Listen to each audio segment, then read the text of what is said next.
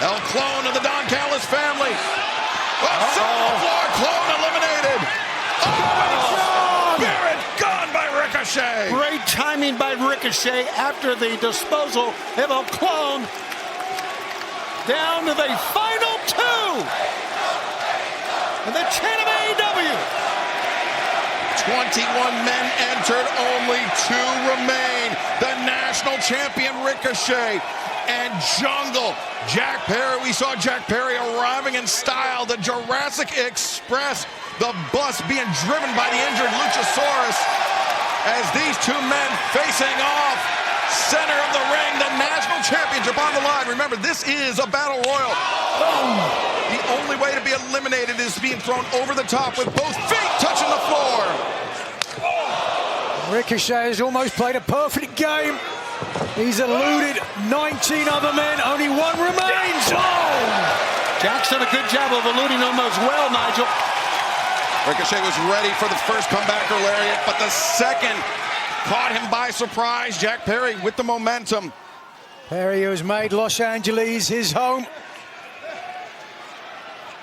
Right here, could have a homecoming heroes championship title victory, but only if he can throw Ricochet all the way to the floor. Yeah, but Ricochet is so elusive. That's going to be hard to do. Ricochet trying to drag Jack Perry to the outside, but Perry, Nigel, looked like he had his head underneath the bottom rope to try to upset the grip of Ricochet, but Ricochet now the grip on the head of hair. Yeah, fans are booing the grip on the head of hair, but by any means necessary. Jack's going out, guys. Jack's going out! Jack Perry! Jack is going out! He puts his feet down to get the leverage. He's out. He's out of it. Perry pulls himself to safety on the apron. Ricochet, nobody home. Ricochet may have tweaked his ankle. Jack needs to push him out. push him out. He's right. Jack Perry, what is he thinking? He looked to the heavens. Oh, but wait a second. To the top, Ricochet. I think Jack's made a mistake here, guys. Over the top rope. No, Perry. Reversal. Champion. Jack Perry. How about that?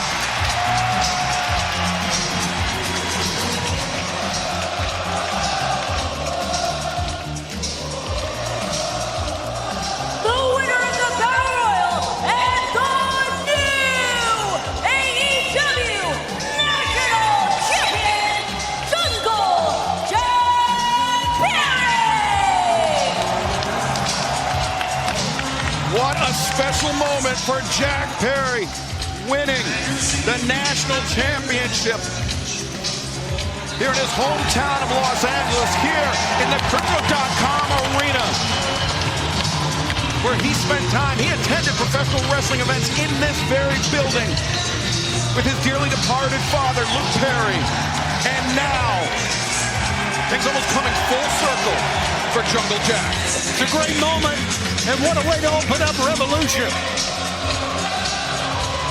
Oh, look at this, spoiled brat. Ricochet having a temper tantrum. Oh, there's the family. Jack embracing his mom and his sister. What a beautiful moment.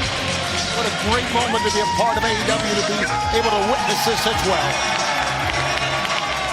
It doesn't matter the zip code. A beautiful moment for Jungle Jack Perry. He looked to the heavens. Got to be ecstatic now. He takes the national title all around the world. A feel-good way to kick us off live on pay-per-view here tonight for Revolution. But the hits keep coming. Up next, the 5th tag team meeting between FTR and the Young Bucks. They have split the series evenly. And the AEW World Tag Team Championship is on the line here tonight in the rubber match. FTR, Young Bucks, kicking off the tag team action tonight at Revolution. FTR, we thought that the story of Revolution was going to be about finding out who the best tag team was. But then you crossed the line. You put your hands on our family. Dax and Cash just trash talking the Young Bucks' father, You think I wanted to involve your family in this? This is your fault. Wait, Stokely, the powder, and Let's not forget that you guys super kicked Stoke first. Let's not forget that your family put your hands on us first. Oh, for crying out loud, they shoved down their mother. Malachi Jackson, the younger brother of Matt and Nick. You made this personal. Right in front of Matt and Nick. For 10 years, the question has always been Young Bucks or FTR. Revolution in front of our entire family when they sit ringside and they get to see us destroy you guys and tear you limb from limb and leave you in a puddle of your own piss and blood when we take these for a record-breaking 4th time. This was supposed to be about who is the greatest tag team of a generation. But now, it's personal.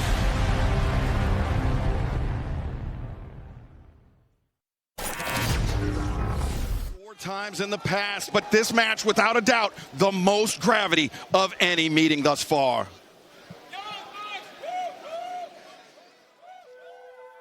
My dad and my uncle are my heroes. My dad has taught me to always stay kind and positive to others.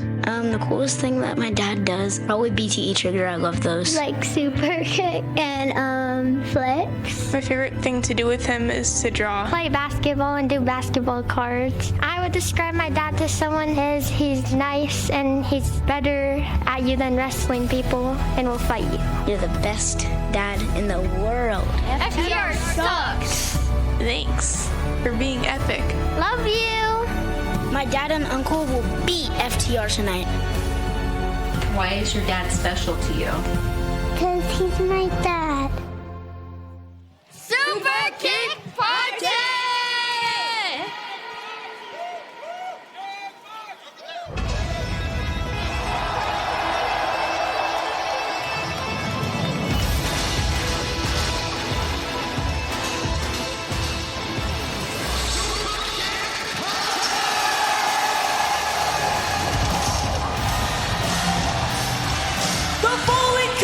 Set for one fall has a 60-minute time limit and is for the AEW World Tag Team Championships. Introducing first the challengers from Rancho Cucamonga, California, at a combined weight of 417 pounds, Matt and Nick Jackson, the Young Bucks. Nigel, Matt and Nick Jackson have been in this position many times before when they find themselves as the challengers for a World Tag Team Championship, but never quite like this. As whole family making the trip 45 miles east of here from Rancho Cucamonga. They brought out the minions.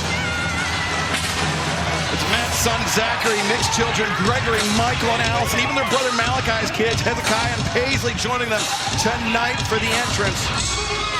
Yeah, we had a wonderful moment showing the children. This another wonderful moment, bringing their children out. And I gotta say, my favorite part of that was hearing the children sing in unison, FTR sucks! Matt's wife Dana, his daughter, joining the rest of the family at ringside. But Nigel, this moment I mentioned the gravity of this. This is not just about the AEW World Tag Team Championships. It's not about a place in the history books of professional wrestling. This is deeply personal. It's not just about professionalism as well. Oh, wait a second.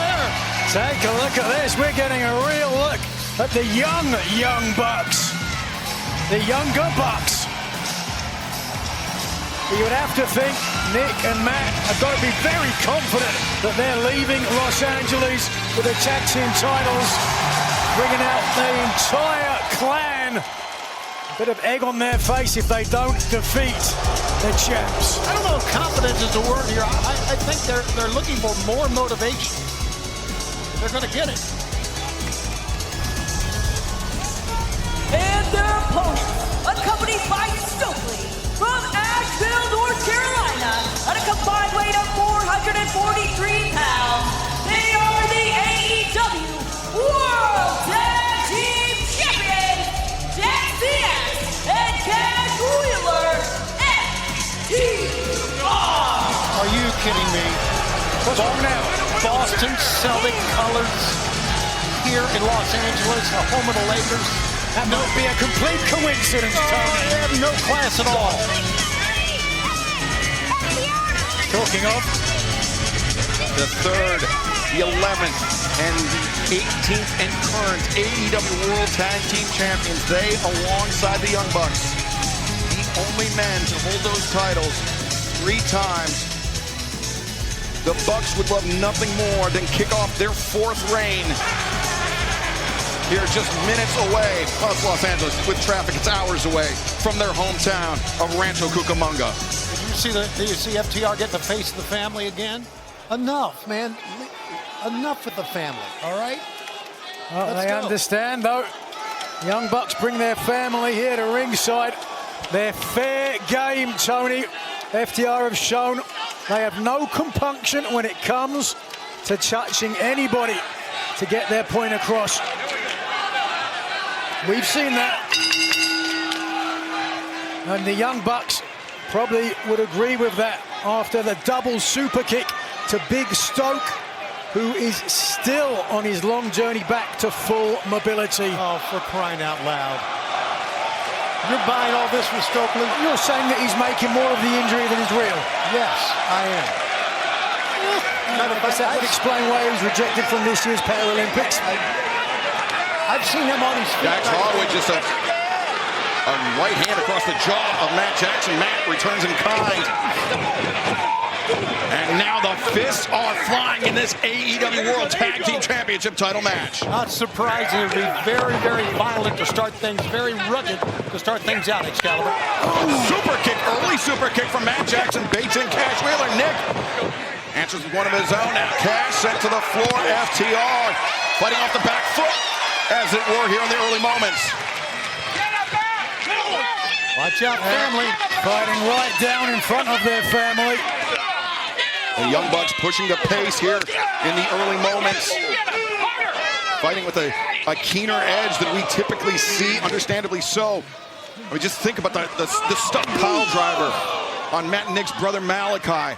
A man he's a civilian. He's not a professional wrestler. It's completely outside the bounds of the sport, Nigel. Well, the FTR felt as though he got in their faces, and that's what you happen when you get in the face of FTR. Right, wrong, or indifferent. Dax the Axe swinging a miss at Jackson. And Nick combined forces, German suplex on Dax Harwood. Young Bucks have been referred to as seamless, superlative, stereoptic. Well, they certainly very cohesive as a tag team. We're going to see it here. Watch out. At Jackson. Incoming. No. Oh, my God. There goes.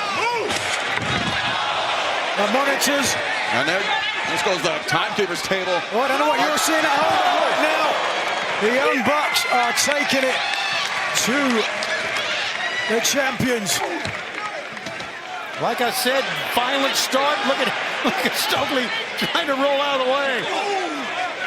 Stokely's leaving. Matt Jackson trying to single-handedly fight off Cash and Dax after Nick Jackson was just introduced face first into our announce desk. Watch this. Pile driver on the apron, perhaps? No. Instead, oh wait, it's a pile driver, but it could be from FTR. Oh, history repeating itself. Spike pile driver on the apron, and Matt Jackson immediately clutching his shoulder, his neck. Could be a broken collarbone. Let's see if we can get a look at Malachi Jackson, who suffered that. They've dragged him out here to ringside. He's got to be petrified the same thing's going to happen to him again. Could be an AC separation for Matt. Oh, it could be AC separation, could be a stinger. Nobody knows, but Nick Jackson now busted open. Must have caught a sharp corner here on our announce desk. As Nick Jackson blearily re-enters the field of combat, but FTR, the champions, with a distinct advantage. Well, quite literally blood in the water as the three-time AEW World Tag Team Champions. They can taste it. The blood from the forehead splattering all over the chest and the shoulders of Nick. And Cash Wheeler taking full advantage of this. These are two teams that redefined tag team wrestling over the last decade plus. FTR began teaming in the summer of 2014, and since then have claimed 11 World Tag Team Championships around the globe. Three-time AEW World Tag Team Champs, and these two teams, 2-2. Oh, here we go. Whoa, whoa, whoa. Against each other. Nick Jackson trying to do the same thing that FTR did, take out one member of the opposing tag team. A super kick and a cover. 1, 2. Oh, so close. A little bit of claret on the wrinkled forehead of Dax the Axe. I'm not sure if it's his own blood or Nick Jackson, who is wearing a proverbial red badge of courage. Nigel, that may have actually been from when Dax Harwood's head struck the ring post. Yeah, that's blood coming down from his own forehead. I can see that. There's a cut above the right eye. As this match, I'm not sure it's any surprise that it has been this vicious thus far, Tony. No, it started out that way. It's only going to get worse. Oh! Wow, that time, Cash hit very, very hard. He may have to stay on the outside for quite a while. Big Stoke there, eagerly willing on Dax the Axe back to this match. And we talked about the danger to the Young Bucks family at ringside. What about the danger to Big Stoke if FTR are taken out? There's no question in my mind the Young Bucks are going to put a beating on this man, wheelchair or not. I think you're the only person. Oh, wait a second. Matt Jackson, he was about to return to his corner, but Cash Wheeler cutting him off on the floor. No relief in sight for Nick Jackson. Nick's got that blood streaming down his forehead, in his eyes here. It's going to obviously hinder him the rest of the match unless he can get it wiped off some way. FTR digging down deep here, going to their playbook. Rethinking the power and the glory. Superplex splash combination. Right now, FTR really found themselves after dispensing with their friendship with Adam Copeland. Hold on. Jackson. Drop kick senton combo, an homage to the Southern California legend Super Dragon from the Young Bucks, or from Nick Jackson here. Take a look at the contact here, right into the chest. And the midsection of Dax. Tag made! And now Matt Jackson, legal. But in what capacity, Nigel? That pile driver on the apron. He's got to be running on fumes, running on instinct alone. You can see favoring that right shoulder. Running on adrenaline, I would dare say so, but you would have to think Matt Jackson and Nick Jackson are known for hitting a pile driver. So if there's anyone that could do anything to prevent the damage, it would be the Young Bucks. Matt Jackson clutching that right arm very close to his body. Tony, he is an orthodox striker. He favors the right hand. Yeah, and you know what? I know he's not 100% from that spill he took over here, but I think he's a better chick than his brother right now. Hold on. Watch out. Sitting down in the saddle. Duck. There you go. Good enough. And Dax, he's the legal man. Now, 2 for 1. Almost made 3 for Matt Jackson. Did you see the blood in the ring on that overhead shot? My God. Not for the squeamish, not for the faint of heart. Here, 2 for 1. With Dax being the legal man, the only way that Matt Jackson was going to get a pinfall and almost the victory. This going to be a long night if the Young Bucks are going to be able to take the titles from FTR. Matt Jackson slips over the top. Dax stunned on the floor, but Matt Jackson cannot capitalize, clutching that neck. Nigel, that almost confirms to me my suspicion earlier. Stinger suffered after that pile driver. Certainly looks the way, but even before the match, there was kinesio tape on the shoulder of Matt.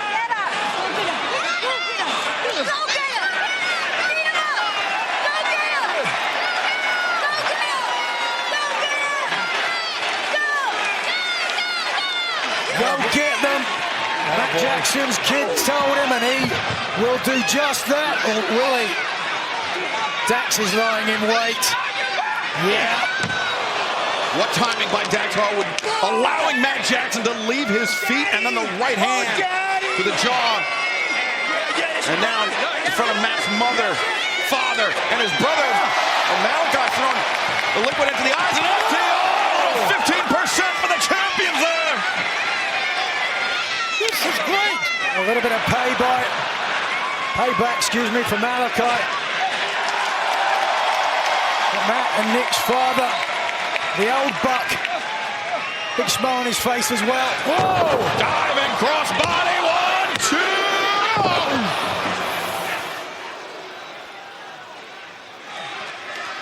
Matt Jackson forced to go this alone, at least for the last few moments. The blood loss for his brother Nick. Extreme levels. You see it right there, still flowing down his face freely. He just cannot, Nigel, get up on standing position right now on all fours here. Right now, there is nothing like the love of a father or the motivation of a child. Matt Jackson has them both. Blood What loss. will it matter though? Yeah. Yeah, Dax. He just screams super kick party. Oh, brother. Oh, What a jerk. I don't like this. A chorus of boos ringing out here in the sold-out Crypto.com arena, but Matt Jackson steps forward, sharpshooter, and Nick Jackson into the fray, sharpshooter of his own. Oh, this is a nice place. Here we go. And Dax Harwood on the verge of tapping out. Cash Wheeler fighting him, and now How about that? a desperate army crawl to the ropes, and Dax makes it. The hold is broken. Well, we've seen the motivation from the Bucks from a child. Now we saw the motivation from a partner with FTR. Cash Wheeler bit the hand of Dax the Axe and then slapped him in the face to distract him from the agonizing pain in his lower back, preventing him from tapping out. Credit to FTR, Tony. That tactic, as unorthodox as it is, it worked for the champions. Yes, it did.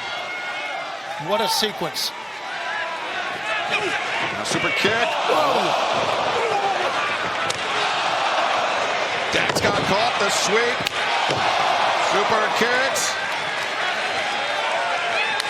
The boot to Cash Wheeler on the outside. Shoulder to the midsection on Dax. And now, facebuster, Nick Jackson through a face full of blood. No, missed it. Brain buster on the floor. I don't know how much more Nick can take, guys, honestly. Diving through the ropes was Matt Jackson, but now popped up. Slingshot. Power bomb. High stack. 2. No. Split second. Through the legs. Straight up in the air. Didn't matter. A very concerned look on the face of Big Stoke. The AEW World Tag Team titles hanging in the balance.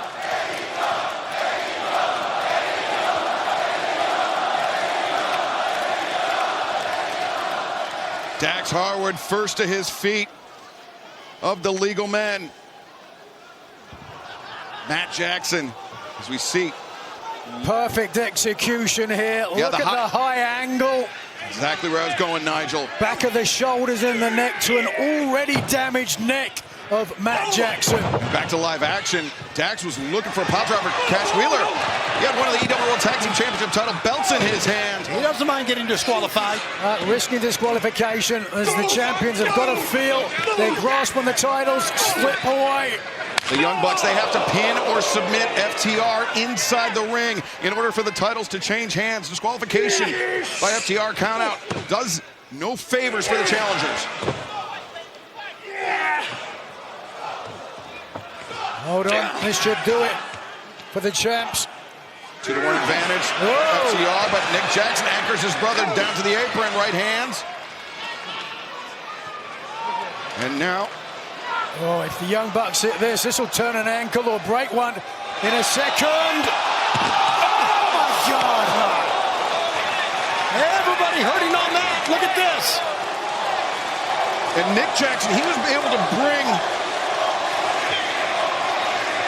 Nigel, he was able to bring Cash Wheeler over the top, but Matt Jackson, due to the damage to his neck, to his shoulder, I mean, he got Dax over eventually, but he had to work for it. Let's take a look. To your point, both Young Bucks got the job done, but it wasn't pretty, but was highly effective. And you can see the look on the face of that fan at ringside or in the crowd here tonight. This is really wearing down both champions and challengers. Wouldn't surprise me for a double count out here. Well, the Young Bucks, first team to their feet, and Matt Jackson in for the count. Now Nick, legal. Matt breaking the count there, did not want to. Oh, you saw Nick Jackson, he just slipped in a puddle of blood. You can see it on the bottom of his shoes. Yeah, it's probably his own blood, too. Intermingled with that of Dax Harwood. Now these teams back to center. Staggering back to center, Excalibur. FTR fire first. Bucks, oh, change levels. Good job.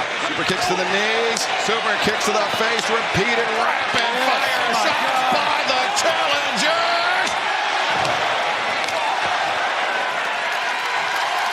That brings the fans here in Southern California to their feet. The Young Bucks, two of the men that put AEW on the map.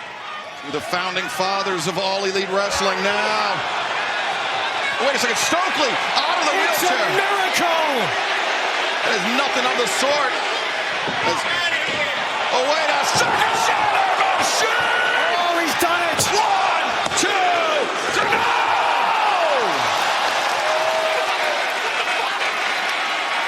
Big Stoke beside himself.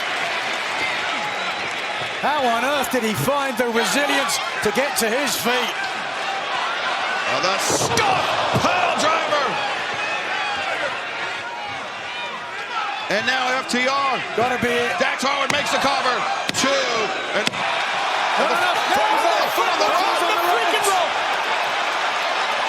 the foot was on the rope. Referee Rick Knox saying it was not a 3 count, despite his hands hitting 3 times. Nick Jackson got his boot on the bottom rope. Great call by Rick Knox. Referee's discretion, but hold on. Oh, God. Repeated super kicks battering Nick Jackson. FTR trigger. Oh, that's it. 1. Oh, 1 was all. Nick Jackson won't stay down.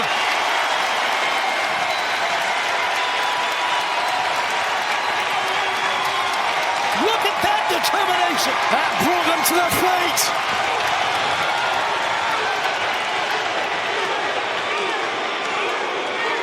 Nick Jackson single-handedly battering the champions. Oh, swing and a miss. Shatter Machine, no! Reversal roll up. 2. No, Dax Harwood. Oh, God. Super kicks from the Bucks. And a Shatter Machine from Matt and Nick.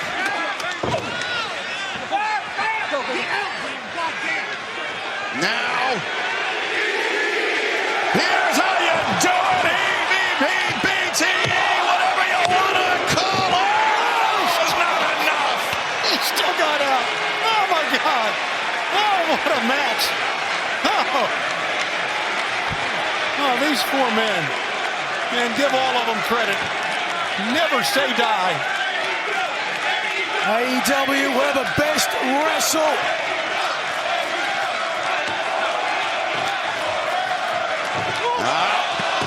Cash Wheeler overcommitted.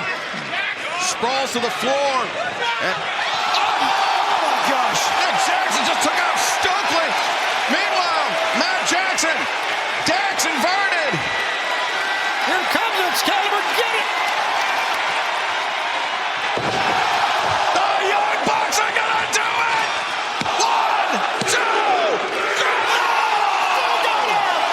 He still got out. Look at the face of Matt Jackson.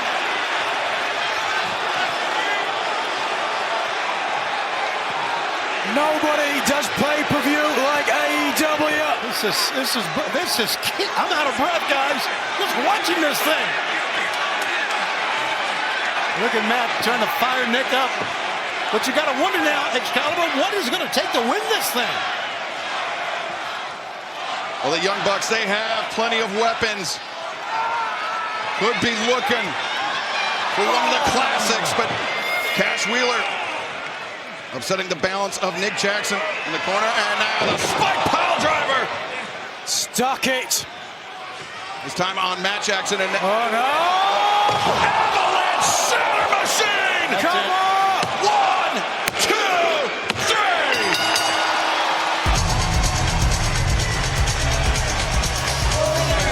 And still the AEW World Tag Team Champions, FTR. God, what a fight. Wow! Big Soap has got to be happy because he played a big part in FTR retaining the titles, not to take anything away from the champions. It was personal. Matt and Nick Jackson came expecting a war. That's exactly what they got with FTR. But FTR proving that at least for tonight, they are the better tag team. They are the champions of the world. That's a great point, Excalibur. At least for tonight is what you said. And do not forget, there'll be plenty of chances for the Young Bucks to regain the championship in the future. But they got to... Oh. A second. The lights are out here on the Crypto.com arena.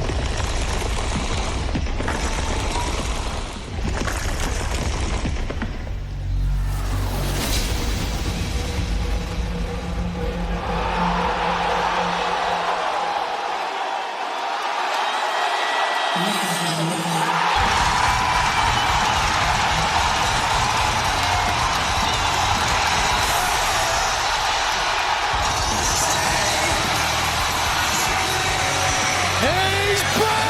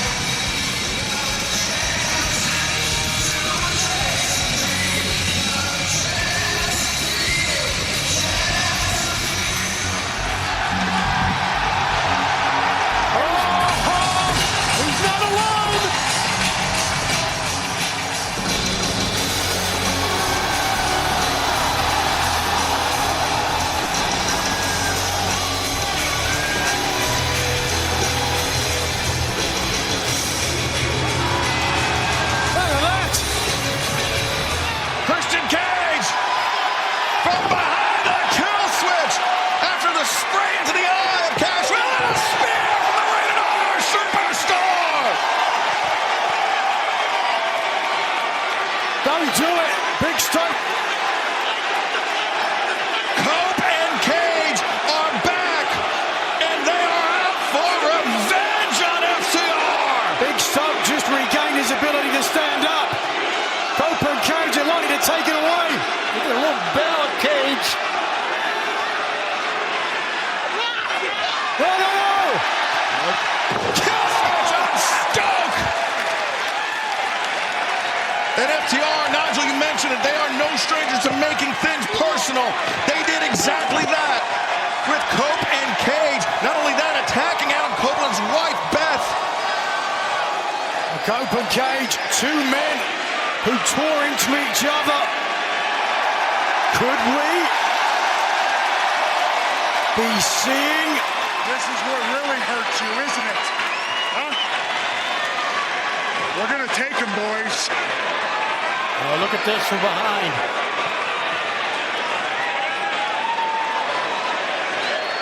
Who could have dreamt of a moment like this? Adam Copeland, Christian Cage, Matt and Nick Jackson in the center of the ring. A sold-out Crypto.com arena.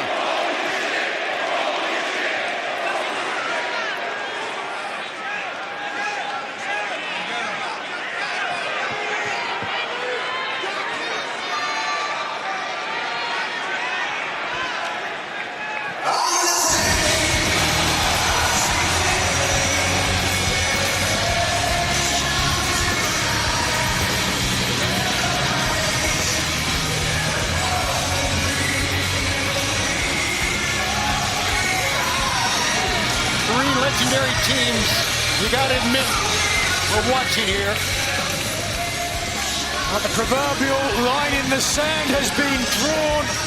The question, who will step over it first? Wow, things are really hotting up in the AEW World Tag Team Title Division. The Rated R superstar Adam Copeland, Christian Cage returning to All Elite Wrestling here tonight. They are out for revenge on FTR, and what better way to get it than take the most precious thing from Dax and Cash, the AEW World Tag Team Championship. Wow. Well, fans, we are just getting rolling here in Los Angeles, California. I mentioned we are sold out in the Crypto.com arena. We thank you for joining us on pay-per-view, whether it's on HBO Max or for the first time ever on MyAEW.com. We thank you for joining us for tonight, Revolution in Los Angeles. And the hits just keep on coming. Tonight, we talked about how this tag team match was a grudge match. What about what is coming up next, Nigel? Tony Storm, Marina Shafir, everyone banned from ringside. There's been a long history between the Problem and the Timeless One. Tonight, they will meet one-on-one with everybody else banned from ringside. Marina Shafir, I have beaten you, I have mutilated you, I have shaved your partner bald, and still you walk away laughing. Tony, you are driving into violent, dangerous territory. I've been in this circus long enough to know how it really works. Every circus beast believes it rules the ring. I fear no one, and I violate everyone. They pace, they rage, they bare their teeth, but when the whip cracks, they sit. There is no one in professional wrestling who can do what I do. You are an animal, and you are to be treated as one. Just you and me, and nobody to stop us. Everyone banned from ringside. Chin up, tits out, and I'll see you, and only you, at Revolution! We all want to be closer to God. Well, you can't get any closer than this.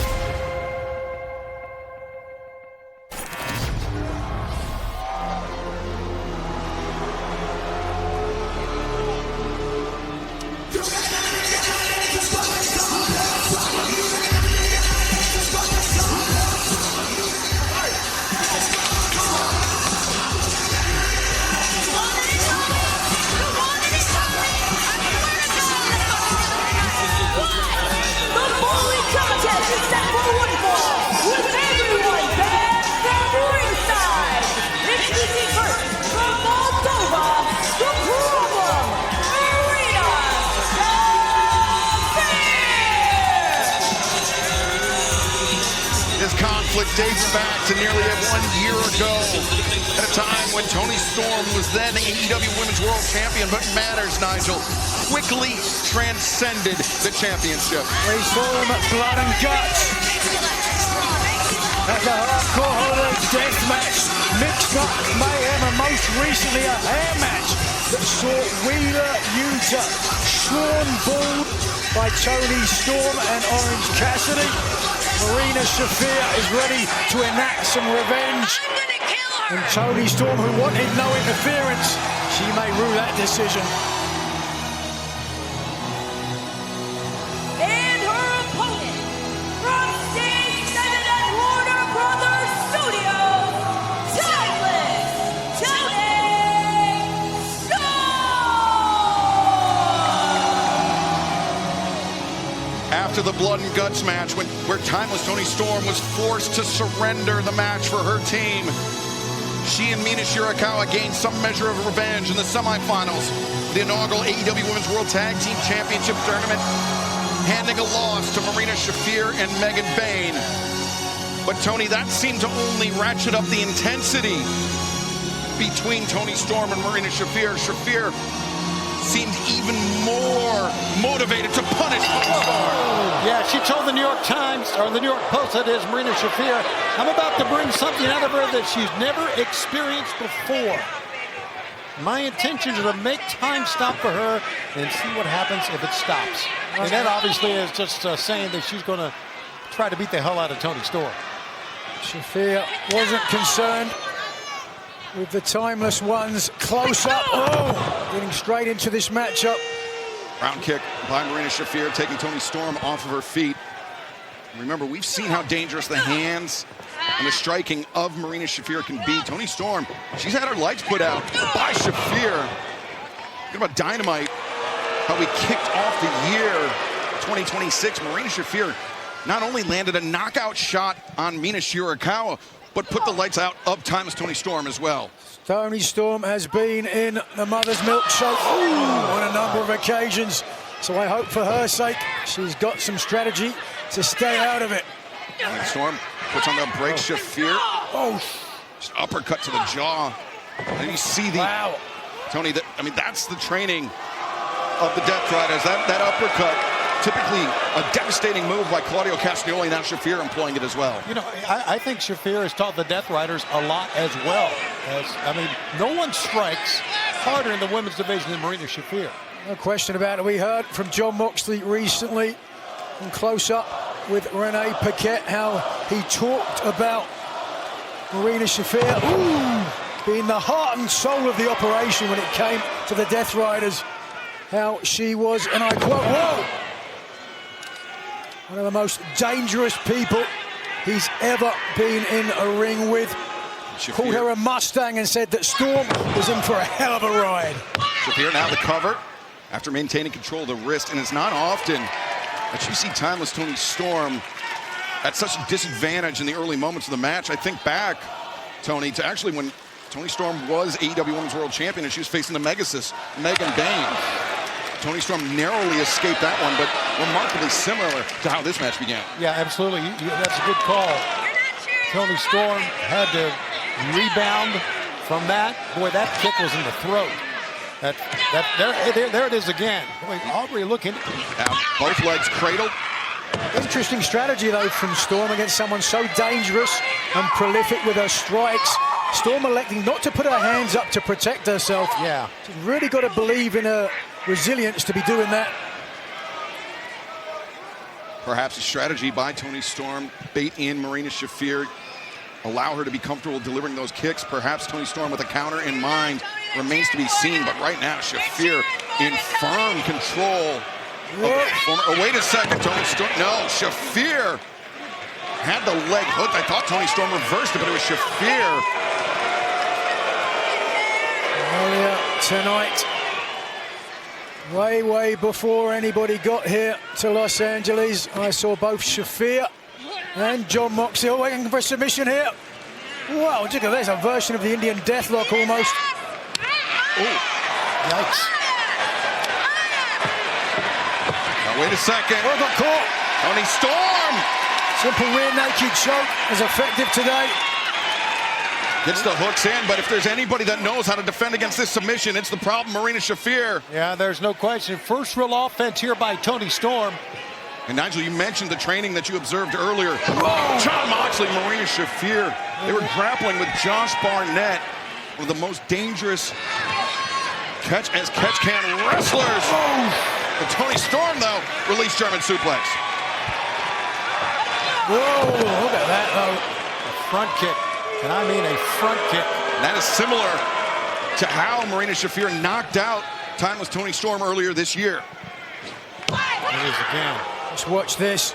I mean, just comes brutal straight kick in. right to the jaw of Toni Storm, who goes down, who really hasn't got out of the gates whatsoever.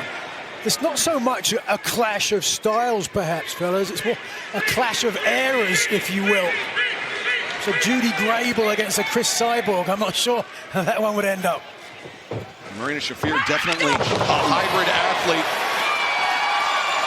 But timeless Toni Storm with the problem. No, the hip attack. Shafir was ready for it. Toni Storm does have a problem now. And Shafir looking maybe for a German suplex off the apron. It's the waist lock, but it's cinched up high underneath the armpits of Toni Storm. Those kicks are just lacing the skin. The former AEW Women's Champion, Toni Storm. Repeated kicks to the spine. And now Shafir. Oh, back suplex on the floor. Oh, man. Shafir feeling very good about herself, and she should right now. Just listen to the impact of this. Grabbing and then nothing but air.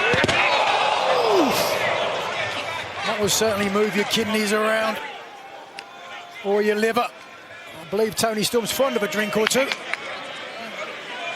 now Shafir with Toni Storm. Yeah, Toni's helpless right now. She can't even get her hands up. Those kicks landing flush on timeless Toni Storm. Shafir.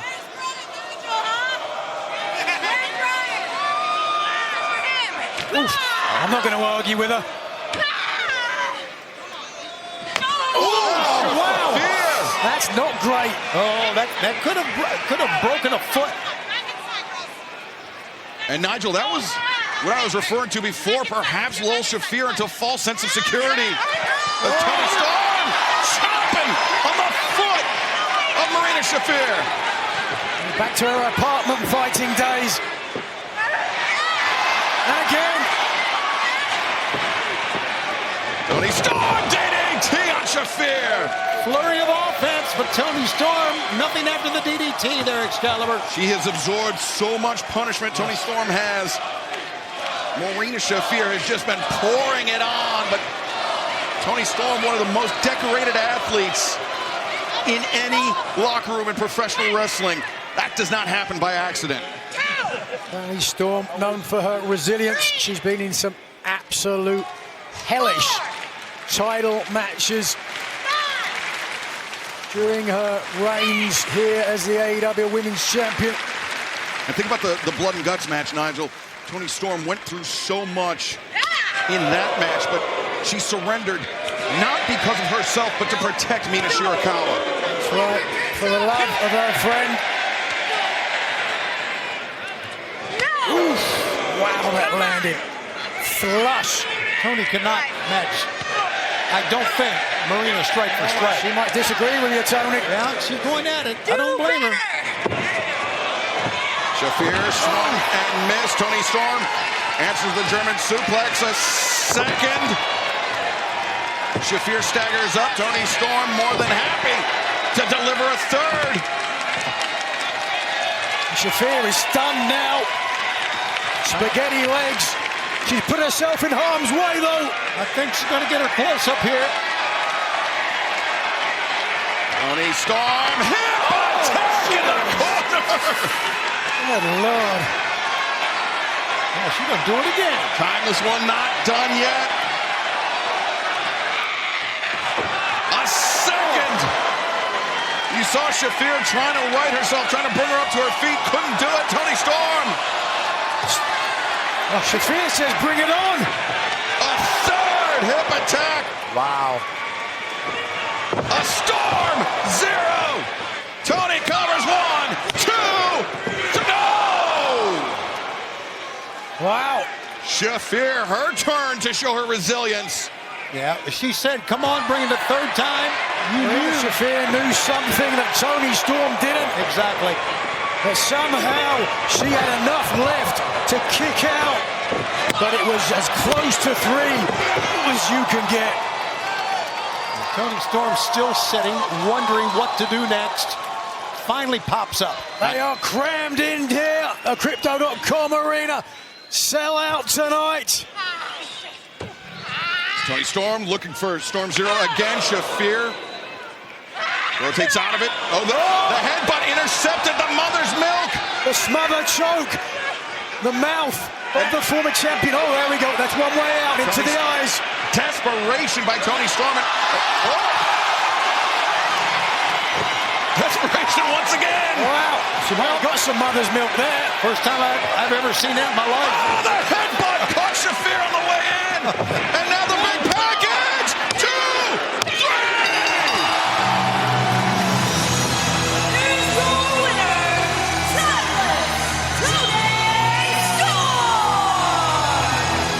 A come from behind victory in Tinseltown, no less, for timeless Toni Storm. A cinematic victory for one of the great stars of stage and screen.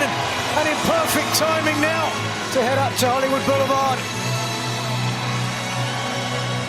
Big night tonight for the Stars. Yes, it is.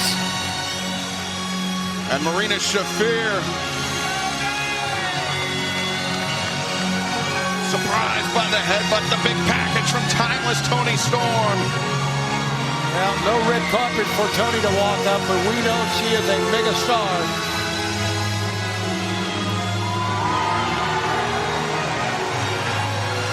And taking a moment to bask in the appreciation of this sold-out Crypto.com arena. Timeless Toni Storm most certainly earned this one, Nigel. No question about it. She will go and enjoy a few cocktails this evening. She swims in the glory of victory.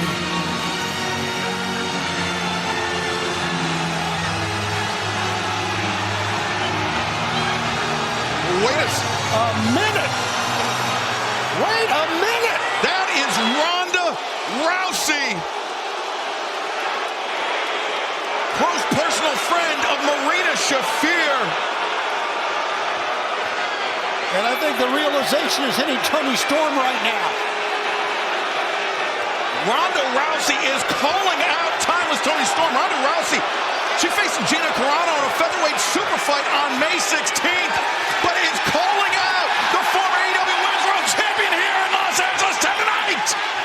Smile on the face of Toni Storm, marching back to the ring. Showdown. As the referee corps, security, trying to separate these two women. Ronda Rousey. A tantalizing prospect. This is absolutely stunning. But wait a second. Marina Shafir got a shot in. I think Shafir may have landed a sucker punch because Toni Storm just went down in a heap. And when she did, Ronda Rousey with a big smile on her face, I think it was Rousey playing the distraction that allowed Shafir to get that vicious cheap shot in. You saw Toni Storm, she was seated on the top rope, didn't see Shafir coming. She was laser focused on Ronda Rousey. And the lights have dimmed for the timeless one.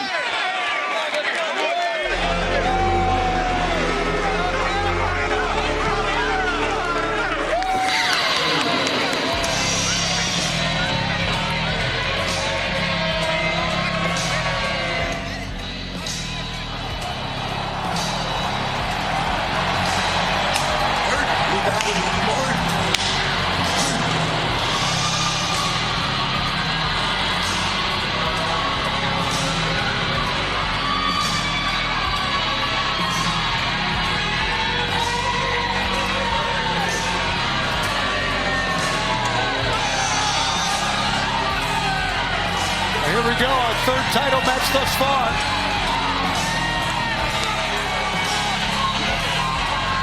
Look at that, Ronda Rousey getting into the mix, hyping up the AEW Continental Champion. The following contest scheduled for one fall with no time limit is for the AEW Continental Championship. Introducing first from Cincinnati, Ohio, weighing 231 pounds, he's the reigning and defending AEW Continental Champion, Jon Moxley.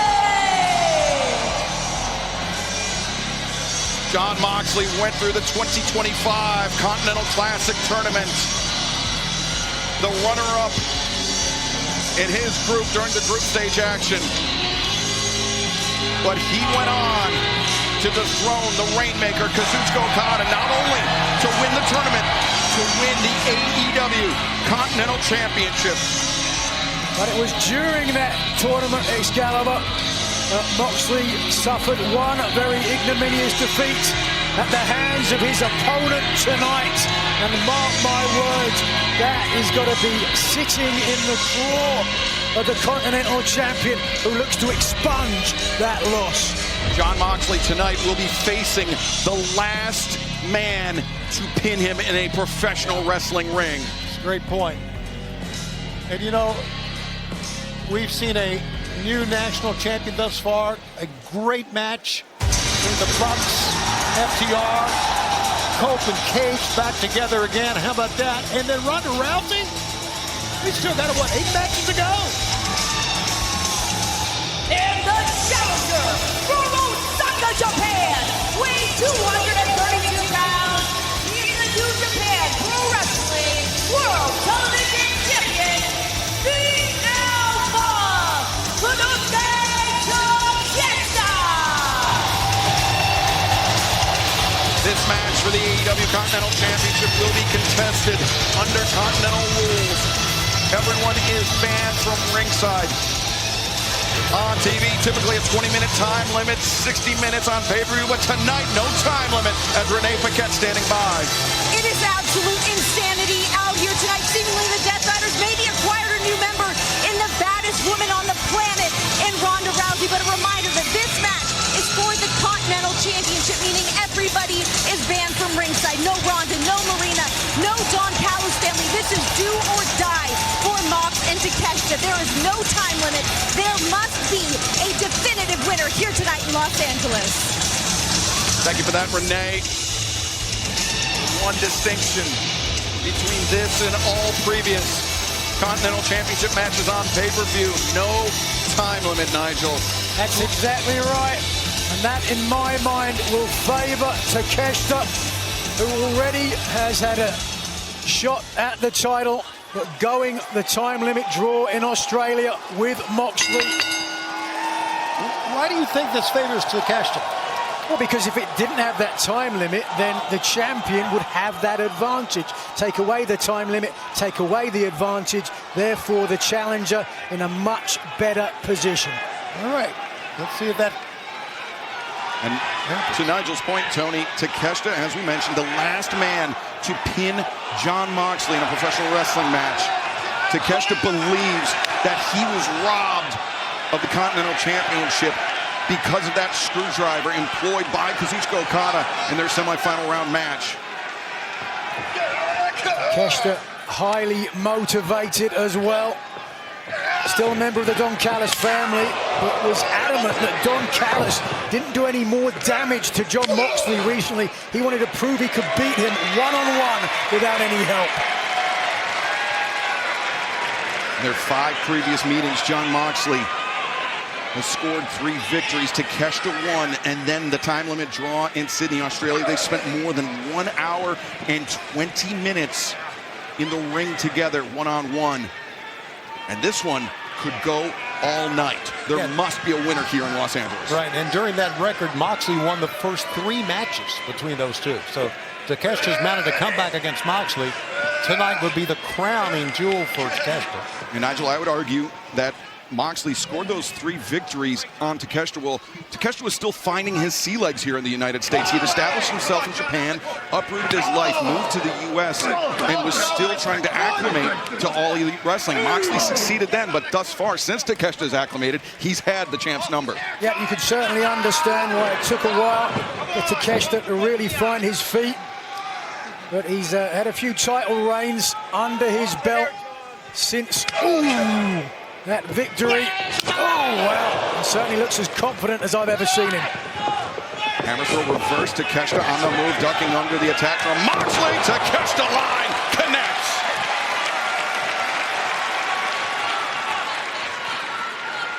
Moxley, the leader of the Death Riders. We just saw how vicious the Death Riders are, what they're willing to do to maintain an advantage. And we don't need to talk too long about Moxley's history. Don Callis has the visible scars of what Moxley is able to do. Moxley, though, gouging the eyes of Takeshita. Yeah, it's a great way to get out of that, no doubt. Think about the Death Riders having Ronda Rousey as an associate. How about a game changer if Marina Shafir wasn't dangerous enough? The baddest woman on the planet. I tell you, if Megan Bayne and Lena Cross don't take the AEW Women's Tag Team titles tonight, I could see them become part of the Death Riders very soon. I agree with that, Nigel. Thinking the same thing about Rousey and Marina. But look at Jon Moxley, just staggers back and comes forward. And this match thus far has been a striking battle. Takeshita, scores, connects, and Jon Moxley staggered. Oh yeah, thought twice about staying in there and getting another one. Again, I mentioned it earlier, close up to Renee Paquette, talking to her husband, Jon Moxley, about this matchup. Moxley talked about how he knew Takeshita could beat him. Oof. Perhaps Moxley has as much respect for Takeshita as anyone he's ever faced. A hell of a kick delivered by Konosuke Takeshita into the jaw of Jon Moxley. Over Moxley! Hoping Suicida, Takeshita hard into the barricade. Jon Moxley taking a big risk there during the Continental Classic, injuring his ankle. I'm pretty sure it's not 100%. He certainly had to be very cautious the way he landed the dive there. Now Moxley, I thought for a moment, used the chair as a weapon, instead seating Takeshita on the chair, raking the face and landing a boot of his own into the jaw of the challenger. Yeah, Jon Moxley is unbelievable in the violence that he can throw out, the things that he can do. You know, we were heading to this event. Jon was talking to TV Insider and said there is no end to point in this. I'm realizing that more and more as time goes on, you just keep getting better and learning and involving, or you die. Yeah, Renee's got to be upset. Moxley as committed to pro wrestling as anything else in his life. Now Moxley taking the high ground, raining the right hands down on the head of the Alpha, Konosuke Takeshita. Now Takeshita went to gouge the eyes of Moxley for the escape on Moxley. Showing he's better at playing this game than Takeshita is. I think that was right. It was right above the eye. But it is the previously damaged eye. I don't know if you caught it. Slight mouse or a bit of a black eye. The left eye, I think it's from Takeshita's match with Castagnoli. Oh, and Takeshita came down, hobbled on that ankle, and now Moxley seizing on it. Well, kind of ironic after I mentioned Moxley suffering damage to his leg. And Takeshita, it doesn't take much to roll an ankle, to jam a knee. Whatever it was, Jon Moxley sensed the opportunity. Now a variety of options available for the champion. You mentioned the damage, the shiner on the eye of Takeshita, created by Claudio Castagnoli. Now Moxley attacking the limb, the left leg of Takeshita. Right now Moxley's in complete control of this. Look. And he knows it. You can see the face of Moxley. So enjoying his handiwork. Moxley, who said that Takeshita has challenged him more than anyone before, to the core of his pro wrestling soul. Moxley, when he got to the ropes, he dropped him. He said, come on, get up. There's nobody like Jon Moxley, gentlemen. Jon Moxley, of course, won the 2025 Continental Classic, but Konosuke Takeshita made history, finishing the group stage undefeated, 4 wins and a time limit draw. He was not beaten in group stage, the highest point total of any competitor thus far in the Continental Classic. You see that dragon screw coming a mile away. Takeshita unable to avoid it nonetheless. Simple single leg Boston Crab. The knee planted in the lower back of Takeshita, anchoring the challenger to the mat. Takeshita trying to bow up on the elbows, but Moxley steps over now. Finally stepping the whole way through. Oh, and that's the reason why. His version of the horse collar with the foot instead of the neck. Right now, Takeshita desperately reaching out for the bottom rope because the knee got to be some kind of ligament damage, perhaps. Maybe the meniscus. I'm not a doctor. I don't pretend to be one. The lunge to the bottom rope, relief for Konosuke Takeshita, but Moxley now feeling that this match may be in hand. A commanding presence as Moxley, the archetypal predator, looking perhaps for some kind of pile driver. Interesting strategy, though. He had been focusing on the leg. Now the head or neck. Whoa. Takeshita using his legs, using his core to reverse Moxley, but Moxley hung on. Sunset flip. Takeshita, knee intercepted. Moxley had it. He was prepared, and now the figure four leg lock, center of the ring. That's what you call doing your homework, gentlemen. Every match that Takeshita's had in AEW, every match Jon Moxley's had in AEW is there for the opponent to scout and watch and look and learn. And Jon Moxley did that time. No question that Jon Moxley is a student of the game, will always remain such. We talked about him training earlier, the former UFC heavyweight champion, Josh Barnett, picking up some nuance. And Takeshita through gritted teeth. Second time. Makes a dive. IWGP heavyweight champion has had to touch the ropes to break a hold. Both of these men, former IWGP World Heavyweight Champions in New Japan Pro Wrestling. Takeshita wants to show tonight that not only is he the better man, not only can he defeat Jon Moxley for the Continental Championship, but he wants to also show that he has surpassed the Rainmaker, Kazuchika Okada. Strong rivalry between two of the Japanese contingent in the Don Callis family. Moxley was looking for the Death Rider, or perhaps the paradigm shift, but Takeshita, even with the damage done to his knee,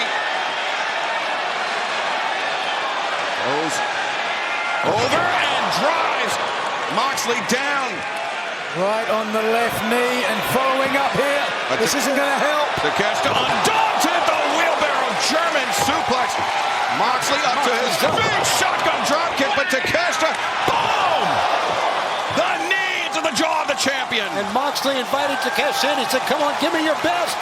And Takeshita laid him out. But the challenger, slow to follow up.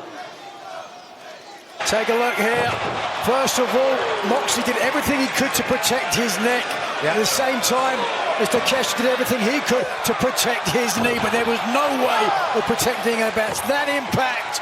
Or, stay tuned, incoming that. And now back to live action. Champion and challenger alike to a vertical position. This is how this match began, Tony.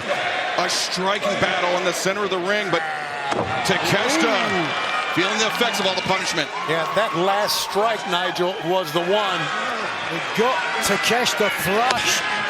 Spaghetti legs, but somehow, whoa, the challenger back to the feet. Here we go. Jon Moxley, no one can take a punch or a blow like Jon Moxley. It's almost as if, Nigel, it motivates him. Well, it's motivated him to duck underneath one here. Rear naked choke, but here it comes! Blue Thunder Bomb! Yeah, you can certainly think the damage to the left knee of the challenger had a part in being unable to get deeper on that pinfall attempt. But be that as it may, Tony, take a look. The champion has rolled to the apron. Yep. He's hurt. He's aware that his title is in jeopardy. Takeshita's best chance yet tonight. But Moxley more than equal to the task. But now the challenger with the advantage. Moxley once again returns to the eye. And now stomping on the fingers. And Takeshita. Oh, God. Oh, boy. He looked back at the steps. Oh, Moxley escapes to the relative safety of the ring, but Moxley a stomp straight to the knee. Now Moxley drives Takeshita face first into the apron. The ankle holding up pretty well for the Continental Champion, Jon Moxley, who earlier I caught him adjusting some kind of strap. And this perhaps one of the reasons why, driving the foot down the head of his opponent, and Takeshita surreptitiously crawling to the outside for a little bit of respite. Referee Paul Turner delivering the 10 count. And on the floor. I saw that adjustment too of that boot. He's doing it again right now. And Moxley, he will retain the championship in the event of a countout on Takeshita, as Takeshita holding that left eye. Well, yeah. It wouldn't surprise me. Takeshita bleeding from that left eye. That's nasty. The impact with the apron. Oh, good God. Takeshita right into it. The jaws of the lion. John Moxley, the pile driver. 1, 2, 3, no! Into the jaws of death. You're not kidding. Surge of energy. Staying away from the light. Nigel, it could have been that the pooling of the blood on the left eye of Konosuke Takeshita, that may have ruptured when Takeshita's face was driven in by that stomp. That's certainly a possibility again, and I want to play. Oh, vicious headbutt right to the damaged body part. And John Moxley has shown over a storied career how dangerous he is exactly for this reason. He finds an injury and he focuses on it. He picks a body part apart. Or something sadistic. It's hard to tell where the blood is coming from, but the DNA evidence is all over the face of the challenger. Repeated fist and then repeated headbutts. And Moxley turns around slowly and almost gesturing for him to get up. Moxley lives for the taste of iron. It's Takeshita, former Olympic level decathlete, here starting to lose a little bit of blood, but finding some motivation, some of that Bushido fighting spirit.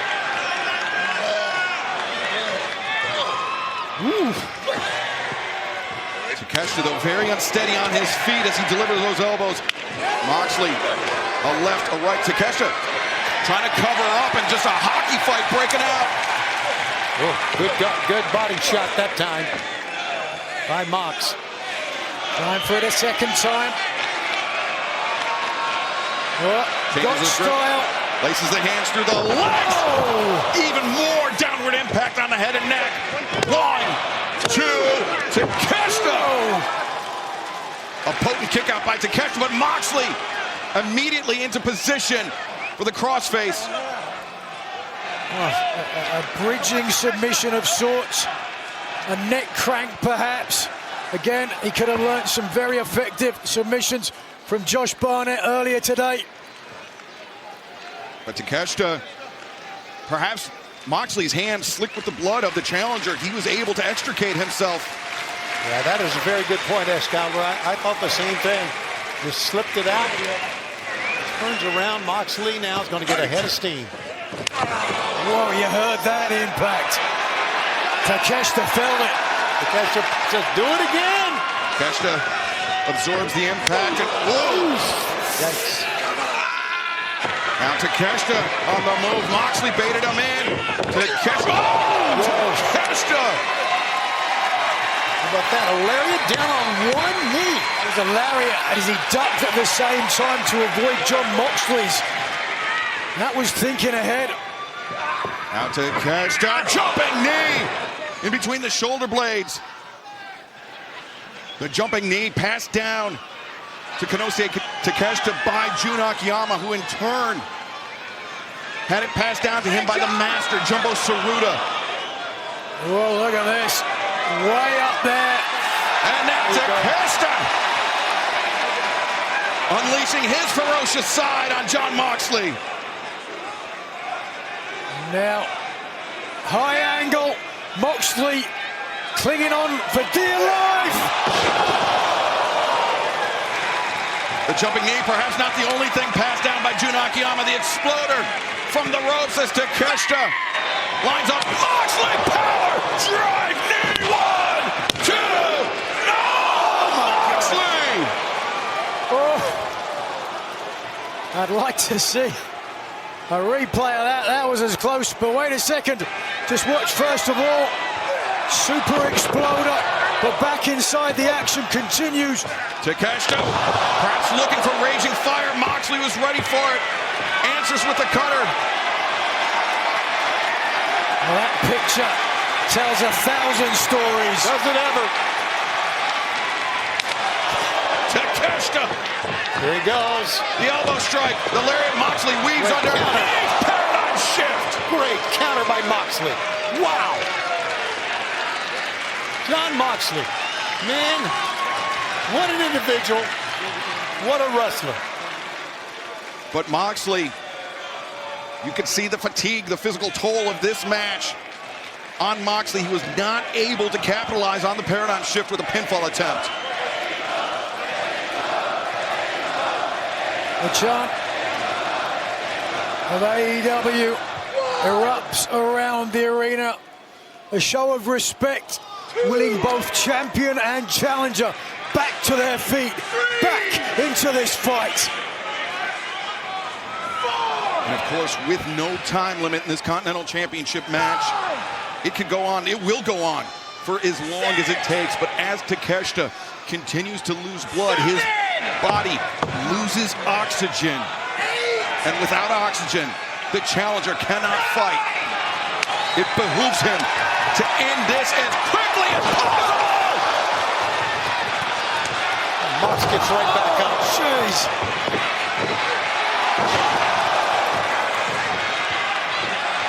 Back and forth they go. Backdrop driver from Moxley, elbow strike. Lariat takes Takeshita down. Moxley floats over. One count. The one count kick out. That was Takeshita showing Moxley what he's made of. One count after that exchange? Are you kidding me?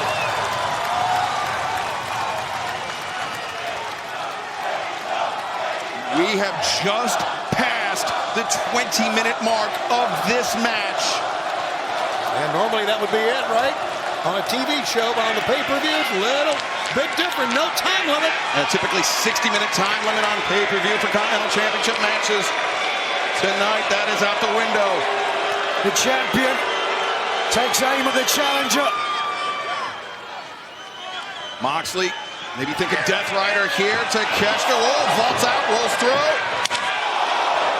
Rattles the jaw of the champion. Now Takeshita, raging fire! He got it! 1, 2, 3! By the narrowest of margins, John Moxley escapes the raging fire, the first man to ever do so. Well, 1-for-1, both champion and challenger with an extremely near fall there. Takeshita's got to be wondering what it's going to take. Tony, Takeshita is stunned by that, but Los Angeles, the world, is stunned by that. The resilience, the fortitude of John Moxley. Takeshita lowering that knee pad like that Wagamama. The running knee strike with the Takeshita. Moxley, the stomp to the patella, and now turning him around, the double underhook. Rider, sheer drop. Moxley, 1, 2. No! Takeshita's turn to shock the world. Oh my God! Oh yeah! Look at the fans! Look at the sold-out crowd!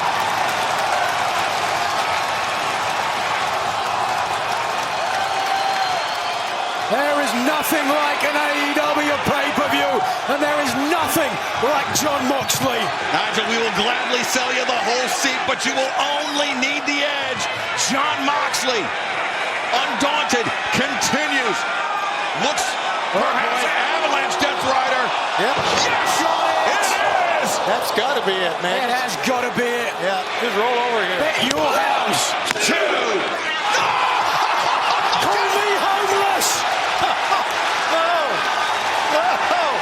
Oh my God! How's this going to end? How is this thing going to end? At this rate, we could be here well after midnight, and Moxley and Takeshita could still be battling. Moxley navigating for the back, looking for some kind of choke. Takeshita doing his best to hand fight to prevent a rear naked choke. And if Moxley can get the right arm under... Defiant Takeshita. Got to trap the right arm with his leg. It's exactly the way to do it. And now the neck. Clearly game.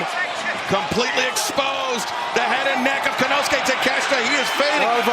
He's It's making over. a It's desperate over. reach. Oh, look at the expression. The face is slacking. Takeshita goes out. Moxley retains. Here's your winner, and still the AEW Continental Champion, Jon Moxley! He's done it again. Under normal rules in a normal television show, that would have been way beyond a draw because of the time limit, but because there was no time limit, they went past 20, and Jon Moxley wins it. A valiant effort by the Alpha, Konosuke Takeshita. He went out on his shield tonight, did not tap out, did not submit. It was a referee stoppage that allowed Jon Moxley to retain the Continental Championship. The match is over. The Death Riders, Pac, Wheeler Yuta, Daniel Garcia now to ringside to congratulate the leader, Jon Moxley. Yeah, Moxley walking around. He knows he's ready to fight. Boy, does he ever. Look at this. Konosuke Takeshita gave Jon Moxley very nearly all he could handle. Moxley improbably escaping the raging fire, Nigel. Somehow, but Takeshita escaping the Death Rider from the top rope as well.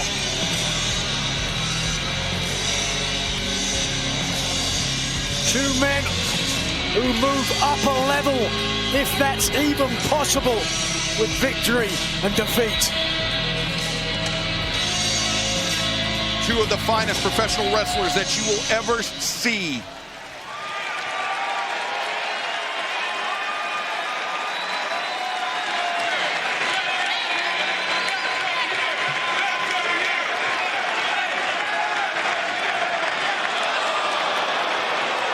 Well, how about that?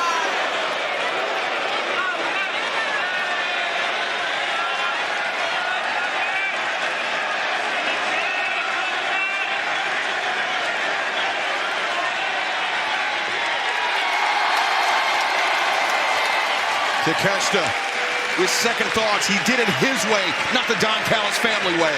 That's a great call. That match exemplifies everything that AEW is about. Incredible competition, fighting to the very end, amazing. Jon Moxley did more than just retain the Continental title. He earned the respect of Konosuke Takeshita.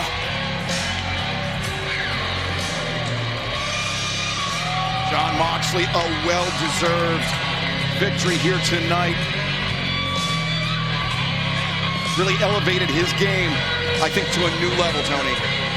Yeah, I agree. And how can he, a guy who is so talented, elevating his game to a new level? You watched it right here tonight. Because he faced one of the greats. No doubt. Uh-oh. Here we go. Lights out once again.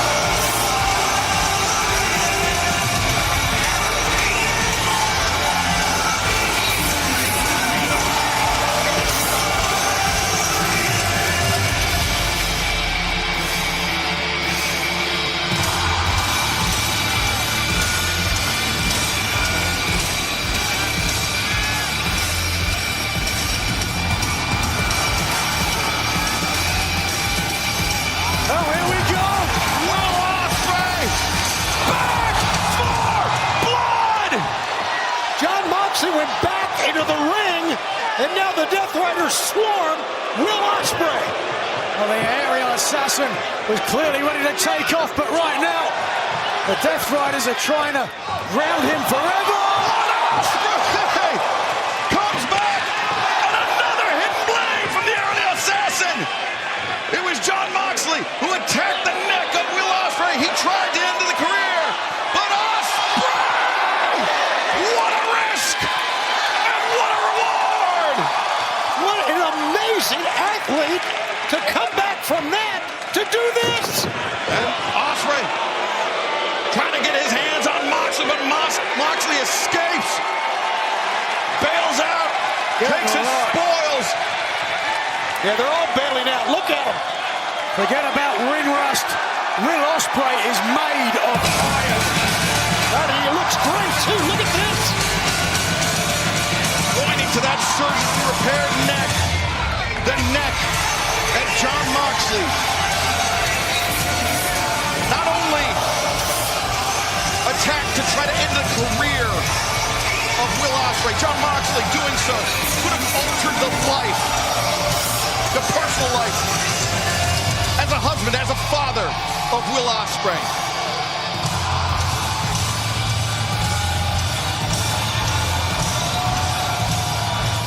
Now the aerial assassin clearly has taken aim. It's only a matter of time before he flies again in an AEW ring. A dramatic return by the aerial assassin, Will Ospreay.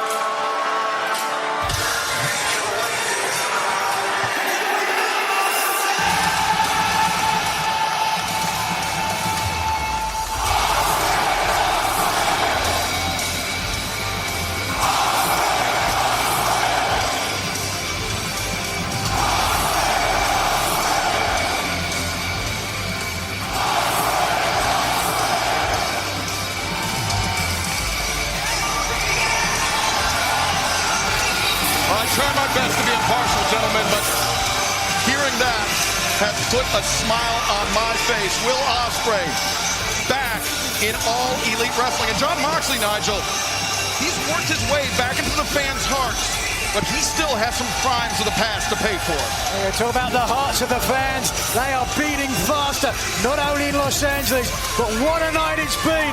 And we've got plenty more to come. Fans, let's take you back to earlier tonight, the Revolution 0 Hour. It was Willow Nightingale looking to defend her TBS championship against colossal Lena Cross. Nightingale barely escaped that match with a shoulder injury, but then Divine Dominion, the assault on Willow after the bell, and now our colleague, remarkable Renee Paquette, with an update. Willow Nightingale successfully defended her TBS championship earlier tonight on 0 Hour against Lena Cross, but it was after the bell that Lena Cross and Megan Bayne viciously attacked Willow. Willow, have you been cleared to compete to defend the titles tonight? I have been cleared, and I'll go out there and I'll be out there because that's what Double Champ Willow does. And I can't let Harley down. This is more than just me. This is about us together. And these girls are gonna get payback. So Megan, Lena. We are sick of your shit. Come on, girl, we got this. Let's go make them feel the wrath. Good luck, ladies. Yeah, I got this. Anything but the typically bubbly demeanor of the champions, understandably so, but a tall test ahead, no pun intended. Babes of Wrath, Divine Dominion, next for the AEW Women's World Tag Team Championship. Grand Slam Australia, the Women's World Tag Team Championship is on the line.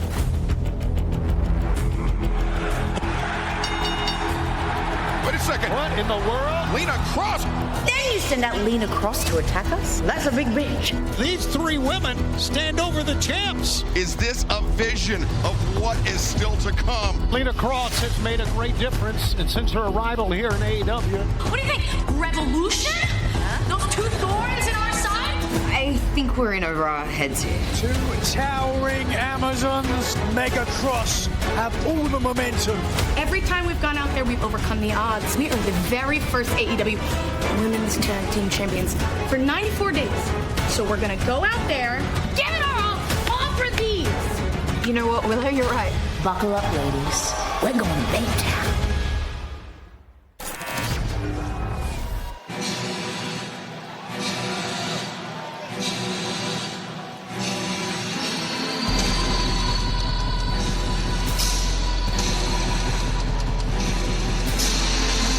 This contest is going for a 60-minute time limit is for the AEW Women's World Tag Team Championship. Introducing the Colossal Megan Bain, Divine Dominion. Tony, you see a team like Lena Cross and Megan Bain. They passed the eye test. You would think that they would have an advantage in most professional wrestling matches, but tonight, with the damage done in one half of the champions, I think doubly so. Yeah, I agree with that, but let's also think about the fact that Lena, even though she's not seemingly nursing injury, she had to go through a match as well. So there's a little bit of that on the other end. Let's see how it all transpires. I think it's pretty apparent here, Excalibur, that the focus is going to be on the shoulder of Willow Nightingale.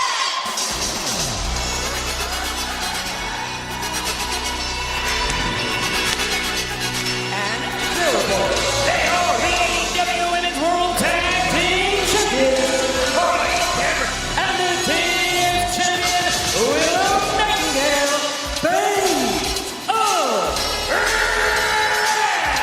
Nigel, building on Tony's point, sure, Lena Cross suffered some wear and tear in that TBS Championship match with Willow Nightingale on 0 Hour, but definitely Willow Nightingale coming out the worst for wear. Yeah, if you are the Divine Dominion, you've got to look at it as collateral damage. Lena Cross certainly able to continue to take the fight to the Babes of Wrath, who, contrary to your earlier statement, Tony, have decided perhaps to focus on the less experienced, yet 100% Harley Cameron. Harley, that's Crossman, Megan Bain, too strong, belly-to-belly suplex. Well, it's the old divide and conquer theory that always works, seemingly, in tag team wrestling. Here's the fact: they threw Willow towards the ring post. Willow got out of the way, but still hit hard on the floor on the outside. It's not a terrible strategy, let's be honest. Once you take out the more experienced tag team partner, especially with two people. Oh, Lena Cross, powerful lariat cover. Two competitors, the size and power of Megan Bain and Lena Cross. It seemed like a pretty easy equation. And Nigel, to that point, Willow Nightingale seemingly already incapacitated. Perhaps they know, the Divine Dominion know that they have that up their sleeve. They can attack Willow Nightingale if need be, but now trying to soften up Harley Cameron. As a lateral press, two. The energetic, sweet Harley Cameron, who has come a long, long way over the last year or two. Has progressed a lot as both a competitor and a human being. But right now, all she's got to be concerned about is getting out of the way. Harley slips between the ropes, intercepts a right hand from Lena Cross, answers with a high roundhouse kick. Great kick by Harley, but she's too slow on the ascent, Tony. Absolutely, I was thinking the same thing. Megan Bain ate that elbow strike for lunch. And Harley, though, pouring on a flurry. And now, certainly bringing the wrath to Megan Bain. Cross body.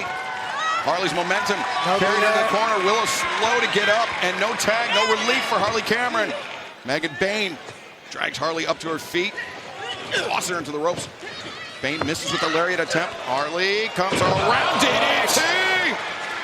Now there you see Willow is finally up, but how much of a shape is she in to be able to make a tag? Well, she's willing to do it, of course. But can she?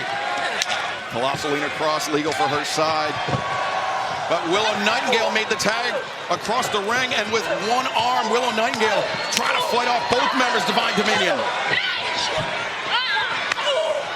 She's still fighting. As long as there's an ounce of energy in her body, she will continue to fight.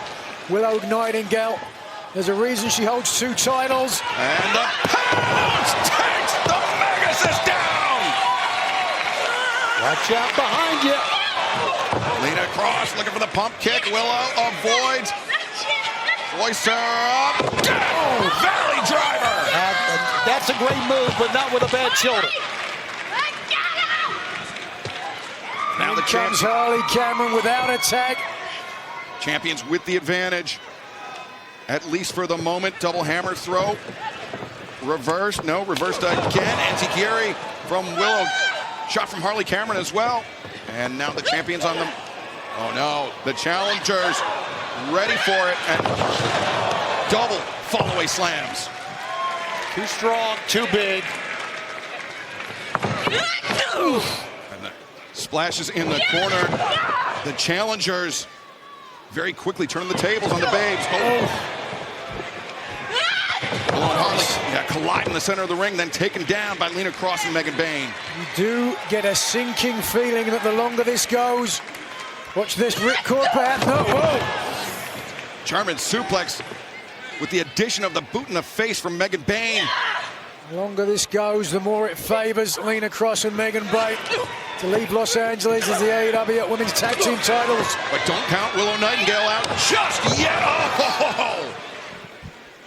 The first woman in AEW history to hold 2 AEW titles simultaneously. Going for the jackhammer, it looks like. Same way. And this is how Willow put Lina Cross away earlier tonight, but Lina escapes. This time it's Cross who's one step ahead. Oh, decapitating the champion. Bayne leaves her feet, and now Lina Cross, Megan Bayne. Slam! 1, 2, 3. My God. Your winners and new AEW Women's World Tag Team Champions, the Dominion.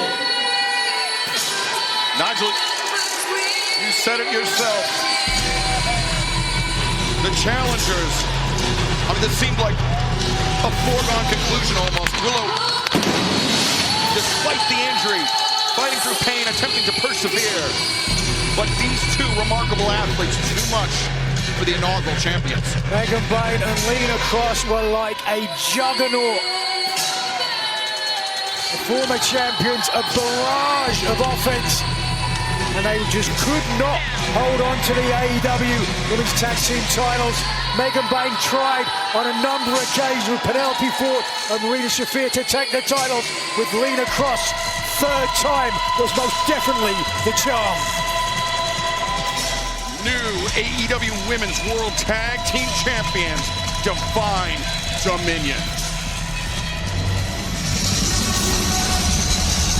Well, up next, who is the most dangerous man in all Elite Wrestling? We will find out if it is Swerve Strickland or Brody King. Here's a warning to the AEW roster. Every one of you is on notice. I will remind you who the most dangerous man in AEW still is.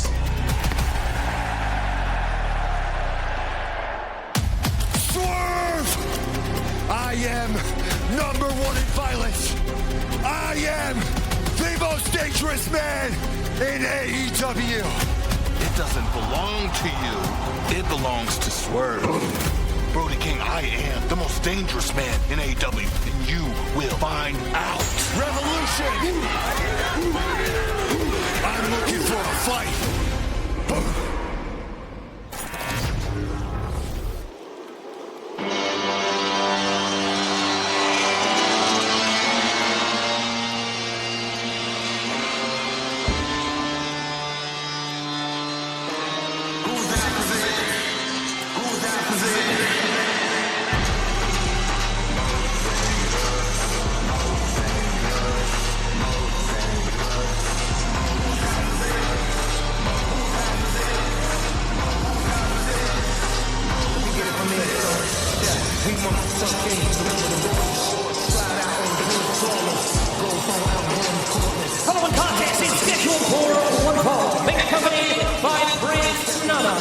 Tacoma, Washington, weighing 240 pounds, Swerve Strickland.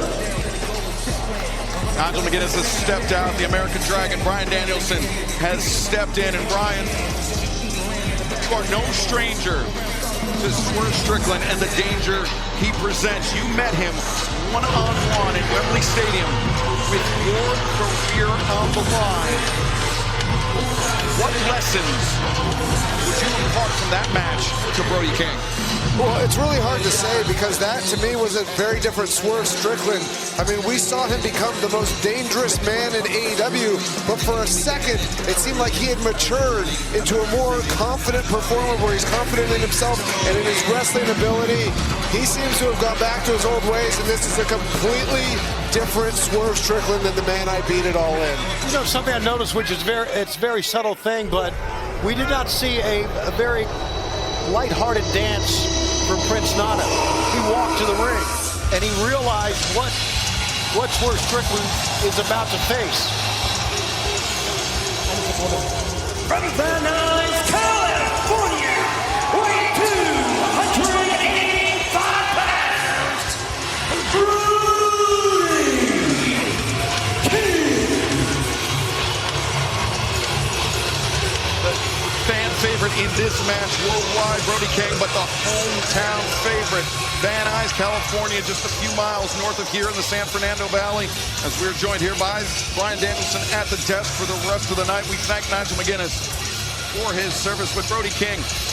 Van Nuys, California is not an easy place to grow up. Brody King learned a lot of tough lessons in that neighborhood, and he feels compelled almost to show Swerve Strickland, Tony, some of those lessons if Swerve truly wants to refer to himself as the most dangerous.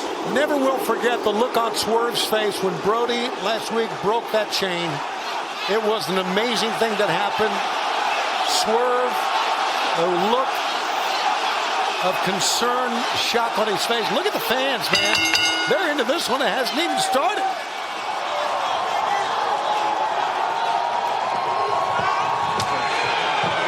Don't want to do that. To Tony's point, Bryan, Swerve Strickland, usually a very strong poker face, but even he was in disbelief when Brody King snapped that chain. Absolutely. I mean, we were all shocked. I mean, that just goes to show Brody King's strength, power. Swerve got the hands up as Brody King back to the suplex.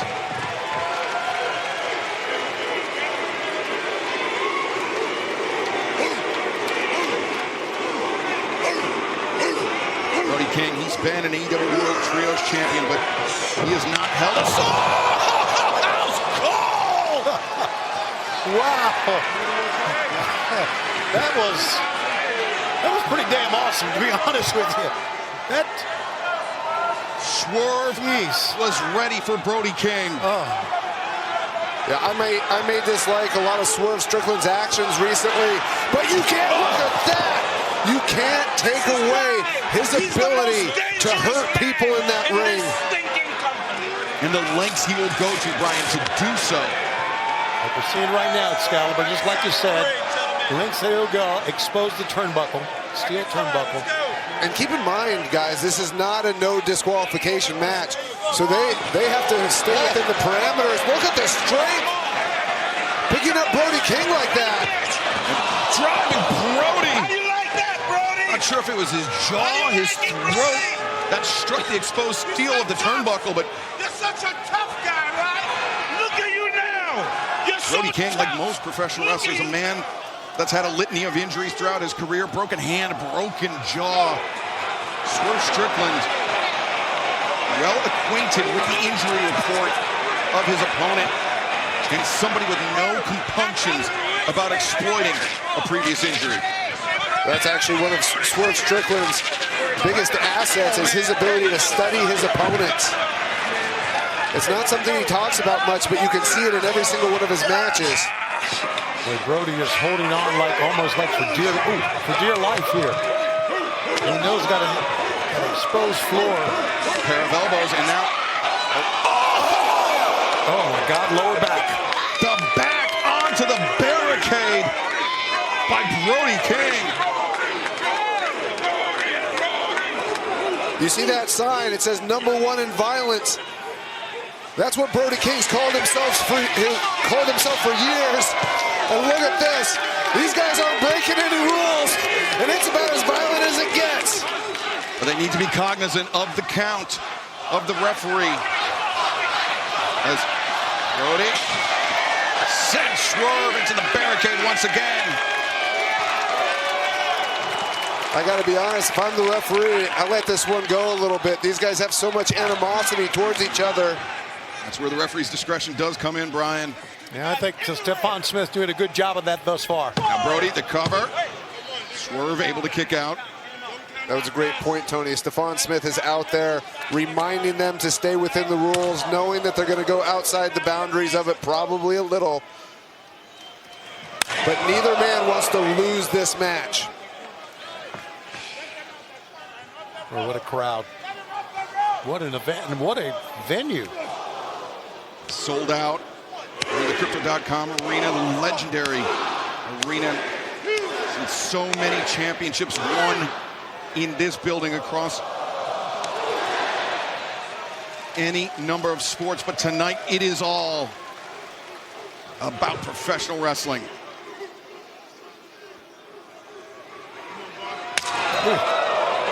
Brody King is just so powerful.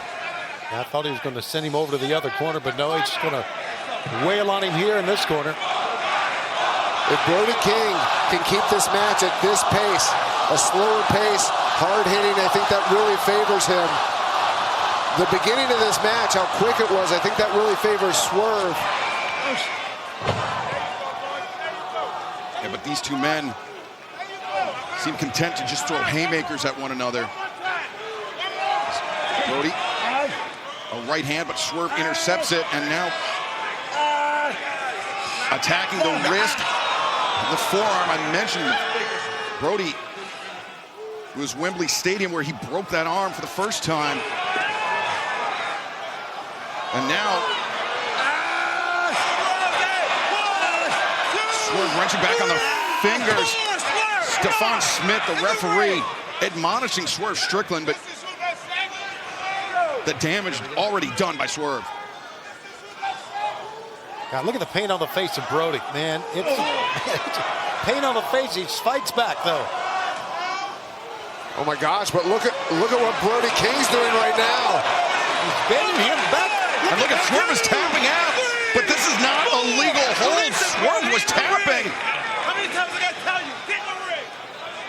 As Brody now. Backbreaker on the corner of the steps. The second time that Brody has attacked the lower back of Swerve. I don't know, guys. I don't know how this one is going to end, but neither man is going to be able to go backstage feeling pretty good. It's going to be a lot of bumps and bruises, a lot of people going back to see the doc after this one. Well, that's what you get when you get the most dangerous man in AEW versus the #1 in violence. Yes, absolutely. And I mean, also, these two men, they just see the ring in a completely different way. Look at how they've used the ring as a weapon, the steps as a weapon, the barricades as a weapon. Oh, Swerve counters the leaping knee into the jaw of Brody. Swerve. Oh, God. Swerve hit his, looked like he hit his shoulder. Or, I don't know. I think, Brian, Swerve tried to get his foot down, but the downward force from Brody King still compressed Swerve, driving him into the flooring here, the Crypto.com arena. Oh.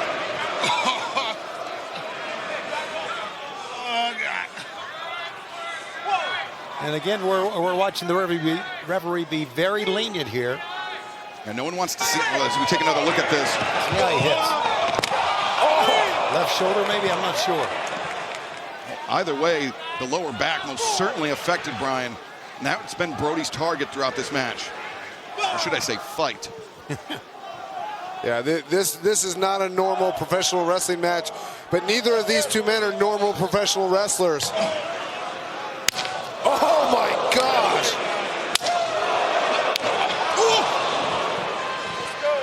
The pump kick connecting flush with the jaw of Brody King. A second.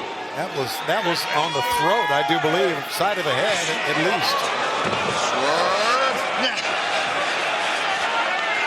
Oh, chopped at the knee of Brody, and what does Swerve have in mind? Try to powerbomb him on this apron. Oh! And he did. What a feat of strength by Swerve Strickland, but a devastating powerbomb may have turned the tide against Brody King. That's a great call. It was more impressive picking him up as it was powerbombing him down. Swerve Strickland had to work against gravity to get that one, Tony. He did. I don't think we're surprised by what we're seeing, guys, between these two. With the strength. That takes some great core strength to get that done. Brian, as you mentioned, it's not about the violence that these two men are willing to employ. It's about the inventiveness of how they're executing the violence. Yeah, they just see the ring in a completely different way than 99.9% of other wrestlers. I mean, they just see every aspect of it. Instead of seeing just a turnbuckle, you see Swerve sees it as a way to break somebody's fingers, or what is he going to do with Brody King right now? I mean, just pressing his face into that. You see that steel ring? There's a bolt there. There is no give there. That's just pure metal. Oh, no. Swerve maybe think a curb stomp into the exposed steel of the buckle. Oh, no. Brody, though, Brody. Yeah, he knew it was coming. Rises to his feet and whips Swerve into the buckles instead. But luckily for Swerve, the padding still on the top and middle. Had Swerve got that stomp on the Brody's head on that bolt, I don't know, guys. That match, I think it would have ended the match. Yeah, I don't know how you remain conscious if something like that happens. Brody now perched on the top rope, trying to bring Swerve up to his feet. Swerve, though, slips between the legs, and now once again chops at the knee. These are great tactics by Swerve, attacking the knee when he's in a vulnerable position. Brody, though, back elbows knocks Swerve into the ring, and Brody diving body press. A diving body press, and that undersells. What a feat of agility that was. Exactly. It was great. Oh. Brody into the corner. The Barks ring out in Los Angeles. Brody better hope that. Oh! Swerve against the buckle that he exposed. The steel, the naked steel. And Brody drives Swerve down. 1, 2. Oh, Swerve able to kick out.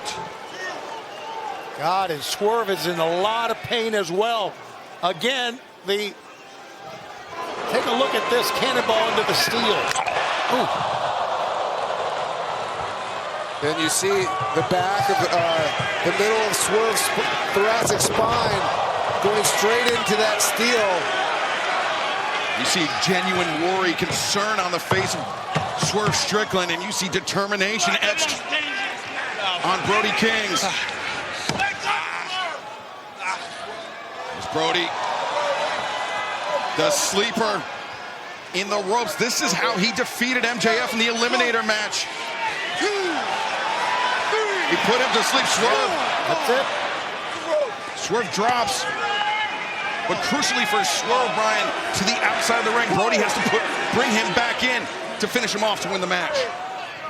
Yeah, Brody King has to go outside. He needs to get Swerve back in the ring.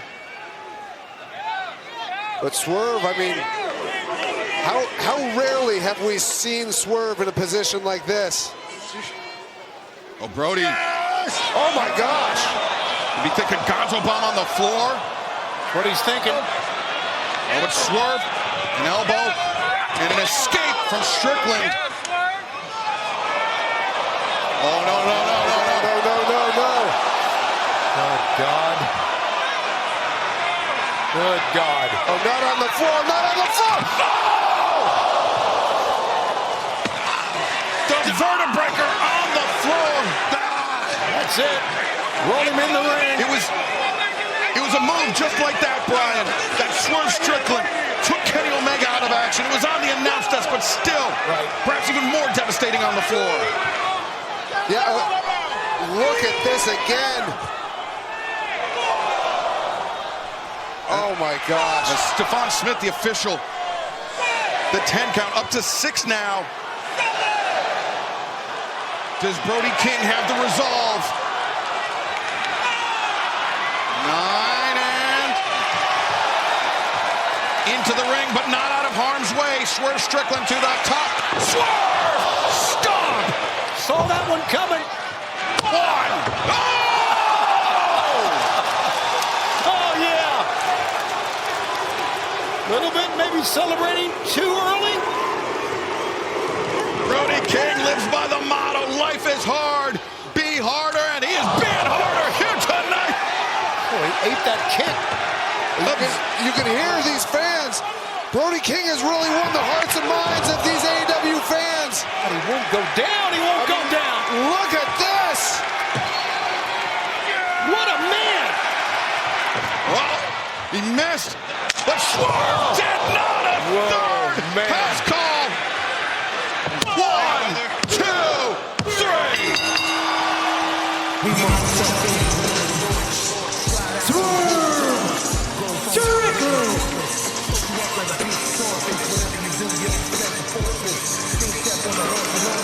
Swerve Strickland victorious tonight, and Brian, a gutsy performance does not begin to describe what Brody King put on here tonight. I completely agree. I can't believe he got up from that vertebraker on the floor. I mean, that was unbelievable. Man of his size, coming down straight on his neck. Oh, wait. Yeah, Swerve pointed to Prince Nana to go to get some. It's a freaking cinder block. We have seen Swerve employ this cinder block before. We have seen Swerve incapacitate opponents,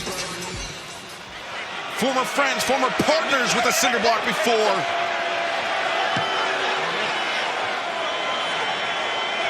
Imagine what Swerve would do when he's intent on proving a point, proving how dangerous he is. The length Swerve Strickland is willing to go to.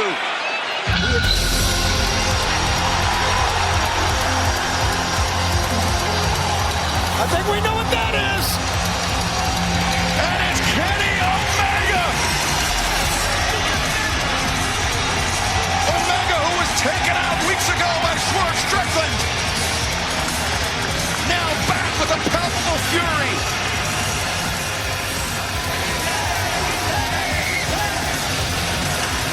And relief, at least on my part, Brian, that we did not see Swerve complete whatever he had in mind for Brody King. Yeah, I mean, Brody King has done such a great job in 2026. This has been a banner year for him. I would have hated to have seen what Swerve Strickland had in mind with that cinder block. Thank God for Kenny Omega. A well-timed return for one of the founding fathers of all elite wrestling. But this story between Kenny Omega and Swerve Strickland is far from over. But coming up next, Chris Statlander challenges the Toxic Spider for the AEW Women's World Championship, and it will be the best 2 out of 3 falls. I was the world champion. I had everything you wanted. Statlander fought valiantly, but was not enough. I don't give it. Tekla, so unruly, so dangerous, so unpredictable. AEW is toxic, baby! I was bred for that championship. I believed for that championship, and I still have more blood left to give. Just tell me how you want to lose, baby, and I can make it happen. Revolution. 2 out of 3 falls. All of this means nothing because you're never gonna see this again. You are afraid of Tekla. Be afraid of what you need to do to keep me down!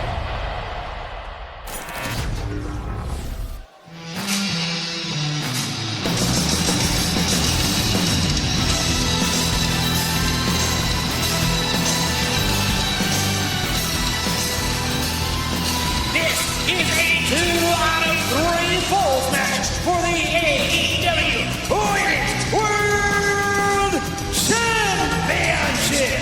Introducing the champion from Long Island, New York, Chris Statlander.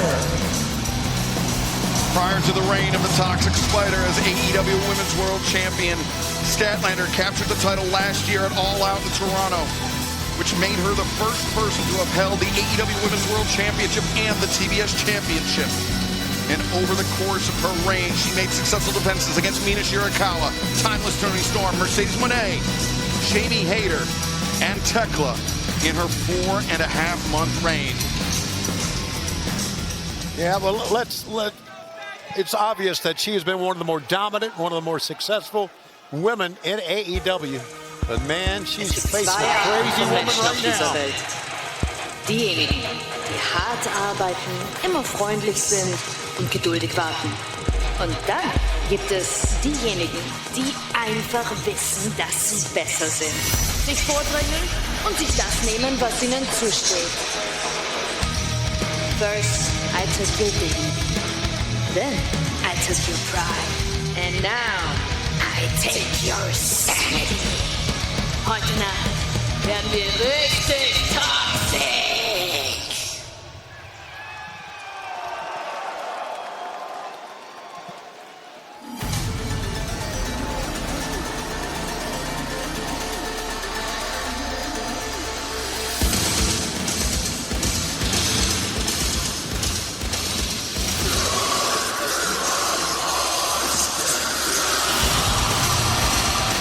And her opponent, from Vienna, Austria, she is the AEW Women's World Champion, the Toxic Spider, Tekla! Brian, it was last month at Dynamite, Tekla battling Chris Statlander in a strap match that,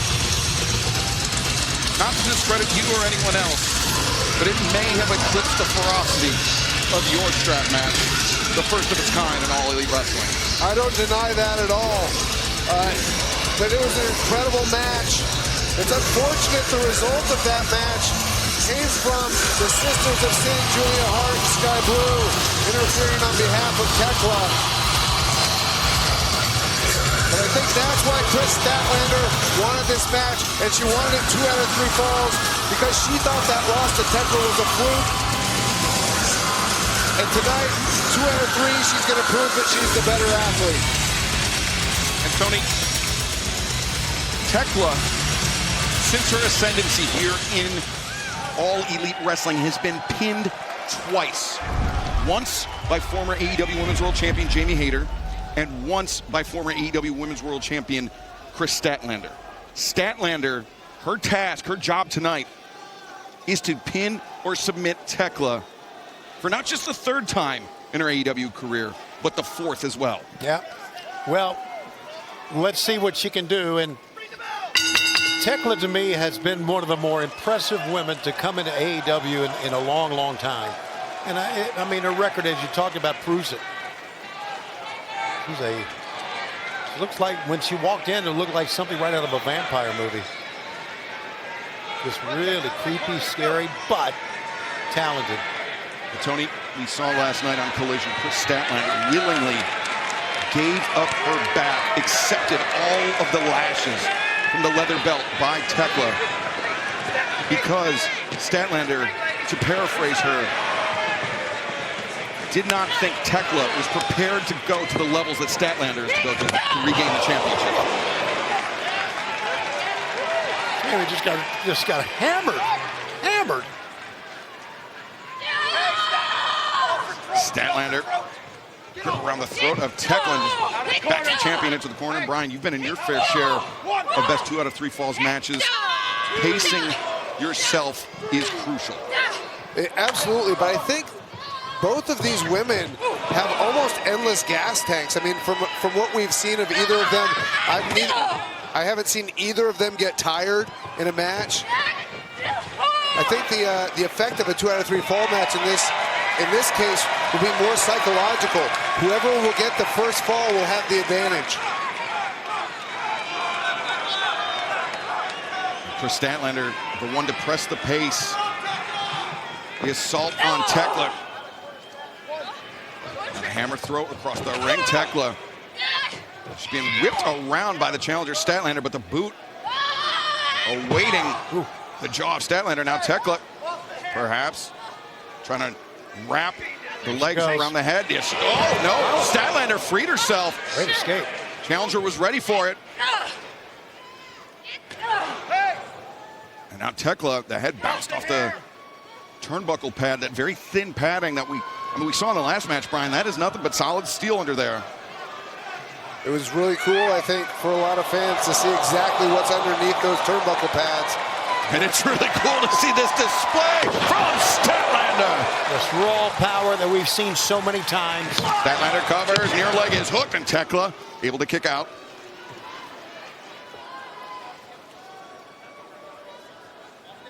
Statlander now as take a look at that superplex, sliding lariat. And a second one dished out by Statlander. It's the leg. Tekla able to break free. Brian, we've seen from Chris Statlander, not a one-trick pony. Sure, she has the power, but she can fly, and she has quite a bit of refined technique as well. Well, she's learned from a lot of great people, including Orange Cassidy. The catapult sends Tekla hard in the corner. And we've seen Statlander employ that seatbelt, that pinning predicament, Tony. She hit, Tekla hit 2 turnbuckles. One up, then one on the way down. A discus lariat. Tekla showing her flexibility. Avoids it, looks for the spear, but Statlander almost ragdolling the champion, but Tekla finds her feet, finds a pinning attempt. Now, Tekla roundhouse kick. Just as Statlander was coming up for air, Tekla made her pay. Ooh, 3 successive shots. Cover made. Lateral press, the leg hooked. Statlander able to kick out.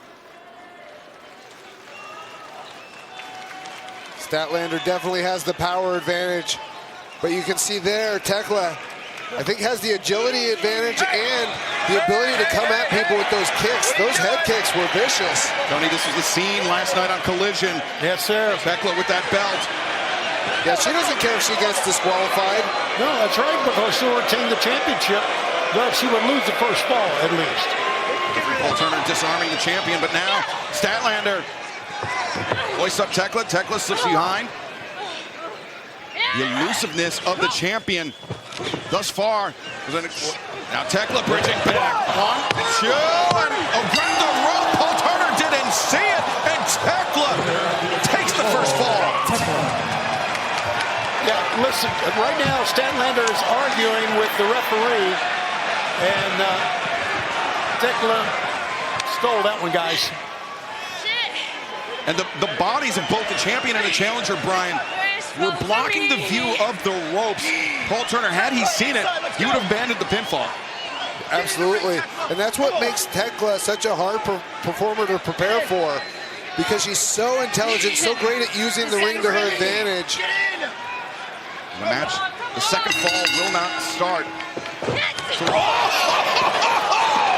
Full steam ahead from Statlander. Yeah, Statlander's going to approach this second fall a lot differently, I can tell you that.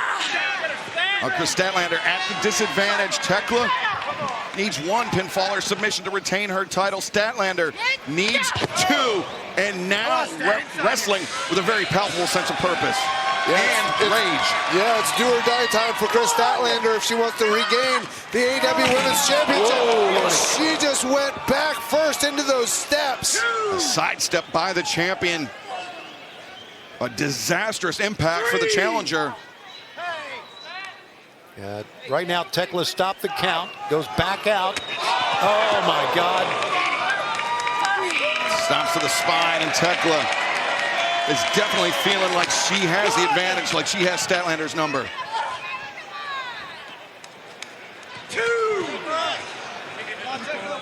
Tekla. Brian, at this point, the champion with a one-fall advantage can wrestle at her own pace. She certainly can. I mean, now it's under Tekla's control, this match. You know, I've seen people, and I think I've done it myself. Once you have a one-fall advantage, you can disqualify yourself in the second fall by doing something really dastardly, but it gives you the pin for the third fall, and you win the match. I wouldn't be surprised if Tekla tries something like that. Yeah, that is a great point. Tekla just the state of mind to do something like that. Well, she's an unorthodox thinker, which is one of the... A cover, lateral press. Which is one of the reasons why I think she's been so successful here in AEW, is she just thinks differently than all the other women here. Oh, packs a punch, too. Big elbow strike. Sends Statlander to the corner, but Stat slips out. Tekla ready for it. Again, the boot. Statlander avoided it earlier. Can she avoid it a second time? No, Tekla wrenching back on the neck of the challenger. Break it. 1, 2, Paul Turner 3, reminding Tekla that Brian. 4, break the hold. And she kept it all the way till just about 5, knowing she has the count of 5 to break the hold. And that's a great strategy. Attacking Chris Statlander's windpipe. The exposed head of Statlander punished by the flat of the boot of the Toxic Spider. Let's cover. Statlander able to escape. Tekla, perhaps on some level, knew that she was not going to win the match.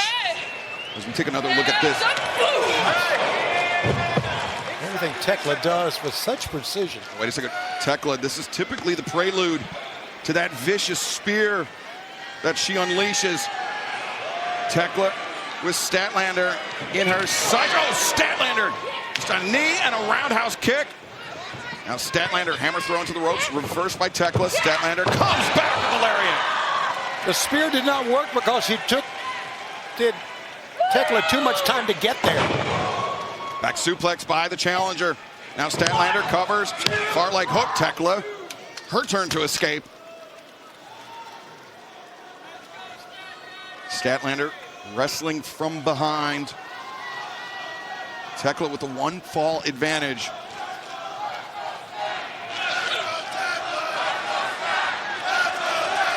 Fireman's carry.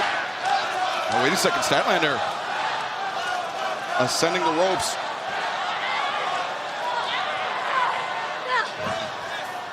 Punishing elbow strikes from Tekla. Freed herself from the grip of Statlander. Yo. Oh. Wild right hand.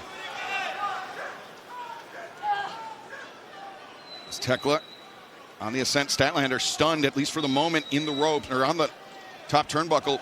Tekla. Seen her use this spider suplex before. Oh, but Statlander ready for it. Headbutt by the challenger. Tekla just comes right back up.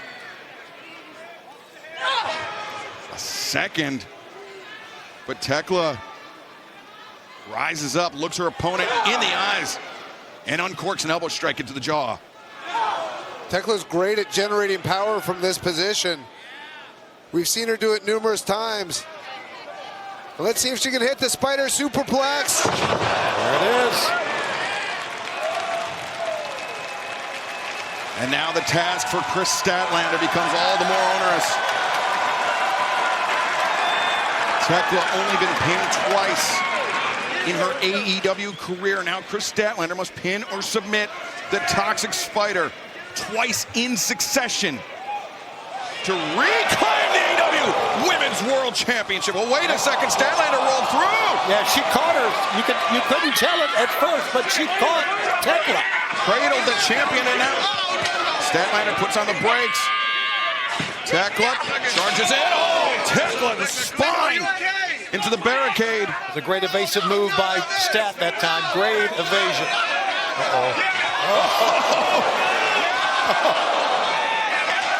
Tekla just being swung back and forth and again into the barricade by Statlander. Boy, the strength of Statlander to do that, Brian. How about that? Yeah, she's incredibly powerful. Great move by Chris Statlander to go in there and break the count as well. Statlander just dragging her opponent back towards the face first, jaw first, into the top step, the corner of the top step went Tekla. That's a great call. I saw that too, the corner of the top step. Whoa. Chris Statlander, she said that a very potent reminder to Tekla last night on Collision. And Statlander did not believe Tekla had what it takes to beat Statlander twice tonight, and Statlander showing the length she's willing to go to. Cover two. Tekla, though, able to kick out. You can see Tekla doesn't even want to give up one fall. That was a great kick out by Tekla. And Brian, think about the message it sends, not just to Chris Statlander, but the entire locker room in All Elite Wrestling. If Tekla was able to defeat Chris Statlander, the first woman to have held the AEW Women's World Championship, TBS Championship in her career, if Tekla was able to defeat her in 2 straight falls. That would be incredible. I think she's already got a psychological advantage to a lot of the women because of the attacks of her and the Sisters of Sin. Right now, Tekla is just wailing away, and Statlander eating every one of it. The overhand shot. Oh, Tekla with the spit in the face of Statlander, but Statlander, the paintbrush. Tekla escaped the waistlock. Now, Tekla. The legs wrapped around the head of Statlander. The arm captured, and Statlander drops to a knee, Brian. Yeah, this hold attacks both the neck and the arm, and you see her pulling back on the fingers. Right. Tekla, she's attacking so many different joints here. But Statlander to her feet, frees her arm. Great escape. Tekla inverted. Statlander, Sunday Night Fever. 1, 2, 3. The winner of the second fall, Chris Statlander. For the 3rd time in Tekla's AEW career, she has been pinned, but that is not enough to regain the AEW Women's World Championship for Statlander. Wow, great execution on that, and great escape to get there. That's right, Tony. That was an excellent counter. One Tekla couldn't have seen coming.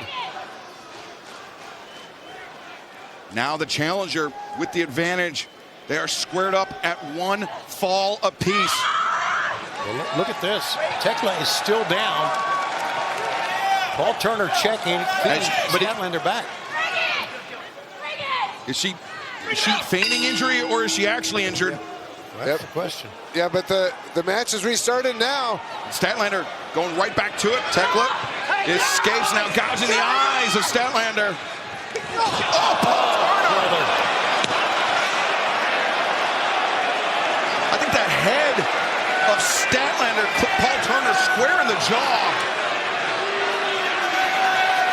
And now the door is wide open. Oh, there you go. Pick a referee. Crying out loud. Oh, but she has to be careful of the disqualification, because I think if she gets disqualified here, I think she loses the title. And she's got a freaking belt, and we know what she wants to do with it. The referee's belt. Tekla, very formidable. with that leather in her hand. Very malicious with Statlander.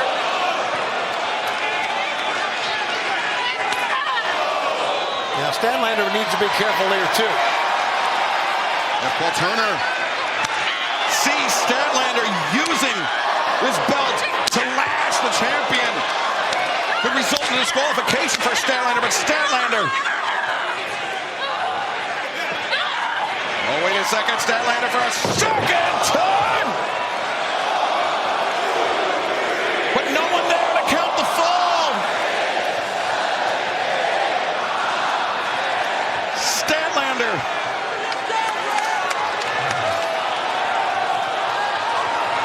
Oh, wait. Sky Blue, Julia Hart, the Sisters of Sin, and Statlander with the belt in hand. Wow, she's fighting off all of them here. Look at her. Look at her go. Yes! A pitched battle for the challenger, Brian. Statlander. You knew the Sisters of Sin couldn't come out at any point.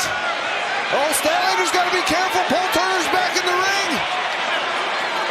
And Turner, he didn't see who was assaulting him on the floor. He didn't see who stripped off the belt. Yeah, the match going to continue. Spear! And now, Tekla, the stomp! Statlander rattled, but Tekla not done yet. Oh, no, she's going to do it again? A second stomp from the Toxic Spider. And now Tekla covers 1, 2, 3. The winner of the match and still AEW Women's World Champion, the Toxic Spider, Tekla.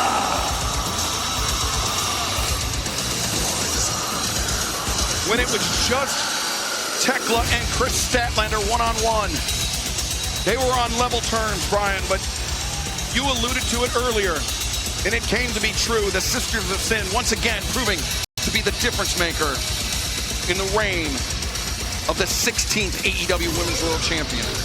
It's going to be so hard for any challenger to combat Tekla and the Sisters of Sin. They're so good at getting the referee out of the way and making it an unfair advantage for Tekla.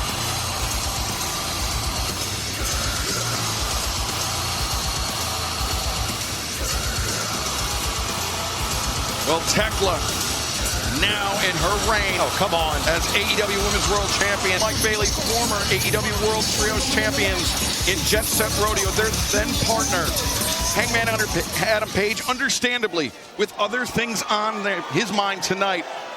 But Mystico, one of the most decorated athletes in Lucha Libre history, is not a bad alternative. I would go even further. I think Mystico is likely the greatest superstar in Lucha Libre since the days of El Santo.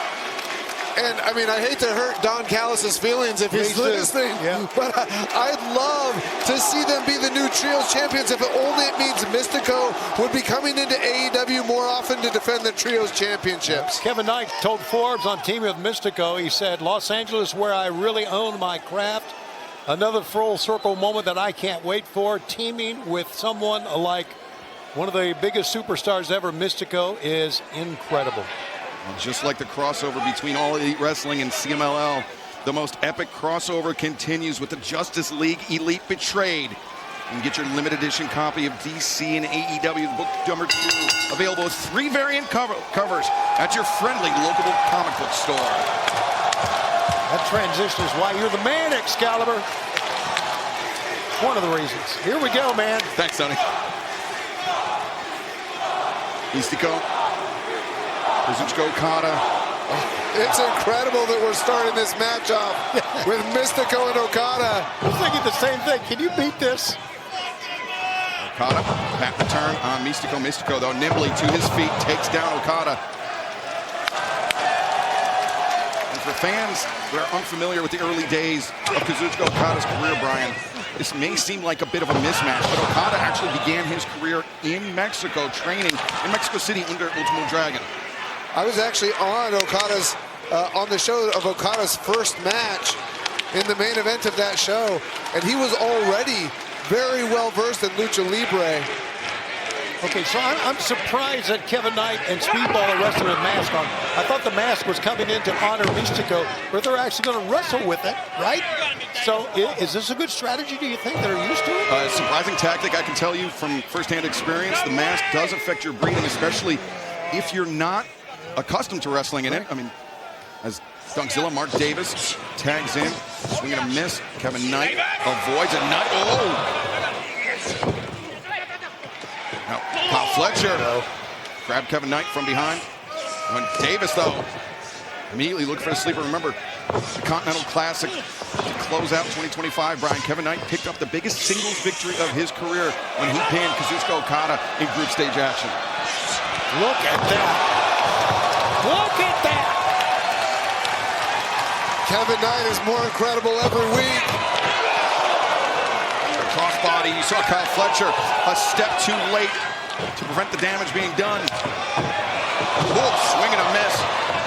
And Speedball Mike Bailey, they tore the house down this past Wednesday night at Dynamite and picking up right where they left off here tonight, Tony. Yes, they did. What an incredible match that was. One of the greatest matches in the early part of 2026 by far.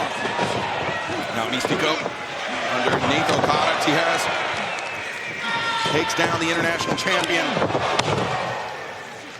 Crossbody momentum carried through. Overhand shot. Mystico, Escalera. And the arm drag takes down Okada. His momentum carries him out to the floor. Okada a bit beleaguered here. As Mystico tope suicida. Brian, a true tope suicida, leading with the head on that one. Incredible. Yeah, he looked up. When he went through the ropes, his eyes came right up. Wow. As now, Mystico, Knight, and Bailey. Mystico gets the leg swept out. Davis takes down Bailey to the midsection of Kyle Fletcher. Now, Kevin Knight in, looking for that DDT, but Knight, sent to the floor, almost like a reverse drop kick to his own partners. I don't know, if anybody is close to indestructible in AEW, it's got to be Big Mark Davis. You saw that bright red handprint on the chest of the Rainmaker, Kazuchika Okada. That is courtesy of the legend of Lucha Libre, Mystico.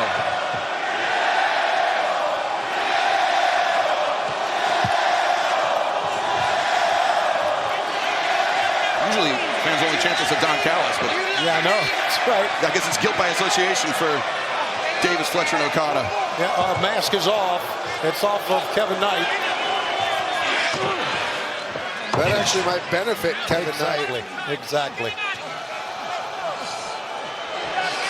I know Mark Davis is doing it as a sign of disrespect, but I think that actually helps the vision of Kevin Knight and Speedball Mike Bailey. Excalibur, as you said, helps their breathing. Definitely the peripheral vision becomes an issue. It's something that you have to get accustomed to. As Davis now kneeling on the chest, fitting predicament. Knight, though, able to kick out. Mark Davis last night on Collision, Tony, just exerted his will on Commander. I mean, it was competitive, but it was lopsided at times.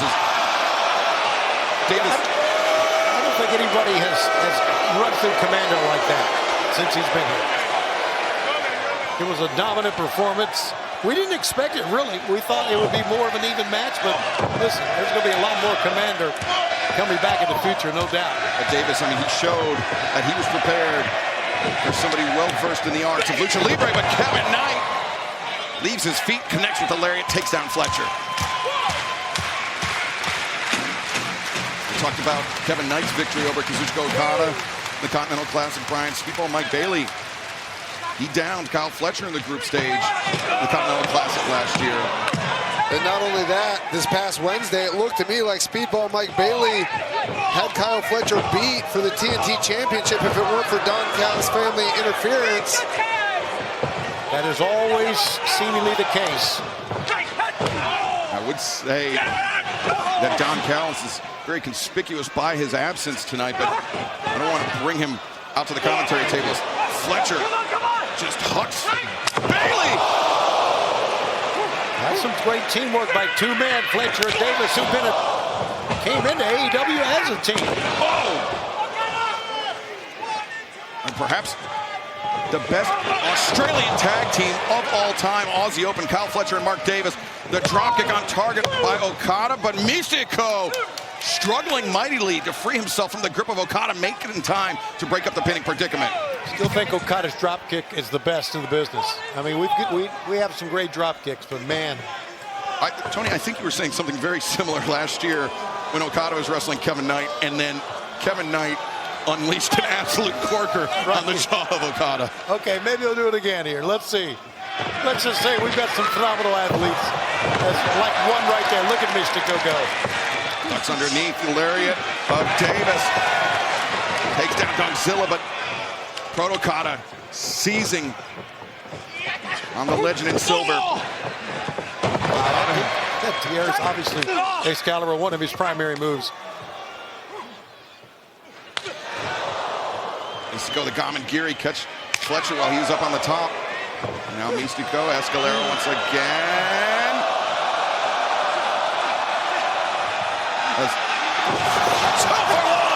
For Mystico. Oh, what a star. What an absolute megastar. How on earth do you prepare for Mystico? Mystico lands on his feet, but Okada and Fletcher did not see jet speed. Perched on the top, and they came down with a pair of missile drop kicks. Watch out here, guys.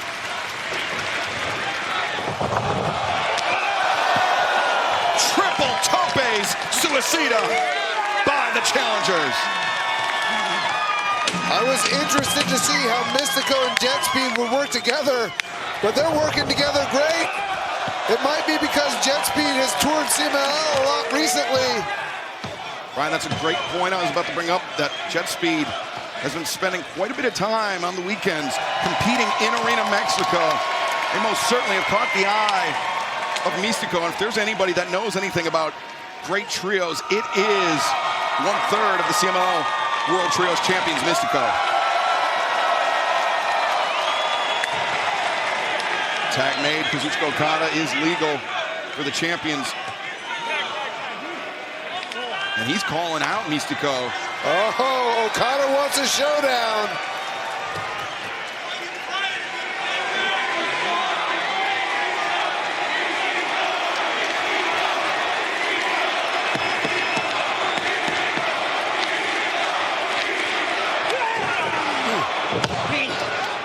That might have caught Mystico a bit low. I think so.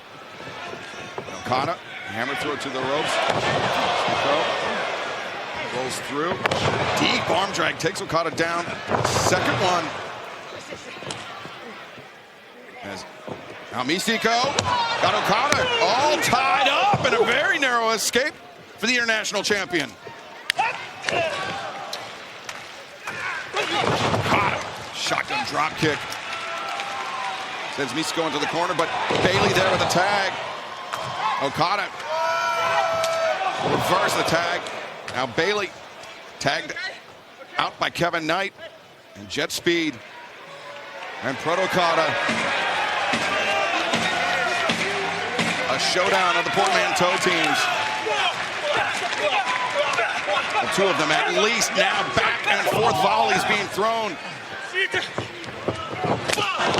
Wow. How about that?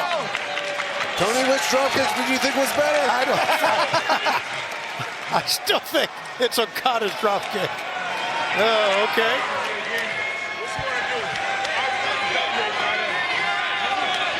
I think Okada's saying he gets better height, hang time on his dropkick, but Roll off with a finger and he won it back. hammer throw into the ropes. Okada knew it was coming. Instead, Okada sends Knight into the ropes. Okada a step ahead. Knight for the DDT. Okada duck underneath. Drop kick from the Rainmaker. Thrust kick, but Fletcher on target. Man, Fletcher, that long reach with those legs. Okada looking for Rainmaker. Fletcher looking for the sheer drop brainbuster, but instead it's Mystico. Double crossbody. Oh! How about that? John Woo drop kick. But the moonsault knee drop. And Okada ready for Bailey, though. Drives him down, and Kevin Knight charges in, but Okada was ready. A leaping hook on Rana from Kevin Knight, but Fletcher there. Sheer drop brainbuster. No, Mystico brings Knight back down to earth. And Mystico. DDT on Fletcher. There you go.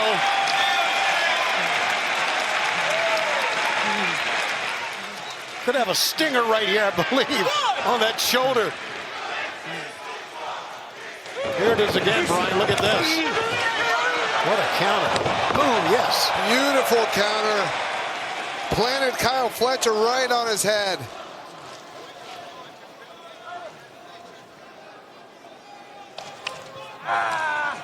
Right now, Dunkzilla Mark Davis with Speedball Mike Bailey on the apron. Bailey clutching on desperately to the leg of Davis to prevent whatever 1/3 of the Trios champions has in store. Mystico thrust kick. Knight and Bailey thrust kicks of their own. And now the DDT on the apron. Okada tried to hang on. Bailey, the knee drop. And Mystico destroyed. Yikes. He lost the grip on Fletcher, but he still almost landed like a code red on Kyle Fletcher.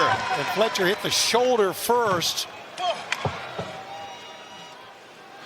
And Speedball gets tagged in. Speedball has had Kyle Fletcher's number. Yes, you're right.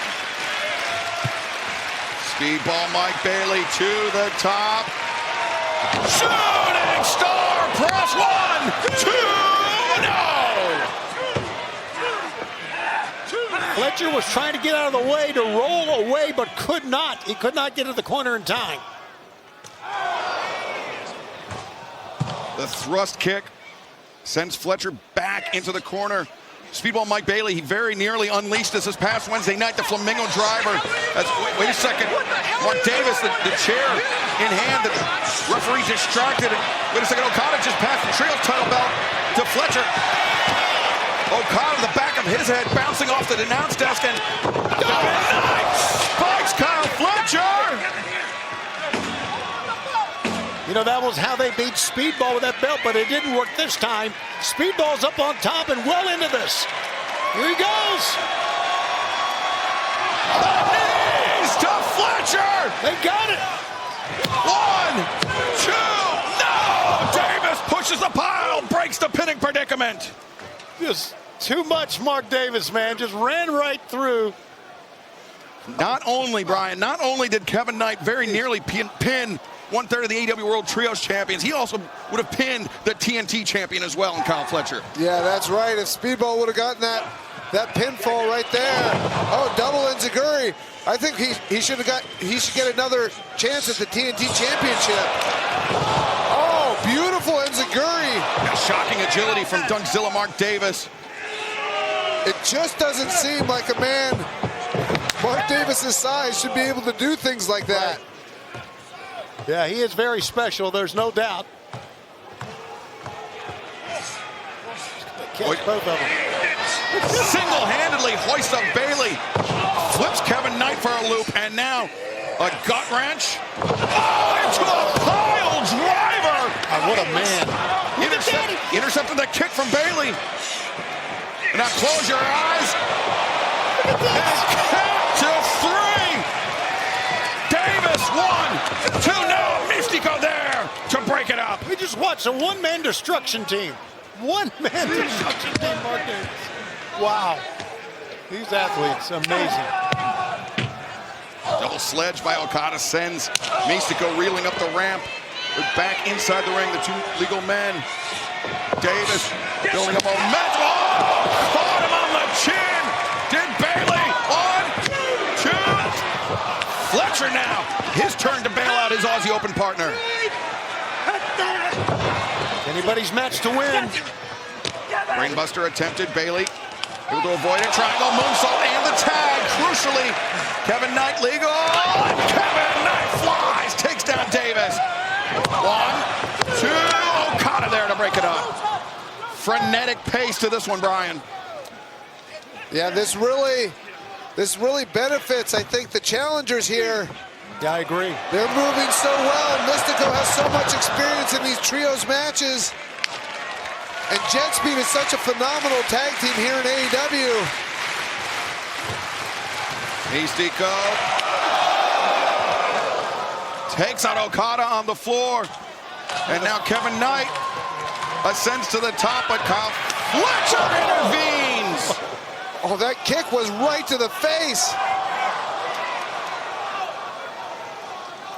Fletcher, we've seen him use the turnbuckle brainbuster from that position in the past. Now Mystico, though. La Mystica! That's it. Center of the ring.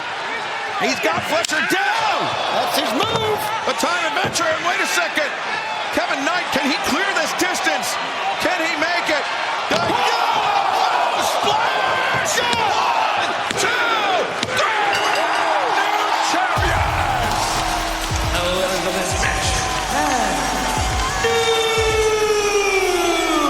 AEW World Trios Champions, Mystico, Speedball Mike Bailey, and the Jet Kevin Knight.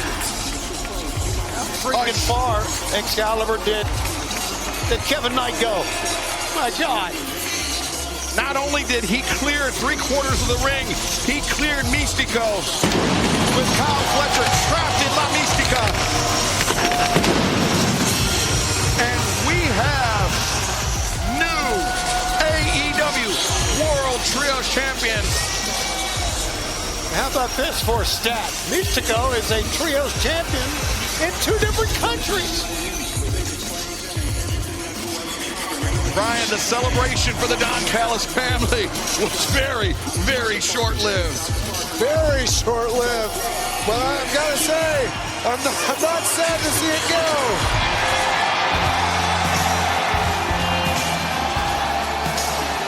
And there you see it on the screen, Mystico. How about that? The fans here love Mystico and listen to his song and the fact he is now all elite. Signed bold with his home promotion, the oldest professional wrestling promotion on planet Earth, CMLL, but also all elite wrestling.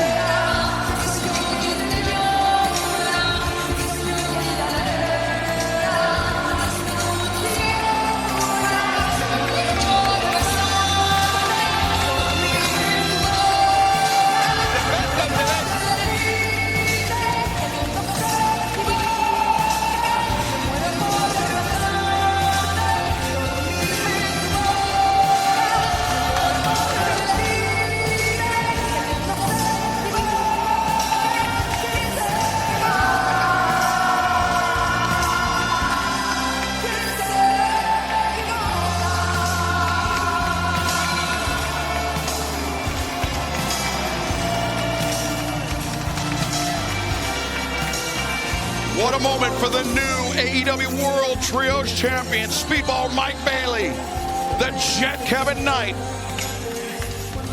and the living legend of Lucha Libre,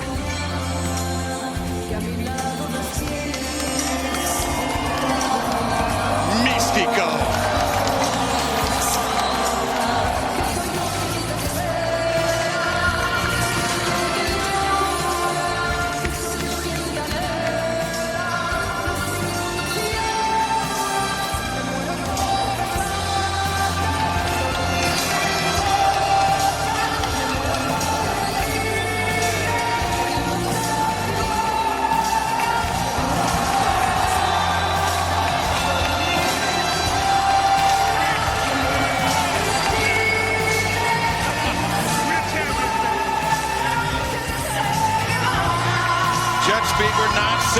for long from the AEW World Trios Championships, and Mystico claims his first title in All Elite Wrestling. But an intense rivalry is up next. A legend of Lucha Libre in his own right, Andrade El Idolo takes on one of the brightest young stars in the sport, Bandito. For the first time ever at Revolution, it will be Bandito. I want a fight versus Andrade El Idolo. I grew up watching Andrade in our hometown. Now I'm gonna have him as an opponent. Bandito, he's accepted the challenge by Andrade El Idolo. Bandito, I hear you are one of the best Mexican wrestlers alive, but you just Andrade El Idolo fan. I don't know, you wanna fight or you want a selfie? Bandito, Andrade, one-on-one. Incoming! He is ready to fight! Bandito has taken aim.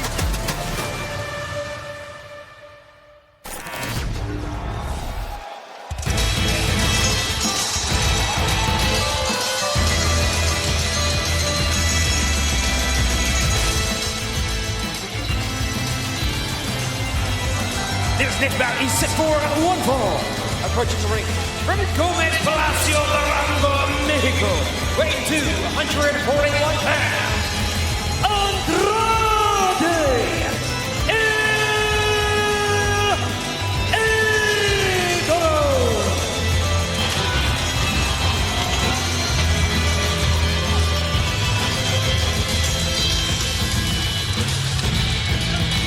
Andrade El Idolo, Mascara Dorada, absolutely tore it up on Collision. If you somehow missed the match that aired last night on TNT and HBO Max, you owe it to yourself to seek it out, to take in what an amazing spectacle it was. Of course, after you finish watching Revolution here tonight. Recently on CBS Radio, Andrade El Idolo said, I remember this kid, Bandito he's talking about, asking me for pictures. Now we're going to fight. He said this was a dream match. At this moment, the real Latino man, Andrade El Idolo, is the best I have ever been in my career. And I would agree, he's looking great. He's wrestling at a great pace, and of course he is in the Don Callis family. Well, and you add to that, this year already, he's beaten Swerve Strickland, he's beaten Kenny Omega, and he came so close to defeating Hangman Adam Page and being in the World Championship match on tonight's show.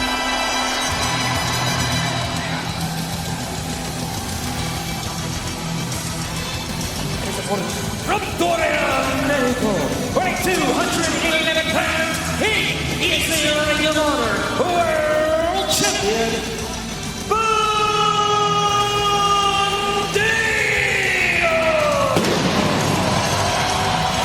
Bandito paying homage to one of the true legends of professional wrestling here in Southern California, Super Dragon. I was lucky enough to be a co-founder of Pro Wrestling Guerrilla. Alongside of him, he was somebody that really presented a lot of opportunities for athletes that grew up outside of the system in Mexico. It was very hard to pierce the veil into CMLL unless you were born into the promotion like Andrade El Idolo was as a third-generation athlete.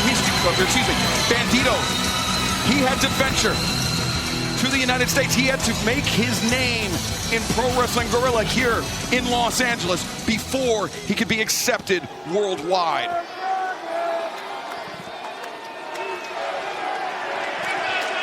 As we are joined at the desk by Don Callis. I knew it was too good to be true. How about that Mystico, now all elite, Don? Oh, I'm just absolutely thrilled about that. We got a good medical plan here. He's going to need it.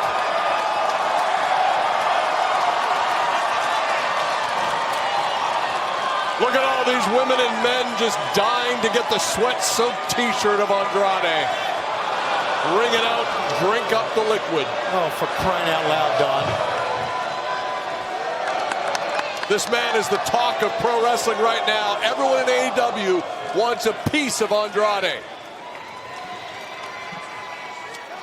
He's a remarkable athlete, there's no doubt. This is quite a matchup, isn't it? When you think about the history and think about how Bandito respected and loved Andrade El Idolo. Well, he was like a fan, right? I mean, marking out. I don't think much has changed. I think he's in awe of Andrade. As great as Bandito is, I think there's an intimidation factor here. Brian, I mentioned how Andrade grew up within the system of CMLL. It's not to take anything away from Andrade. He's proven beyond a shadow of a doubt that he is an incredible one-of-a-kind athlete. Oh, here we go. Oh, you got to make him pay extra to take the pants off on Excalibur. Thank you, Don. But because of the traditions of Lucha Libre, Brian, it's sometimes very difficult for even talented athletes like Bandito to get noticed by an organization like CMLL, as we mentioned, the oldest professional wrestling organization in the world. Yeah, sometimes, I mean, it's hard for people like Bandito to gain traction, but he's just so talented, so athletic. Recovers, sweep the leg by Bandito. I mean, what incredible wrestling this is, and an incredible demonstration of Lucha Libre technique. I mean, both of these men are masters. And I would say that just on looking at him, that Andrade bigger, stronger, but I'm not sure he's stronger than Bandito, to be honest with you. Both men, same idea. And while it's impressive that Bandito does it, Don, it's even more impressive that Andrade, with the size that he's put on, that he's maintained his agility. Oh, it's very, very incredible to watch. Look at this guy. This guy could be an actor, a male model, a rock star. He graces us in AEW as a professional wrestler. You're talking about Bandito? Please. He's so ugly he's got to wear a mask. Look at the face of Andrade. Look at the physique. Andrade does look in excellent shape. But I think you'd be a fool to take Bandito lightly, Don, and I don't think you're a fool. How have you guys prepared for this match? Dino! Be careful. Nope. Yeah, there you go. Snagging him. Andrade made him pay. You're not kidding. That was that got a big reaction of the fans, but that was a big mistake. Seemed to have a hard time disrobing. Yes, it did seem that way, Don. Look at this. He won't have a difficult time. Some of the fans might, though, if he takes those off. Ah, the disappointment. You could just cut it with a knife here. Oh, cut him with a knife. Knife edge chop delivered by Andrade El Idolo.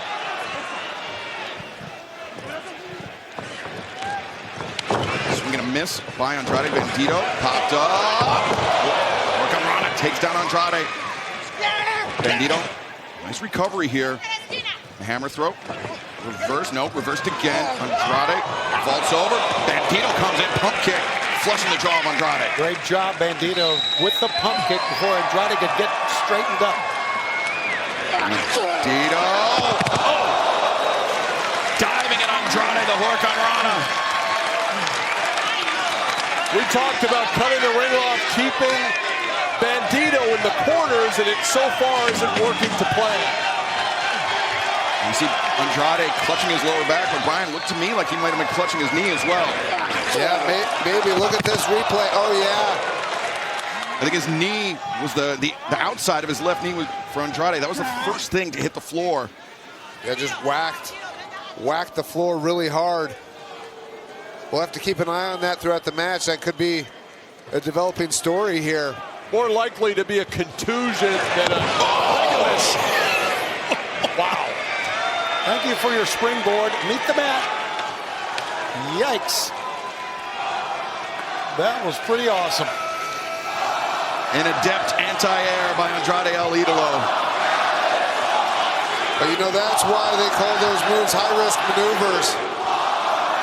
If something like that can happen at any time.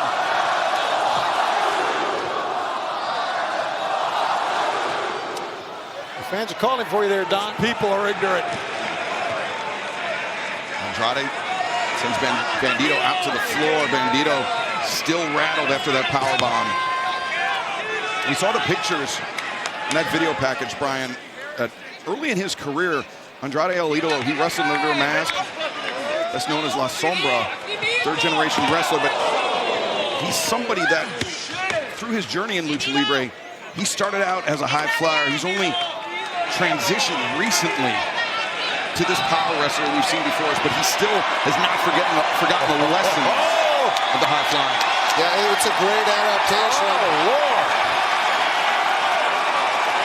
Don Callis swooning to our left here. What do you think of that, Danielson? I mean, I always wrestled in trunks. It's look at the unusual to me. Wow. To get some oxygen from Don. I'm getting the vapors.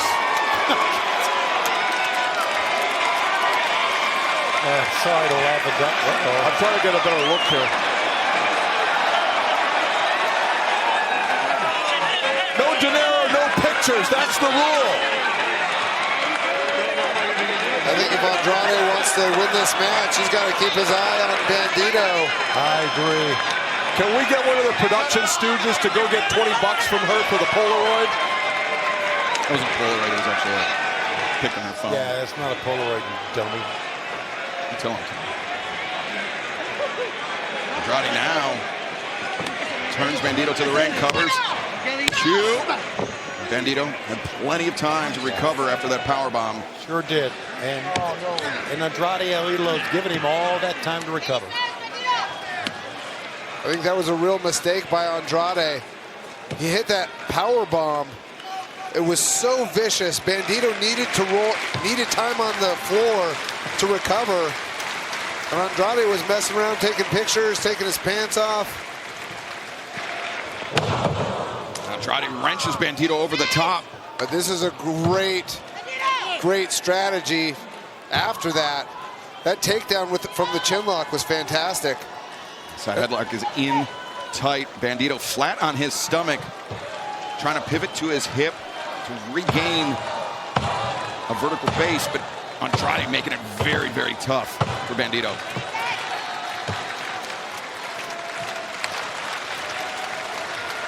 Hard to tell where the blade of the forearm is because of Bandito's long hair obfuscating the view of the referee.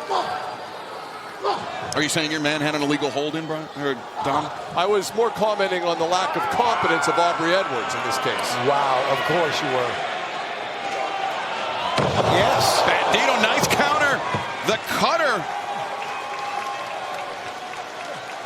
Bandito is such a great counter wrestler. He can attack from almost any position. Yep, still the Ring of Honor World Champion. 8 title defenses under his belt. Former World Tag Team Champ with Brody King. The Ring of Honor title not on the line here tonight, though, Tony. Dream match taking place at the sold-out Crypto.com arena here in Los Angeles. Bandito dropped the leg of Andrade. Andrade was ready for it. And now the leg captured underneath the top turnbuckle. A blistering chop delivered by Andrade. Oh, brother, you can see this one coming. Brian, is it just me, or does Andrade seem to be one step ahead of Bandito? I can see this one. Look at this. Oh! Not one step ahead there, Don. Yeah, Bandito saw it coming, too. Oh, God! What the hell? You better check on your man right there, Don. I don't know. Is it me, Don, or does it seem like Bandito's one step ahead of Andrade in this matchup? I'll have to answer you when he comes back. As we see Bandito running backwards, Andrade, the back of his head actually struck the bottom rope, which I always say the rope is a misnomer. Those are high-tension steel cables. Don is livid. Well, I mean, he already saw Kazuchika Okada, Kyle Fletcher, Mark Davis dethroned for the AEW World Trios Championship. He could witness Andrade handed another loss here. You're upset with the referee. She's doing her job. He could have broke the guy's neck. He released German him into the bottom turnbuckle. It's not safe. Don Callis replaced by Porky Pig. As Bandito Everybody knows the dangers, Don, when you step in the ring. Come on, you know that. Brian, I'm not sure that Bandito's going to win a striking battle with Andrade El Idolo. This could be risky business. Oh, it's risky business, but Bandito's proven, oh my gosh, how powerful he is with his strikes. That's a veteran move, following Bandito into the ropes that time for the kick. Veteran move. And the timing of Andrade impeccable. As soon as Bandito made the turn, Andrade came steaming in with a boot, but Bandito showing off his timing, his preparation. The tornillo takes Andrade down. Could have tried to hook a leg and turn that into a pin, Brian. He definitely could have done that, but I think to your man was able to push him off before he got the pin. Bandito was looking for the press slam on Andrade, but Andrade, wait a second, trapped the arms, the German suplex. Had him busy defending the press, and he made him susceptible to the German, Shivani. Now let's see what Bandito's got up his sleeve here, so to speak. The pump kick from Bandito sent Andrade El Idolo to the floor. He'll take flight here. Bandito over the top, landing on his feet. Boy, did he ever take flight. Looks like a version of this space-flying tiger drop. Excalibur, is that correct? No, it's usually got a cartwheel on it. You close. go backwards. Okay, if you squint. He improved it. Man, both, man. Andrade, just slow. He's not been the same since he hit that buckle. Gee, of course. It wasn't the buckle. I mean, it was the rope, the back of the head. Yeah, it's not a rope, it's a cable, and that's we covered that while a distinction without a difference. We covered that while you were arguing with Aubrey Edwards, who was just doing her job. I'm just concerned about the well-being of my man. Bandito. Frog splash. Andrade ready for it. And Brian, once again, Andrade clutching that left knee, which he was earlier on the floor. Uh-oh, look at this. I know what's coming. Three amigos. Yep. Bandito. Muy bueno. Eddie Guerrero, and now one from Andrade. No, won't get it. Another German. Bandito, a German suplex. A second. And Andrade switches around. Gotta give Andrade credit, man. Undaunted. Turns the hips. Looking for the third. Wait a second, Bandito. Wow. German suplexes. And Brian, this may be a case of Bandito not playing Andrade's game, not looking for the three amigos, but instead trying to soften up Andrade with the German suplexes for Bandito's 21-plex. I think so. And also attacking the back of Andrade's head or his neck. Whatever it was that hit that steel cable when he had German suplexed him into the buckles earlier. To that point, Brian, Andrade's pace has noticeably slowed. There has been a clear momentum shift, to your point, Excalibur, ever since that first German. Bandito. Shooting star press, 1, 2, no, Andrade. Very narrow escape. It's a great move, but you could see Andrade was still with it, even though it was a great shooting star press. Great ring awareness.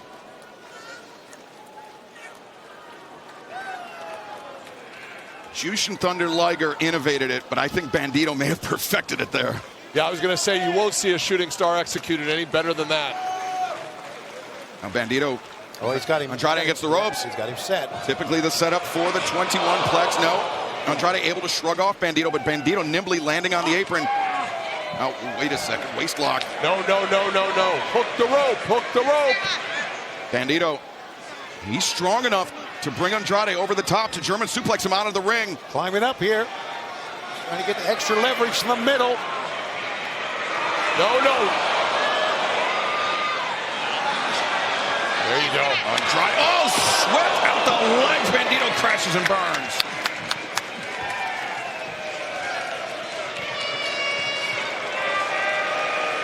Now Andrade with the upper hand, at least for the moment, on Bandito. Like Andrade's going to try to climb up top here. Yeah, Bandito is over to our left. He's going to try to go right over the ring post. Oh, my Lord. Andrade taking a massive risk, but it pays off. He's okay.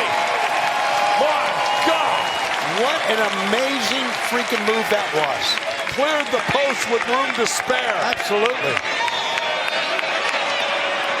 And he's got time for the ladies. Oh, my God. Can we get these people behind the fence or something like that? It's not a petting zoo, Toots. You can type in his number? Would you like to give Ron Funches his number as well? Ron doesn't want his number, I don't think. Bandito. It's great to have Ron here, though, man. Returned to the ring by Andrade El Idolo. And now Andrade once again to the top. Bandito. Andrade, great adjustment by Andrade. 1, 2. Oh, Bandito.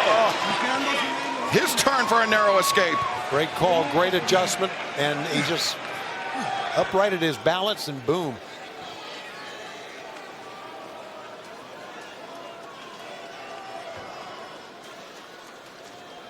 Another momentum shift here, this time in favor of Andrade.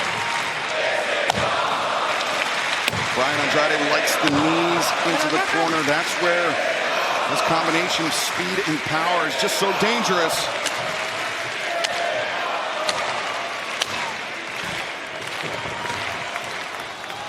Oh! Bandito finding out firsthand. Cover made. 1, 2. Yo. And again, Bandito escapes, but just barely. Yeah, Excalibur, you called it with the knees that time. Bandito knew it was coming as well. Knew it was coming, but powerless to stop. Wait, right. Bandito, the cradle, counters the DM, but Andrade able to escape. Hitting predicament. Banderas sends Andrade out to the apron. And Zigiri.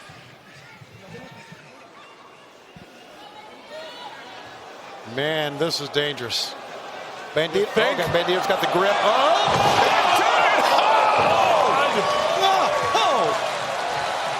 That was terrifying. 1, 2. And now, Bandito, the leg of Andrade captured. Stretch muffler, very nearly locked in. And that was the left knee, Brian, that Andrade tweaked in the very early moments of this match. I actually think that was his right knee there. If he could have gotten the left knee that Andrade had tweaked earlier, I mean, I don't think Andrade would have been able to get to the ropes as quick. Maybe he should have dragged him to the center of the ring.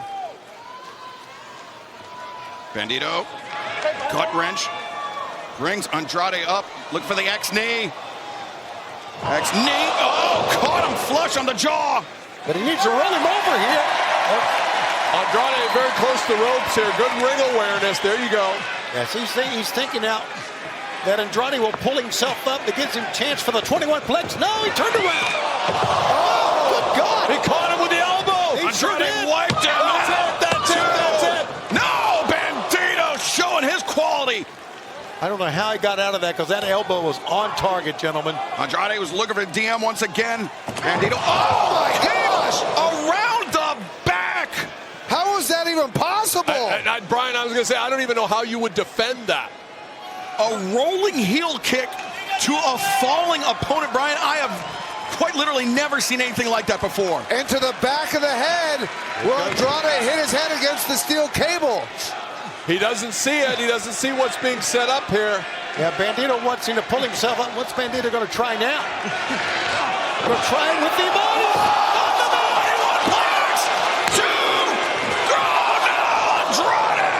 How about that? He went with a 21 plex, the man on the mat. Now Bandito with Andrade up again. He's got him positioned. X-knee on target. Bandito needs to follow up here, and he's not doing it. I don't know why. That was as flush of a knee to the jaws I've ever seen. Andrade El Idolo seeing stars here tonight in Los Angeles. Many of the crowd standing up, thinking this is going to be it. 21. No! Andrade lands on his feet. Elbow from Andrade. Here we go, baby. That elbow is so deceptive. Andrade hides it behind that kick. Look at this. It's so powerful. What is Andrade going to do here? The DM from the ropes. Andrade covers and collects the win. Here is your winner, Andrade El Idolo. Bandito brought everything he had to Revolution tonight, Brian, but Andrade El Idolo may be on the run of his career. It was an incredible performance by Bandito. But Excalibur, I think you're dead on.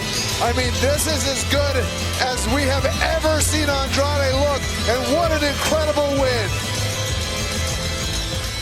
Tremendous effort by Bandito, but Andrade El Idolo victorious tonight.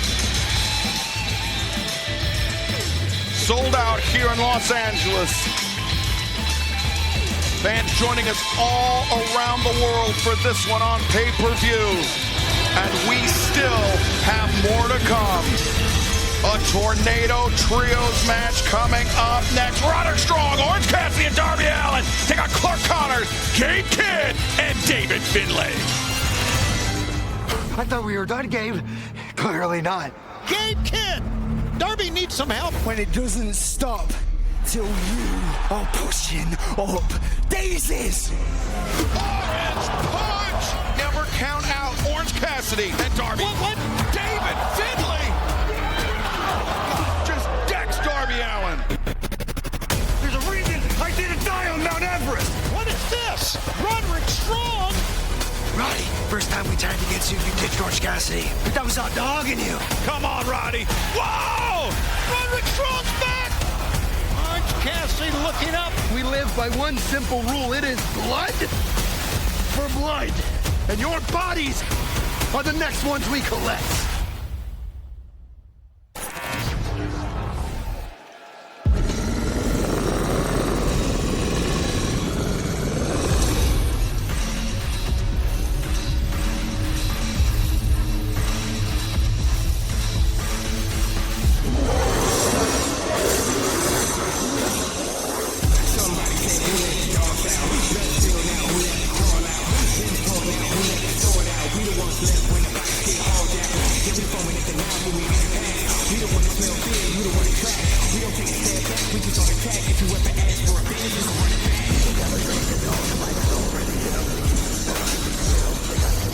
This is a Tornado Trio match set for one fall.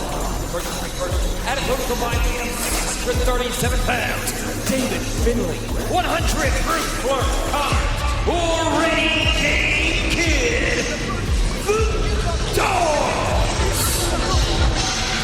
Tornado Trios match means that no tags are necessary, but the pinfall or submission must take place inside the ring. Brian, these men, three of the newest additions to the roster of All Elite Wrestling, but with the lengths and the levels of violence these men are really willing to go to, pardon the expression, but it's like letting the wolves into the henhouse. Absolutely. And not only are they dangerous, not only are they violent, they're excellent at working together as a unit.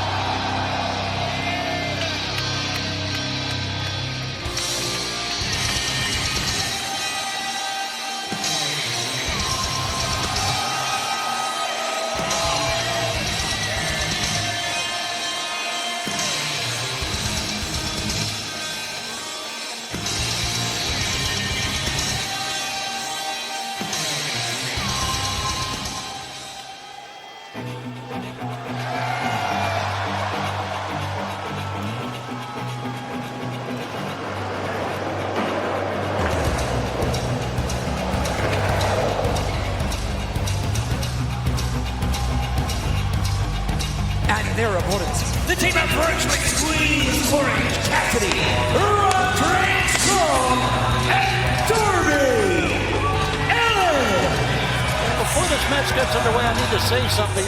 During these entrances, Gabe Kidd was over here trying to intimidate Bryan Danielson. Are you out of your mind? Well, what he told me is that I'm lucky that I'm not cleared when he showed up. And to be honest, I think I am. Gabe Kidd is an insane man. I know. A very, very dangerous, scary man. We saw him during that blood and guts match press slam Darby through tables. He'll do anything, you're right, but still, don't forget who you are, dude. You're the man. I haven't forgotten. Oh, thank you, Tony. Wait a second. David Finlay intercepted the tope attempt by Orange Cassidy. Turns Cassidy around. Finlay charging hard into the barricade. Orange Cassidy now in the ring with Clark Connors. Remember, no tags necessary in this Tornado Trios match. As Connors, though, avoids the DDT attempt. The roll-up cradle, 1, 2. Very nearly ended early by Orange Cassidy. Orange punch, but no! Gabe Kidd just charging forward, sends Cassidy reeling out of the ring. Here comes Roddy sliding back in quickly. These Tornado tag matches are ultra chaotic. There's no need for tags. Anybody can come in at any time. Gabe Kidd has hard chops. But for years, Roderick Strong was the hardest chopper in professional wrestling. That's what you were talking about. Maniacal Gabe Kidd is. Yeah, he's literally certifiably insane. Oh, just a right hand. Great punch from Gabe Kidd. Now Darby Allin into the fray. And now Darby. But David Finlay there to roll him up. 1, shoot, over leverage. Darby able to escape. Finlay with Darby off the ropes, throat first, and Finlay back breaker from David Finlay. What incredible action and offense from all the men this early on. Will they be able to keep up this pace? David Finlay showing off his power, catching Orange Cassidy, and then tossing him across the ring. But unbeknownst to Finlay, Roderick Strong back up to his feet, half and half. No, Finlay escapes. Finlay, backbreaker on Roderick Strong of all people, now cover. Darby there immediately to break it up. Not often is Roderick Strong on the receiving end of a backbreaker.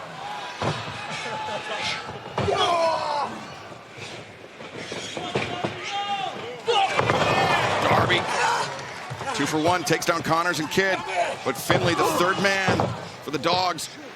As Darby vaults over, drop kick, violently sends Finlay crashing back to the corner. And Darby, through the ropes, just speared Darby Allin.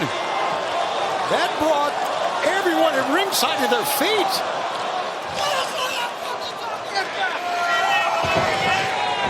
Watch this replay. Oh, God, and Darby hit the apron. And now the Dogs are firmly in control. And Darby may be dead meat right here. Gabe Kidd's hanging guillotine on Darby Allin. Trying to put the lights out. David Finlay. Now with Darby on the shoulders. And, doomsday device by the Dogs. Cover 1, 2. No, Roderick Strong and Orange Cassidy intervene to break it up. It took a save to Excalibur, but Darby wasn't going to come out of that. Gabe Kidd with another great punch to Orange Cassidy. With the way this is going, we may not have long to get this in. Fans, just been informed, it's been made official for this Wednesday night Dynamite, 8/7 Central on TBS and HBO Max. We return to Fresno, California, and it will be Timeless Tony Storm, Marina Shafir, no holds barred this Wednesday night. Yeah, after that cheap shot from Marina that we saw, Tony wants to settle it, no holds barred. That one's going to be wild, gentlemen. See you in Fresno Wednesday night. The tag rope is tied around Darby's throat. Or it's tied to the chain around Darby's throat.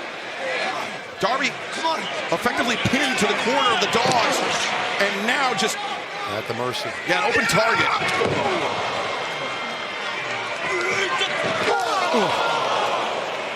This is an ultra bad position for Darby Allin to be in. Yeah, Darby just gotten the hell beat out of him tonight on many levels. And he just may go out from that choke. You and Brian discussed it this past Wednesday night. For those unfamiliar with David Finlay, a lengthy history in his family in professional wrestling. Of course, his father, Fit Finlay, somebody that David is estranged from, all because, to hear him tell it, his father never won a world championship.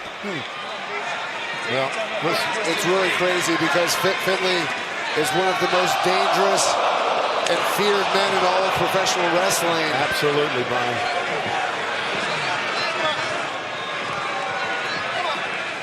Right now, the Dogs are just absolutely in charge of this match. Yikes. I mean, there you see, Brian, the influence, almost a mirror image, how David Finlay delivers those European uppercuts. And just such an incredible athlete, so technically precise in everything that he does, but he has this violent switch in his mind where he can change levels at any moment. Oh my goodness. That's what you're gonna get with the Dogs.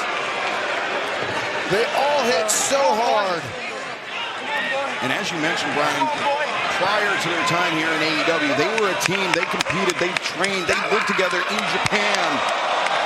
They know each other much better than Orange Cassidy, Roderick Strong, and Darby Allin do. But Roddy getting a second win. Yes, the Messiah, the backbreaker. Connor's there, into the midsection. Roddy turns it all around. Drop kick from Roderick Strong.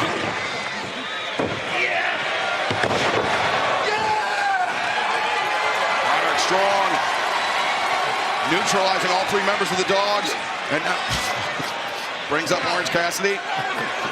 And him as a battering ram. I have to imagine Roderick loves doing this to Orange. Rising knee strike in the corner.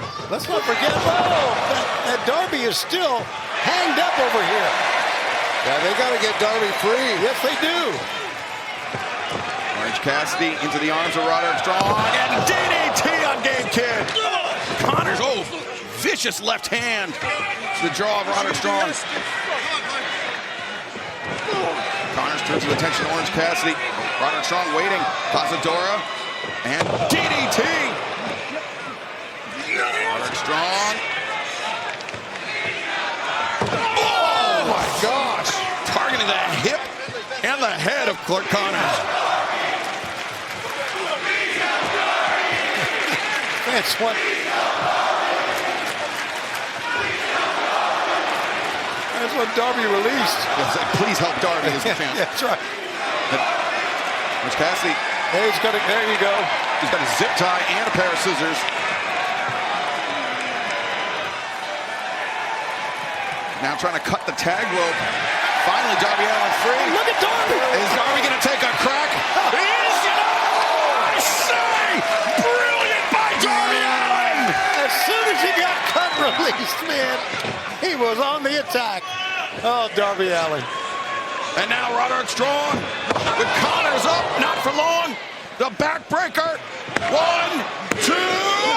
No, Connors kicks out, but a stronghold, perhaps. Roddy sitting. Orange Cassidy underneath. Just grabbing David Finlay, a desperate struggle. Darby Allin looking for the Scorpion Deathlock. He's got Gabe Kidd center of the ring. And because this is a tornado tag, if any one of these men give up, the match is over. But David Finlay able to carry the weight of Orange Cassidy to break up the two other submission attempts. That was a tremendous effort by David Finlay. Wow, how about that? Like you said, Excalibur, carrying the weight of Orange Cassidy. And carrying the weight of this match for the Dogs, David Finlay. David Finlay, I mean, he saved, single-handedly saved this match for his team in that moment. Yeah, I think he's pretty fucking awful. Oh, now we're getting into a war, guys.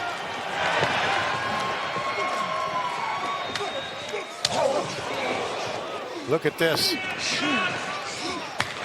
Oh my gosh. Jeez. Darby Allin. And Gabe's going to chase him outside of the ring, meanwhile, in the ring. Yeah, Darby Allin just takes so much punishment. Great counter by Orange Cassidy. Stundog Millionaire. No! Orange punch, but Cassidy was looking for it, but Clark Connors responds with a spear. We saw, Brian, earlier just how devastating those spears from Connors are. And you just have to think, Darby, I think, is still feeling the effects from that initial spear where he speared him off the apron all the way to the floor. Look at Gabe Kidd. He looks like he's going to attack Darby with his own skateboard. But Darby counters. Almost straight to the jaw. Those slaps to the face. Wait a second, Gabe Kidd. Gabe Kidd just looked off the ramp. Darby counters, knee to the crown of the head. Headbutt. It looked like Gabe was going to try a break. Whoa! The back of the head of Gabe Kidd. He was going to try and brainbuster off the edge there, for crying out loud. Yeah, Gabe Kidd is this type of maniac who would do a brainbuster off the ramp to the floor. Look at Clark Connors with that beautiful power slam. Tremendous counter by Clark Connors. Roderick Strong. 2-on-1. The chop block. The spear. The cover. To Orange Cassidy. Barely. A hair's breadth away from the pinfall. Yikes. Finlay almost like a version of the Dominator. There's now Clark Connors. The cutthroat. The brainbuster Connors. And then Connors feeding Roderick to David Finlay. Oh! Finlay. I'm not sure he realizes Darby Allin's on that top. Oh, Gabe Kidd's hand is stuck. I thought he was reaching for something, but you're right. That must have been the zip tie that Orange Cassidy passed to Darby Allin earlier. That's a great call. That's exactly what it is. The battering ram from Darby. Orange punch misses. Clark Connors. O'Connor roll. 1, 2. Cassidy frees himself. The knee from Roderick Strong. Orange punch. And now it's 2-on-1 in the ring. End of heartache. And now 1, 2, 3. The winners of this match, Darby Allin, Roderick Strong, and Orange Cassidy.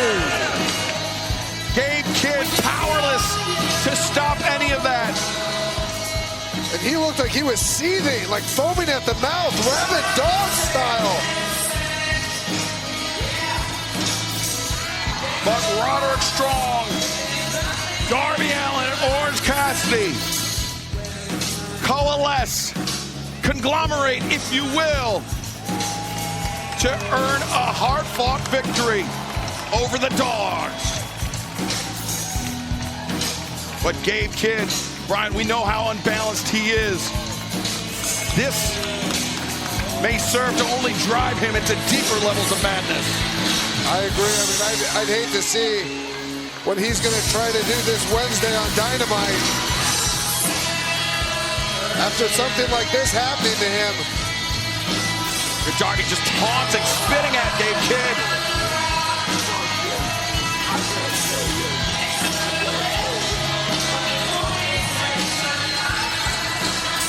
That was pretty darn violent, to say the least. Well, Tony, if you thought that was violent, this next match for the richest prize in our sports is no ordinary match. It is Hangman Adam Page and MJF for the AEW World Championship in a Texas death match. Who are you, Hangman? If I don't win this match, then I will never challenge for the All Elite Wrestling Men's World Championship. Buckshot Lariat! For as long as I live. It's Hangman You had the opportunity to be at the top of the mountain twice. Is this his moment? You've had the opportunity to hold the championship that everybody dreams of having twice.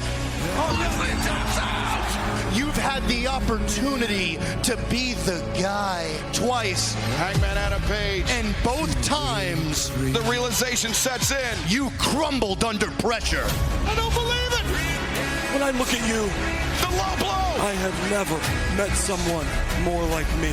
Your hero's a zero. I'm the man around here. I want to end this forever. There is no place.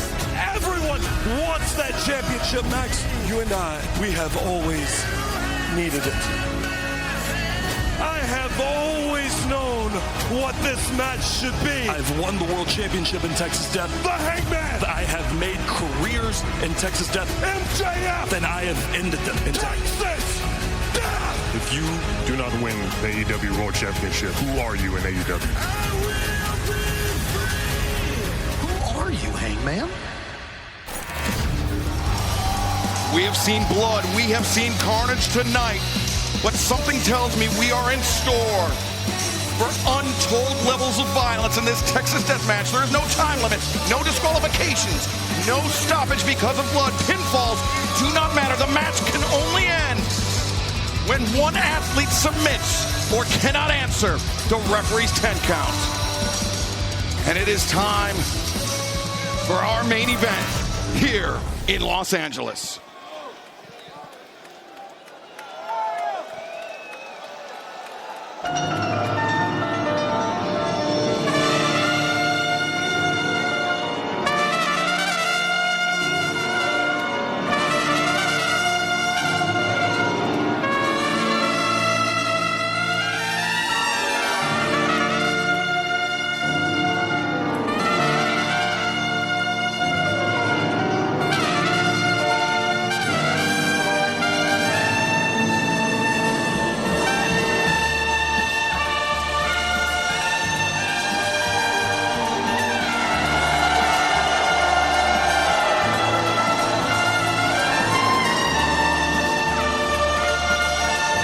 First match in the history of All Elite Wrestling was the 21-man Casino Battle Royale.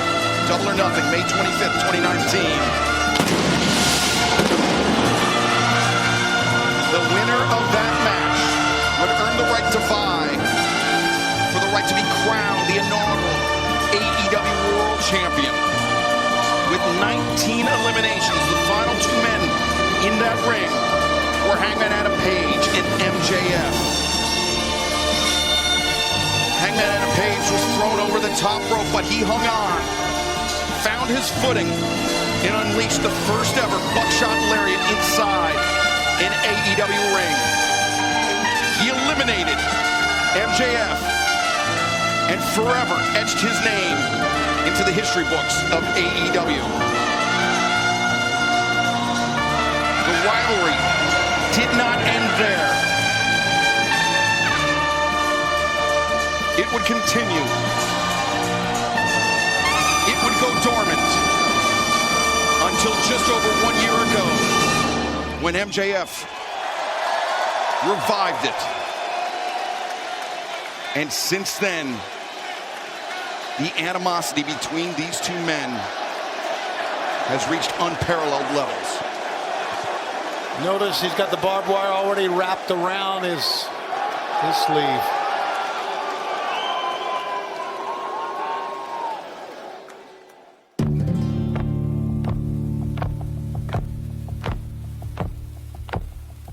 Call me Maxwell Jacob Friedman. The ground calls me salt of the earth. My victims call me the devil. And this right here, this calls me better than you. But you already knew that. See, I don't come around these parts much anymore. This rotten town and all the losers that used to inhabit it have been awfully quiet since I came to power. So why come back to a place as useless as Los Angeles, California? Well, it's because there's one thing left I gots to do.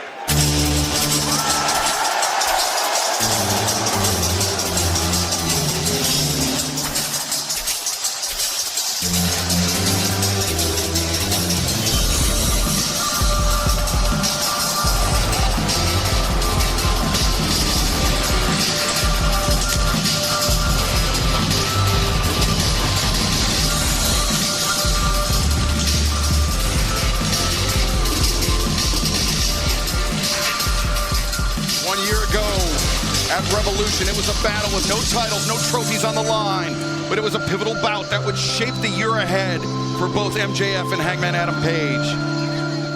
Page, in the midst of his redemption tour after his battles with Swerve Strickland, once again employed the buckshot lariat and once again downed MJF.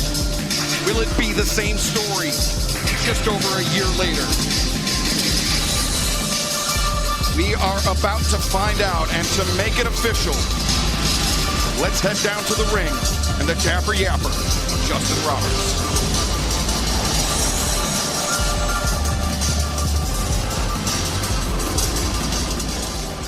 Ladies and gentlemen, Los Angeles, California! Your main event tonight is a Texas death match for the All Elite Wrestling World Championship! The only way to win is by 10-count knockout or submission. Introducing at this time, the challenger from Aaron's Creek, Virginia, weighing 229 pounds, Hangman Adam Page!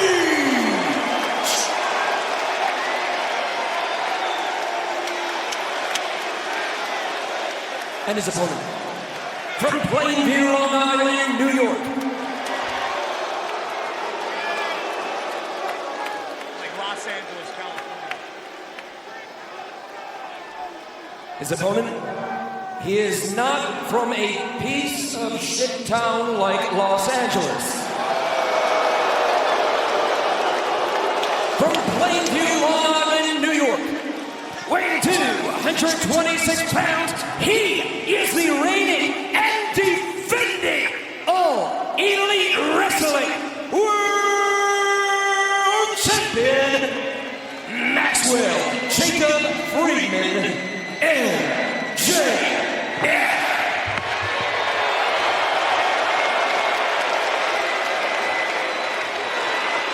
Oh, brother, boy, does he suck. Referee Bryce Remsburg drawing the assignment for tonight's main event. The history of the Texas Death Match goes all the way back to the 1950s.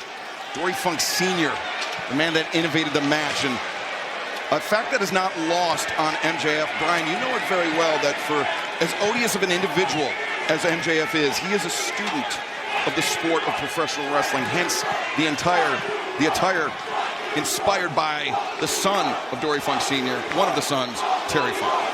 Yeah, he's wearing Terry Funk-inspired gear. I noticed that as soon as he walked out. But don't let MJF fool you. He is a student of the game. He is a student of the game, but he's a terrible human being. Absolutely.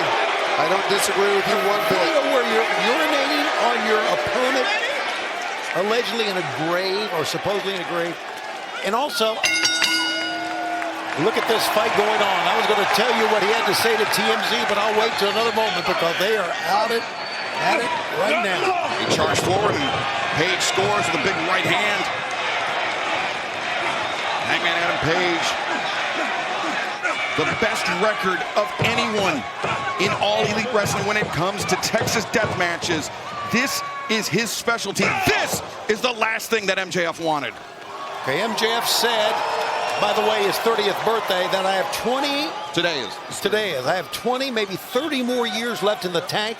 Pretty incredible, because if I keep my foot on the gas, I'm probably going to go down as the greatest of all time. He told TMZ that. Not surprising. Oh, he was hiding behind the referee, and MJF bails to the outside.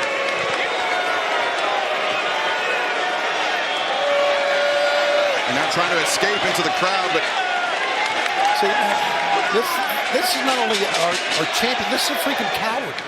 Am I right? Or am I wrong? Well, I don't know. I think this could be a tactic by MJF to distract Hangman, to get him in places that he's not to say Hangman's uncomfortable out here, but to do things that Hangman isn't expecting. I think MJF is bleeding from the mouth already. Already? I think it could have been that boot, perhaps the heel of the cowboy boot that was driven right into MJF's mouth. And one thing that hangs over this match, it's crazy to think to me that Adam Page has already taken a fan's drink. One thing that hangs over this match is that if Hangman Adam Page loses, he will never be able to challenge for the AEW World Heavyweight Championship ever again. And he said that for as long as he lives. Isn't that kind of hard to fathom? Because he has kind of been tied to this world title off and on for many, many years. I mean, it's so hard to fathom. For many fans, Hangman Adam Page has been the defining figure of All Elite Wrestling since its inception. If he is permanently locked out of title contention, it becomes hard for him to continue as, say, AEW's moral compass, which for a while he was.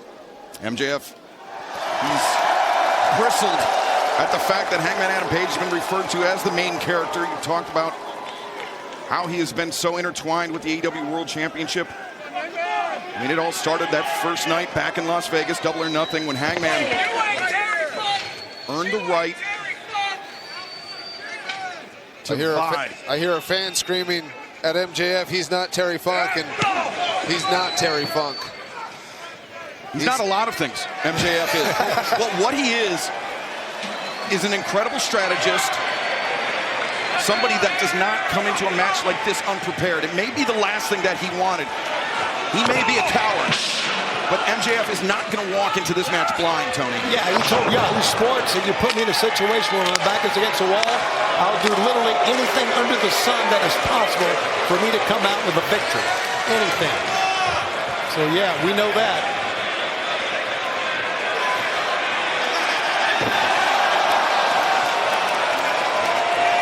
The last time Hangman Adam Page found himself in a Texas death match was in Arlington, Texas. Globe Life Field. It was last July, and it was the night that he became a two-time AEW World Champion as MJF. I'm sure he realizes that. El Kabong.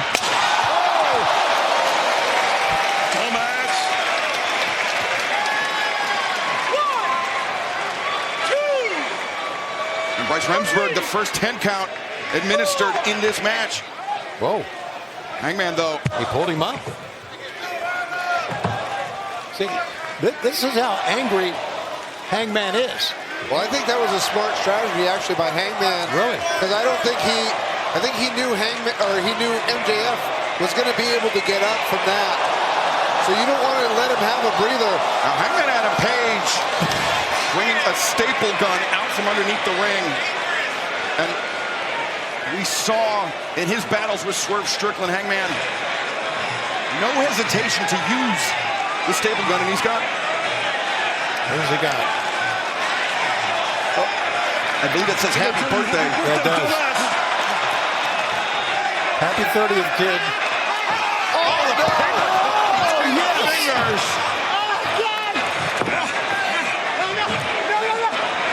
And now,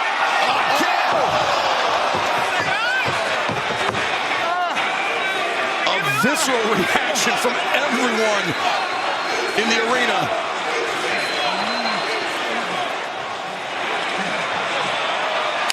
Oh!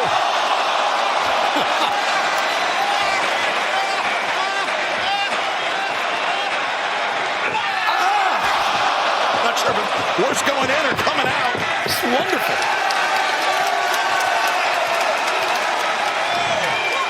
Hangman's not done. He's going to go for some more plunder. He's coming to the ring table.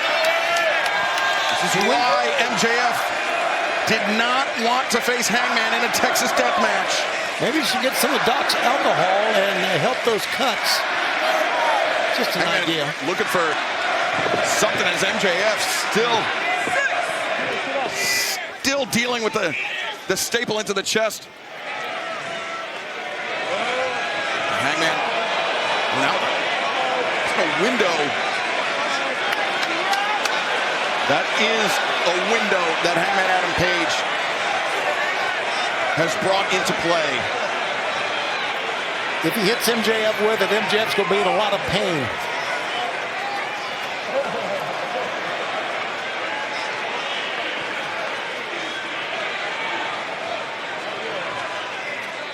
MJF, he said time and time again that he's, Brian, that he only does the same things that Hangman Adam Page does.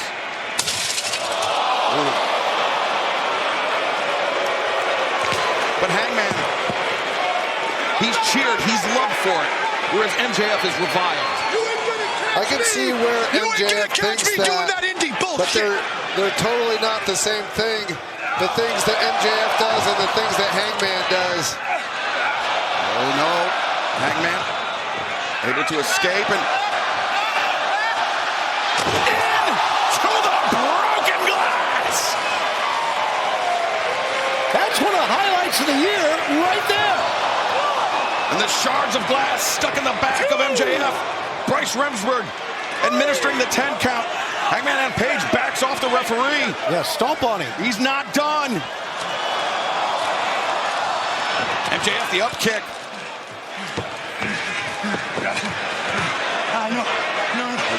Oh, no.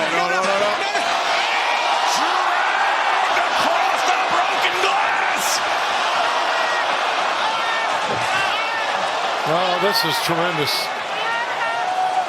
That was definitely a bad move by MJF to break that glass in the center of the ring in these Texas death matches. I mean, that glass is going to be there for the entirety of the rest of this match. Exactly. Well, Hangman Adam Page now picking up that length of barbed wire that he came to the ring with. We've seen him deliver a buckshot lariat, a barbed wire wrapped buckshot lariat. Well, let's not forget, not only is he going to try to be the world champion again, he knows that if he loses, he'll never, ever be able to vie for the world title again. That's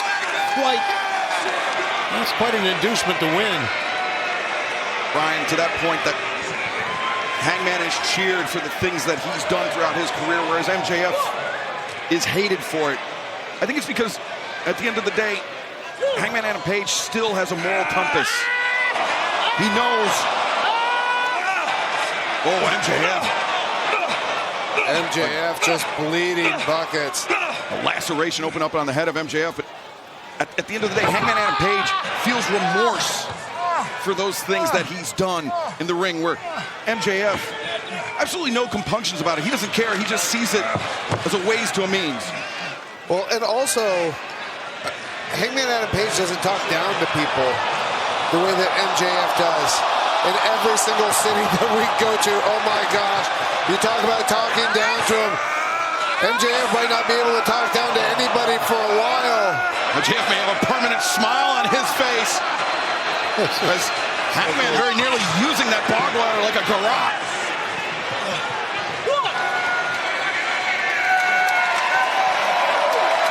The only time MJF has defeated Hangman Adam Page one-on-one, it was in the match to determine the first ever winner of the Dynamite Diamond ring.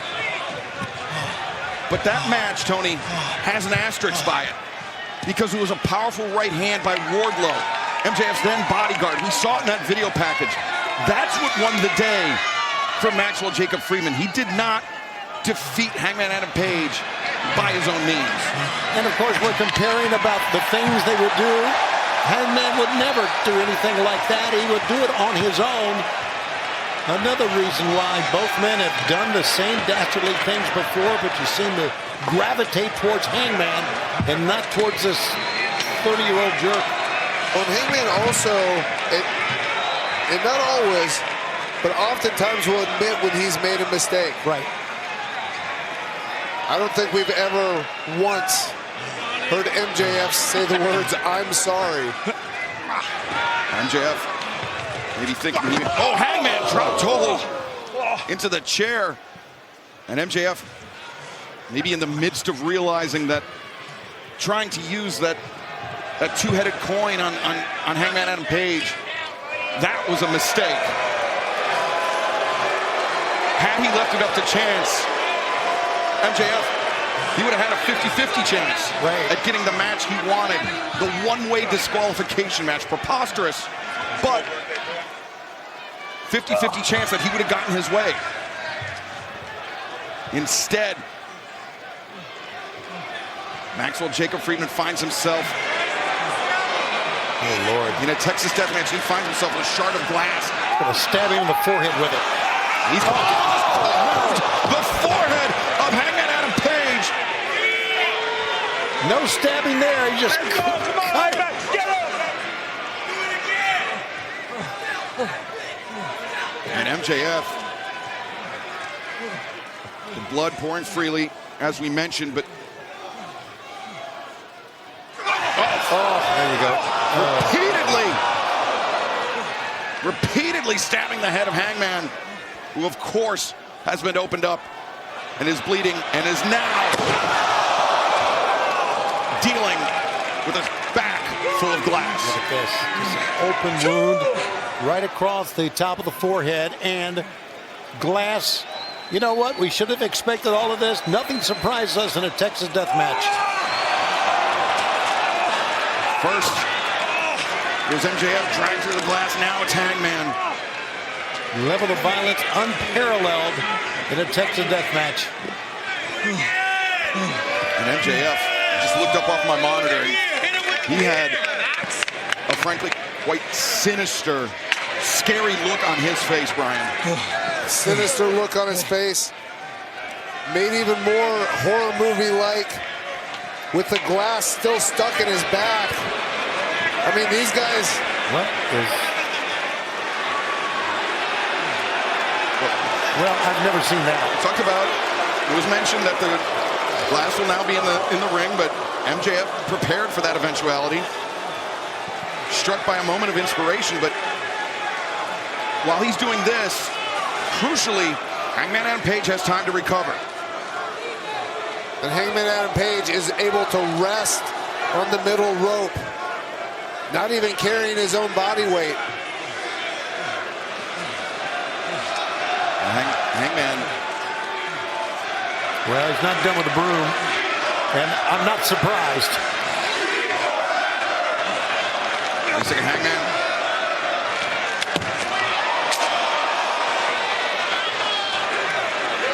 Wait, now he's got a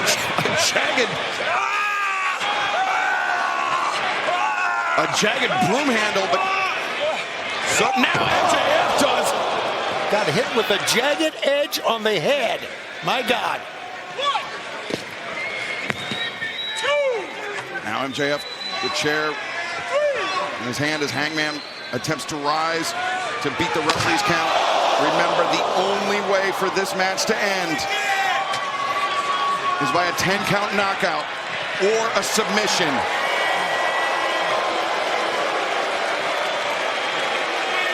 That right there you just saw is why fans hate MJF. Yes, he and Hangman have done the same dastardly things, but that is spitting in the face of not only AEW, but the AEW title, I think. And to be fair, MJF has also been doing those dastardly things from the very beginning. He's used them as shortcuts. He's used them as shortcuts. I mean, all the way back. Oh my gosh. Plastic belt. Oh, wait a second. That's a freaking syringe. That's a syringe. We've seen Hangman in his battles with Swerve Strickland. Yep.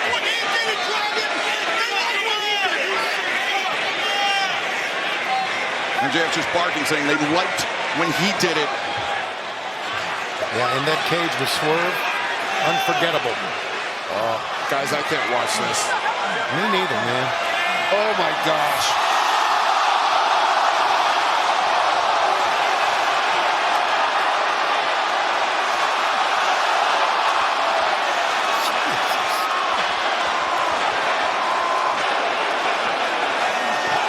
I know our job is to commentate, but what we just witnessed defies description.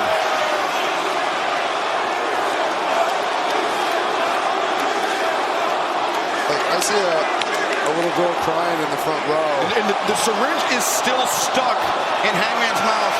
As MJF, he's prepared to brain Hangman with the chair. No, Hangman intercepts the chair. with the syringe stuck in his mouth. Oh, right hand. Square in the face of MJF.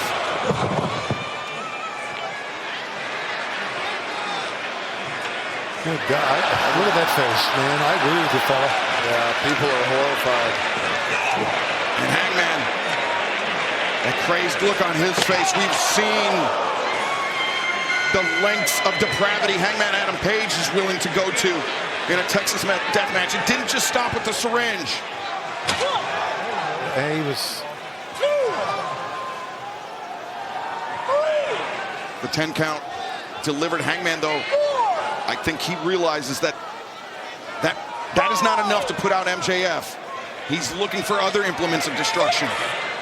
Yeah, MJF. Whoa. Well, he's up. For a moment, breaks the count as now another implement of destruction, to put it mildly.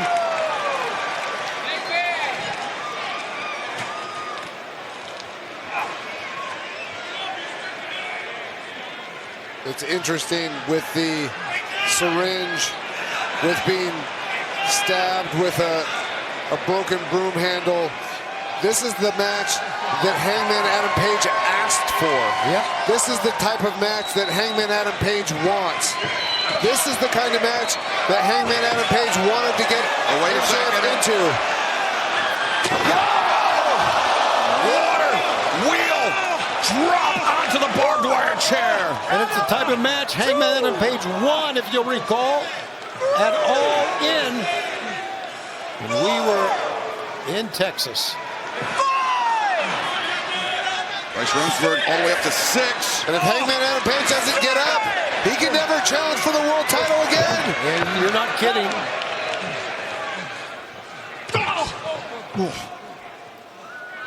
It's like the opening moments of this match. Hangman delivered a boot square into the face of MJF. You guys like me, you wonder what else is under there? We've seen a syringe, we've seen... The fans are wondering that, I can tell you that. That fan with his hands on his head, that was me 30 seconds ago. MJF, this is unfamiliar territory for him. I mean, not only did he not want a Texas death match, because this is Hangman's specialty, this is the first death match of MJF's entire professional wrestling career. That's a crazy stat. And the key to these matches is who can absorb the most punishment. Yes. And I would think MJF wouldn't. I mean, I know he doesn't want to sustain much punishment. That's why he doesn't wrestle many matches every year.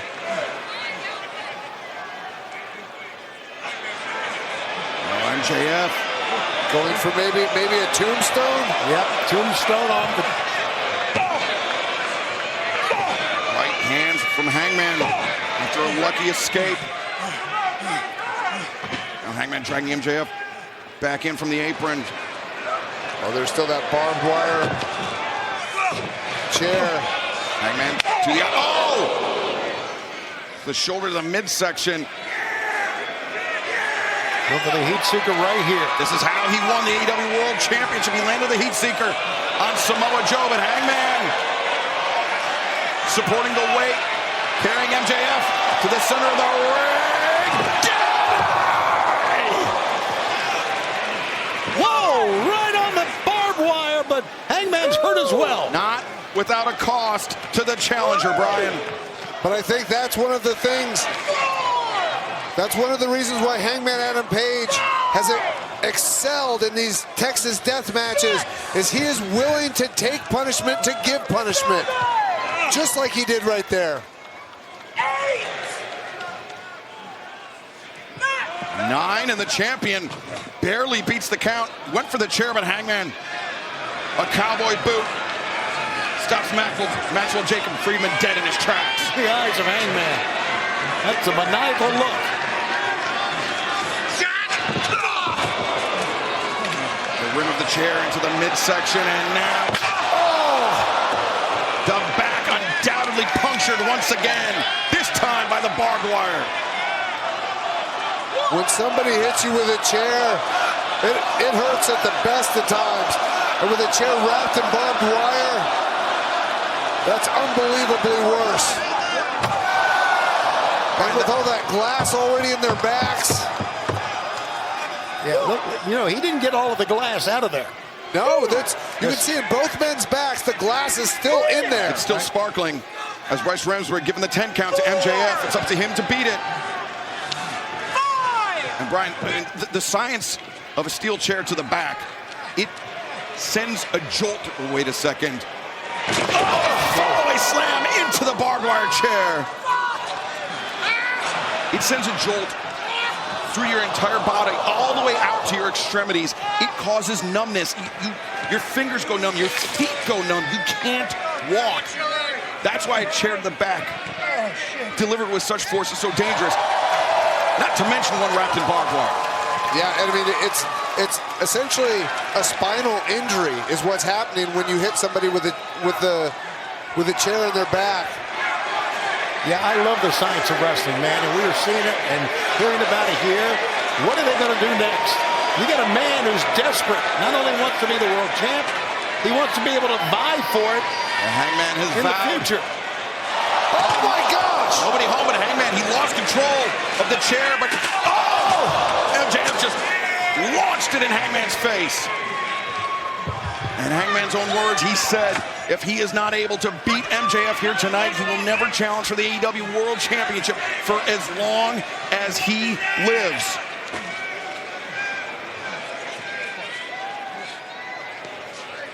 And now MJF, it looks like, for at least the champion, Brian, the blood has coagulated. It stopped flowing on MJF.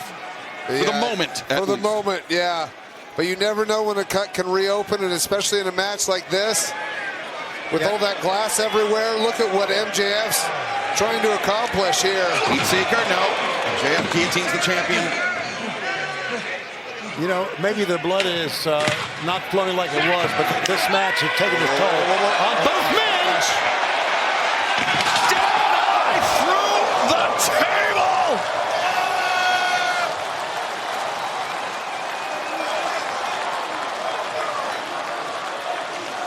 And a double knockout. The title would not change hands, Tony. Exactly. MJF would retain the title. Bryce Remsburg up to 5 as we take another look at this.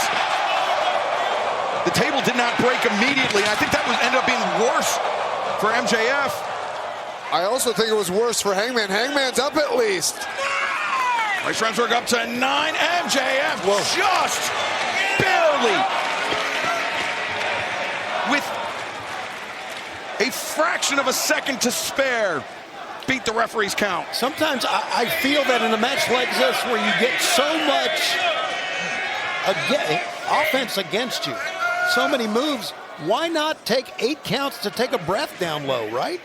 I wouldn't be surprised if that's what MJF has been doing for a lot of this match. Right. I definitely don't think with the dead eye he had much room to spare. But you saw him do that in the four-way where he won the AEW World Championship. He spent a lot of time on the outside, trying to pick his moments. He bided his time. We saw it his very first night in AEW, the Casino Battle Royale, Double or Nothing. He rolled out underneath the bottom rope. He hid under the ring until the closing moments of the match. 2 in a row could end it as they go to the other side, but MJF fights that off. MJF bites Hangman, and now hoists Hangman up to. Oh, wait a second. He was looking for a tombstone. Yep, he's got him. Looked for it before. He's got him. But MJF finds it now. Oh no! Gentlemen, that could be it. I mean, that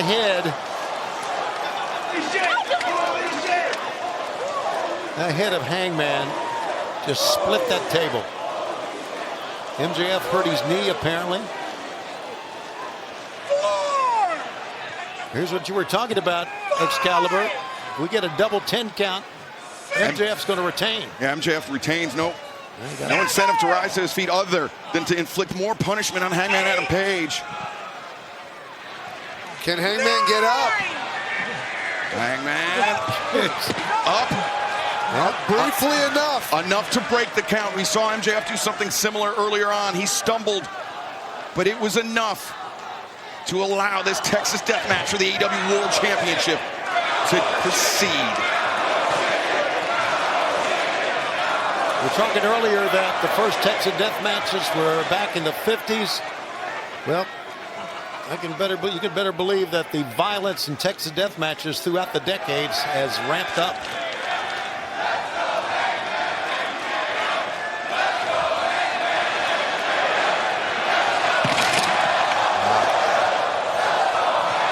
Brian, do you think man as a species has become more violent as time has gone on? It's hard to say, but I mean, I don't know. After seeing this and some of the other Texas Death Matches here in AEW, I'd like to see us put a moratorium on Texas Death Matches for a bit. They're chanting back and forth. You see the fans everywhere on their feet here at the Crypto.com arena for this main event. And they haven't been disappointed here at all. Look at them standing. Look at the champion and challenger standing, just barely, but MJF defiant, spat in the face of Hangman Adam Page. Ducks underneath the boot, went for the eye poke. Hangman ready for a powerbomb.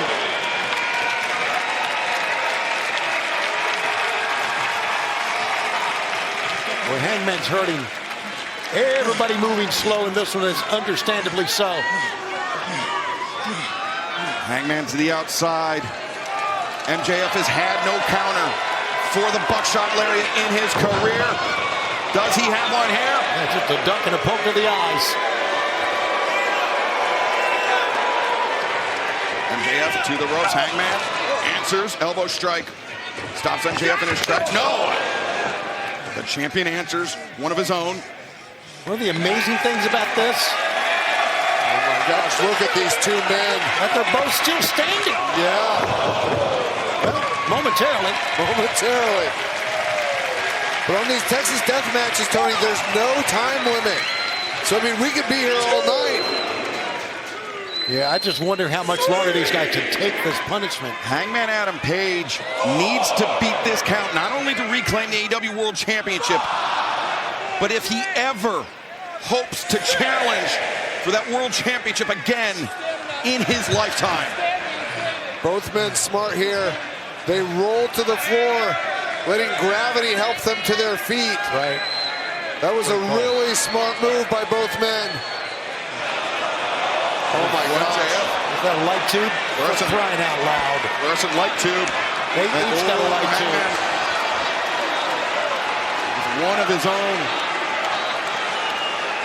Now this is dangerous on a number of levels. And these men have locked eyes across the ring from one another. And it very well could be a duel of the fates here in Los Angeles.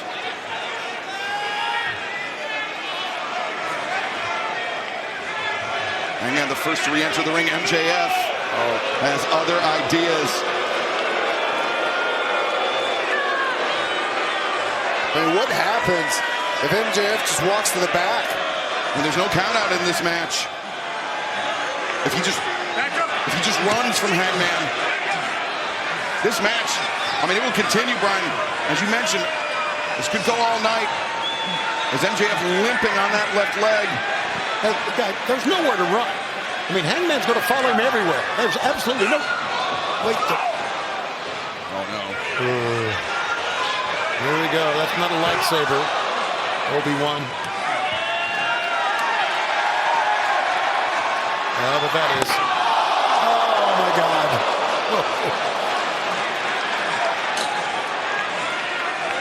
And Hangman not done. MJF, you could see those hands of MJF quivering after the first blow.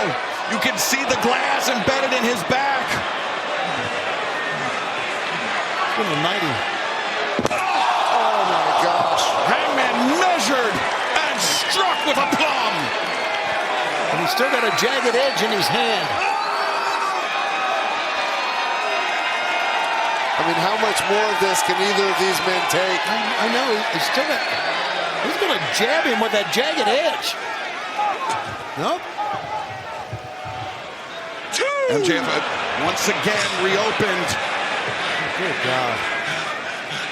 I'm not sure if it's the same wound or a litany of others. I'm not sure it even matters at this point. Well, you see the blood pouring out of MJF's back from that first right tube.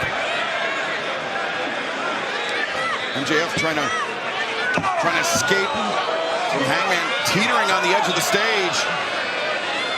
And Tony, that's typically where got a lot of electrical equipment. This is a very dangerous place for both men to be. I think one of the soundboards for the audio for the arena is there, which means a lot of electricity, a lot of electrical units. But MJF escapes danger, at least for the moment.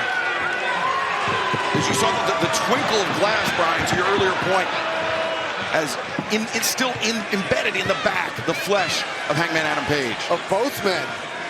Both men. I mean, as cowardly as we may talk about MJF being, I mean, he has not given up in this, and I wouldn't even call this a fight. This is a war.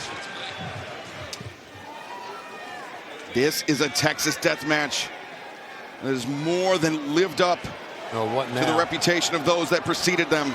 What now? A handful of skewers.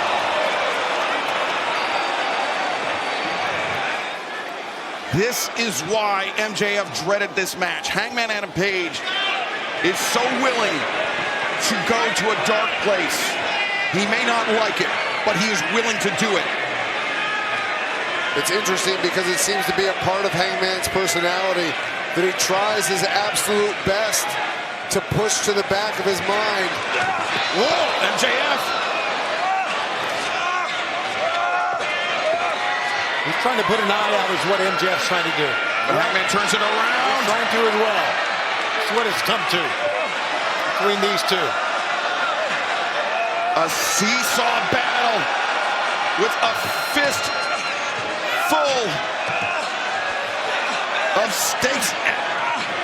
And MJF using a top wrist lock to get those skewers. Hangman. Oh my gosh. And he just got his hair done. He's a porcupine.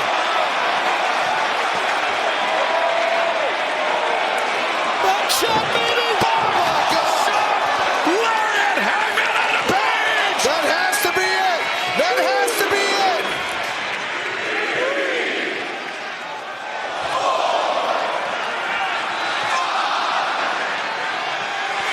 Halfway there.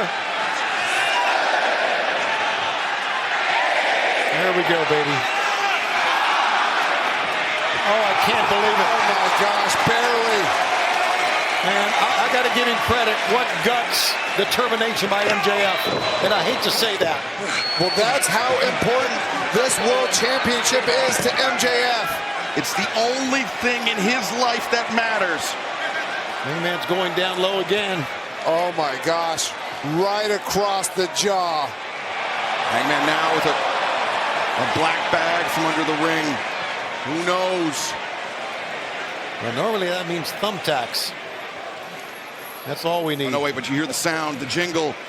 It's a chain. Hangman used that chain to win the AEW World Championship at All in Texas.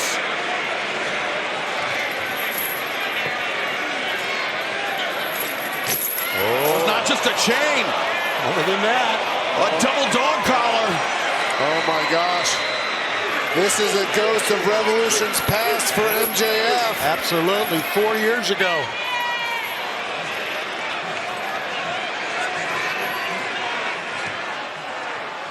Holy cow.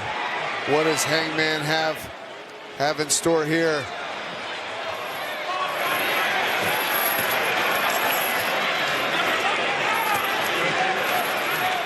Well, he's in the one collar on each end of the chain, Tony. Hangman willingly linking himself to the AEW World Champion. Gentlemen, we've seen so much in the years of AEW. This is one of the most epic nights we've ever witnessed. That is saying a lot. Look at this. The realization is sinking in. 4 years ago, Revolution. MJF, you heard him screaming, not again, as Hangman drags him back into the ring. Yes. PTSD. Revolution style. Are you believing what you're seeing? We are going to remember this night forever. Not only commentators, but people are working wrestling, fans here, watching on pay-per-view, here in this sold-out arena. Hangman clearing the remnants of that table. And now perhaps, looking for something else underneath, a second table. The thing about it is, how's this freaking thing going to end? It almost certainly, Tony, will end with one of these two men carried out on a stretcher. One of these two men with a diminished quality of life, if not both, for the rest of their lives. Well, for Hangman, it'll be a diminished quality of wrestling career. Because if he loses, he won't vie for the World Championship ever again. Well, and if MJF loses, you have to think, Hangman beat him twice in the past year. If he beats him for the title, I mean, how quick would Tony Khan be willing to give MJF another title shot if Hangman beats him again? Probably not anytime in the near future. Hangman's asking for a lighter.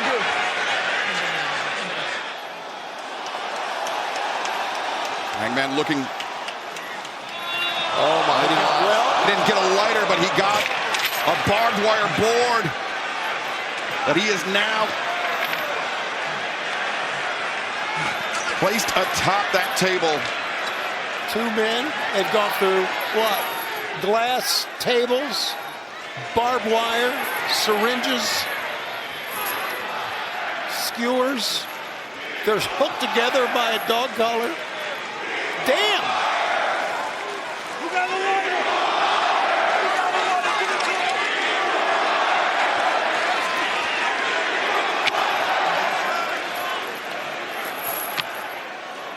Another dead eye on the horizon for MJF, but he kicks the feet. MJF likewise, Hangman likewise kicks his, escapes the grip of the champion.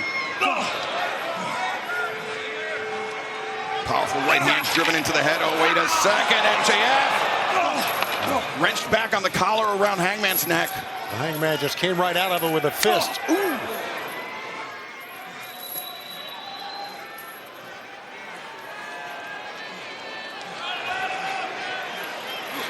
Oh no, Hangman.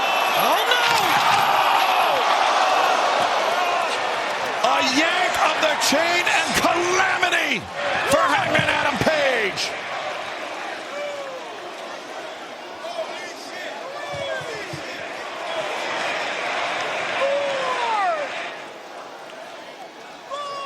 As we take another look at Hangman's disastrous landing, Bryce Remsburg up to 7 now. MJF's up. 8. Get up, Hanger. 9 men. Man, Hangman 1 second away from never being able to challenge for the AEW World Championship ever again. You saw some testiness there between referee Bryce Remsburg and MJF. Have to imagine that the champion thought the count was slow. He's only from Long Island. But the chain whipped across the flesh. Oh, and you can even just see in the way that MJF is walking, the way this match is taking its toll on him. Hangman barely able to stand. Jackson! Oh.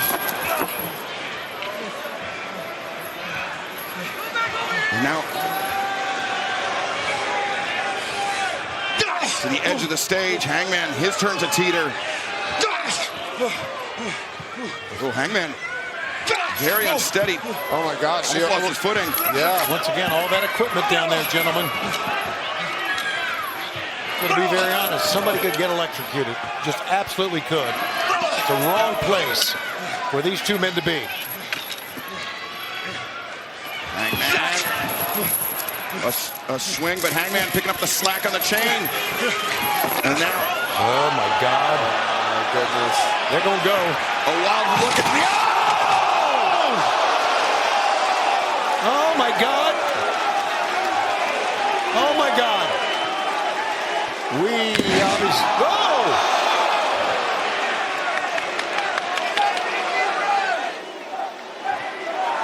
we need, will either man be able to rise after this? I don't know.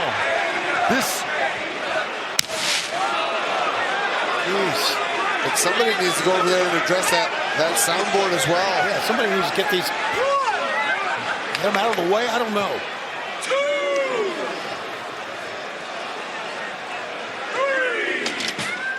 Hangman Adam Page, as we take another look at this. At the last possible moment, he turned to drive MJF through that equipment.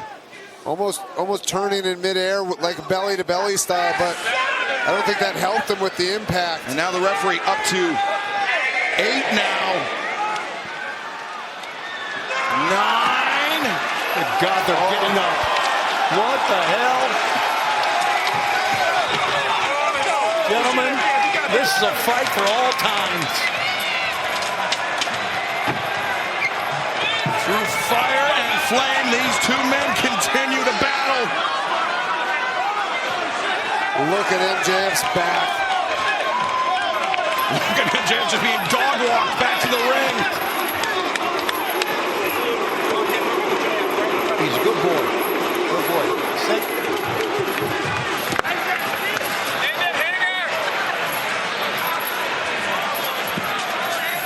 Hangman, I don't know what more he could have in mind unless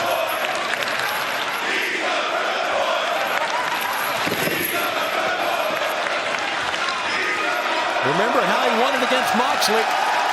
Remember the that? chain to choke Moxley, but that's right. Instead, it looks like Hangman poised to deliver another botch. Oh, blow! And that one, gentlemen, was on target.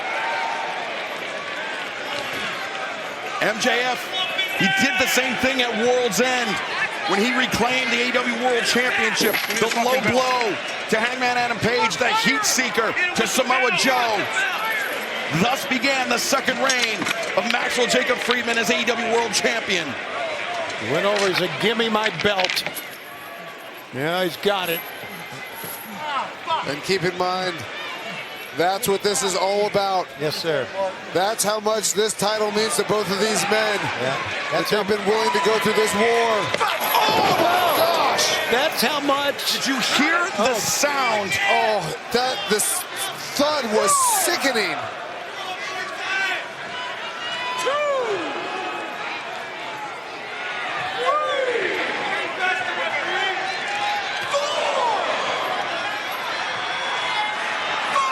I don't know, guys. I mean, that was flush. I don't know if he'll be able to get up. Got 2 to get up. Yeah, baby. Oh, little playing possum. Cometh the hour. Cometh the Hangman. Turnabout. Fair play. Hangman Adam Page on the verge of his third reign as AEW World Champion. They dropped the belt. The buckshot has been there for Hangman when he has needed it most.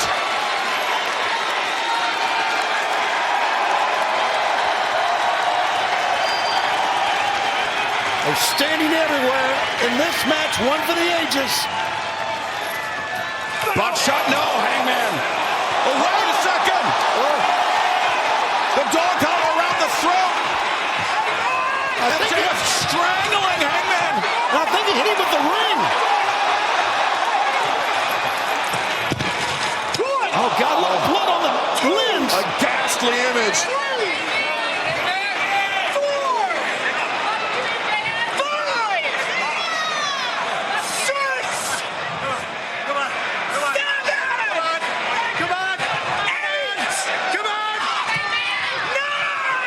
getting up, kids. Oh, my God. No!